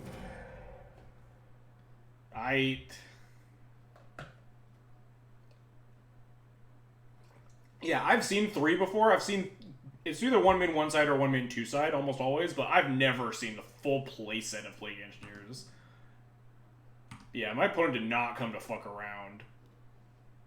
This feels like an extremely aggressive attack, unless they have an answer for this Mother of Runes. I mean, 2, 4, 5, 6, 7. I'm fine taking this, right?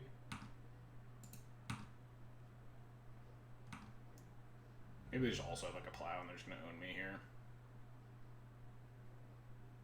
Just like Rubbin's not casting the plow yet.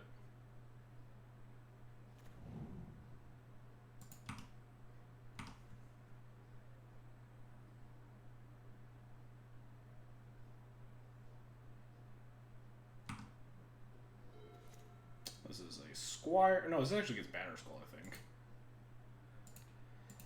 Well, I'm gonna fucking try.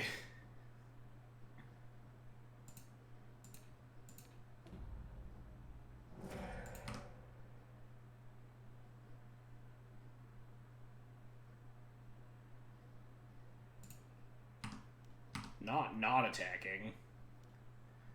Sure, wisp my Mother of Runes or Skyclave me or whatever.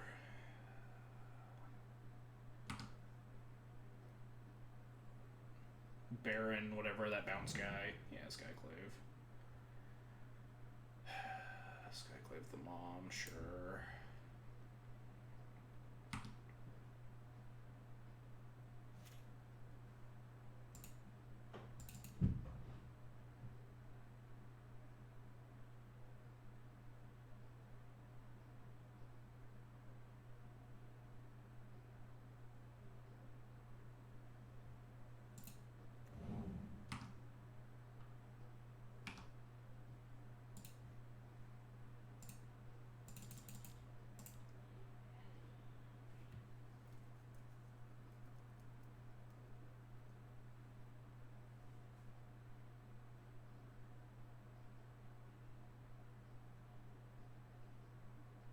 Come on, 5 engineers. Okay, the last engineer wouldn't even like be that relevant anymore.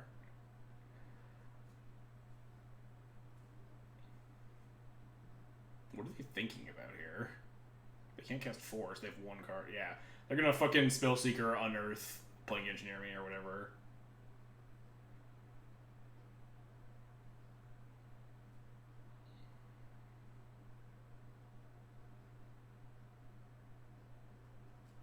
Negate. Just hard cast a Force of Negation that's in their deck for no reason. Go actual engineered point. Yeah, please. It hurt their board worse than mine at this stage. Generally, how do you find it? This is literally the first time I've ever played the Esper Vial for Death and Tags in matchup. I don't think it's that bad.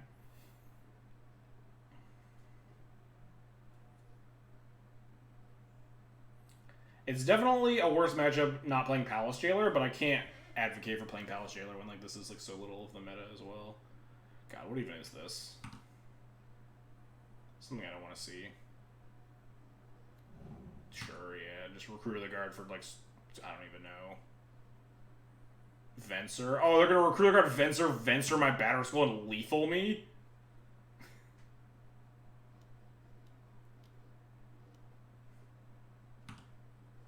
This is probably lethal, right? That's why they were pausing so long.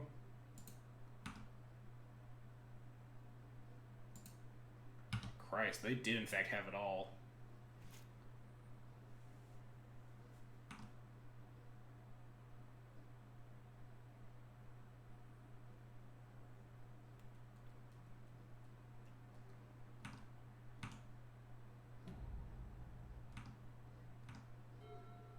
Yeah, we definitely punted pretty bad. I think we could have stolen this game if I had just, like, not totally missed. Oh, and then just plow. Alright, maybe we couldn't have stolen that game based on, like, their following cards. Yeah, that is the 4th recruiter of the guard as well, yeah. I think this is Xaxes. 1, 2, 3, 4, 5, 6, 7, 8, 9, 10, 11, 12. We can gain up to 12. Yeah, they clearly, like, they're literally 11 cards up on us in our deck or something. But, like, that 4th engineer, Jesus. I'm going to be salty about that one for a long time. But yeah, we definitely punted. There was a chance we could have turned that game around if I had, like, not blanked on, like, the very obvious kill the jailer line.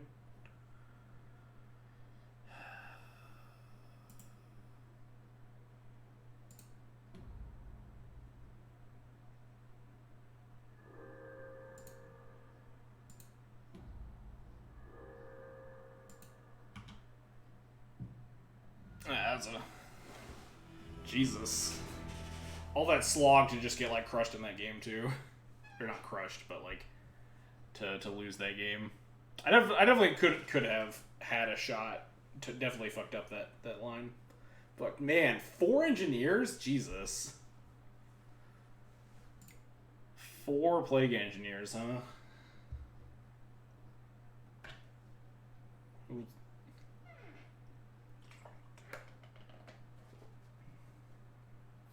Yeah, I'm happy. I'm definitely happy with 4-1 because I desperately wanted those 40 qualifier points to play on Sunday, and that's really all I wanted. So happy with the 4-1. A little bit bummed about that last game there, for plenty of reasons. But also that's like the actual first time I've played against Espravile with this deck. I think there's a lot of like tricks of the trade that I need to get used to.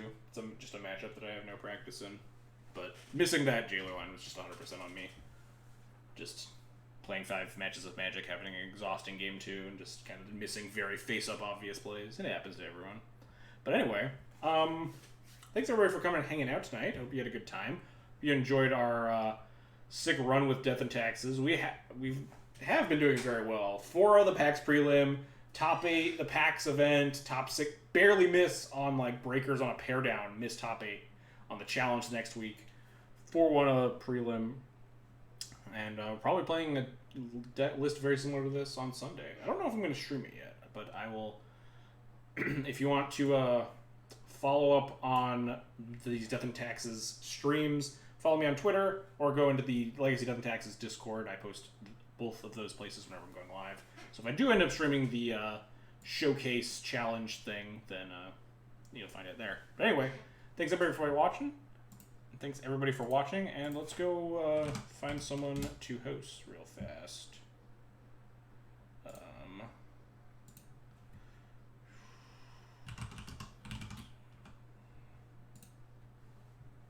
We're gonna go host Fencing Brick.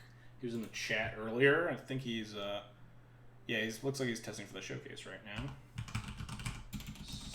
/host Fencing Brick. And yeah, I'll catch you guys all eventually when I do my next stream. I'll probably end up streaming Sunday, but no promises, just in case I do.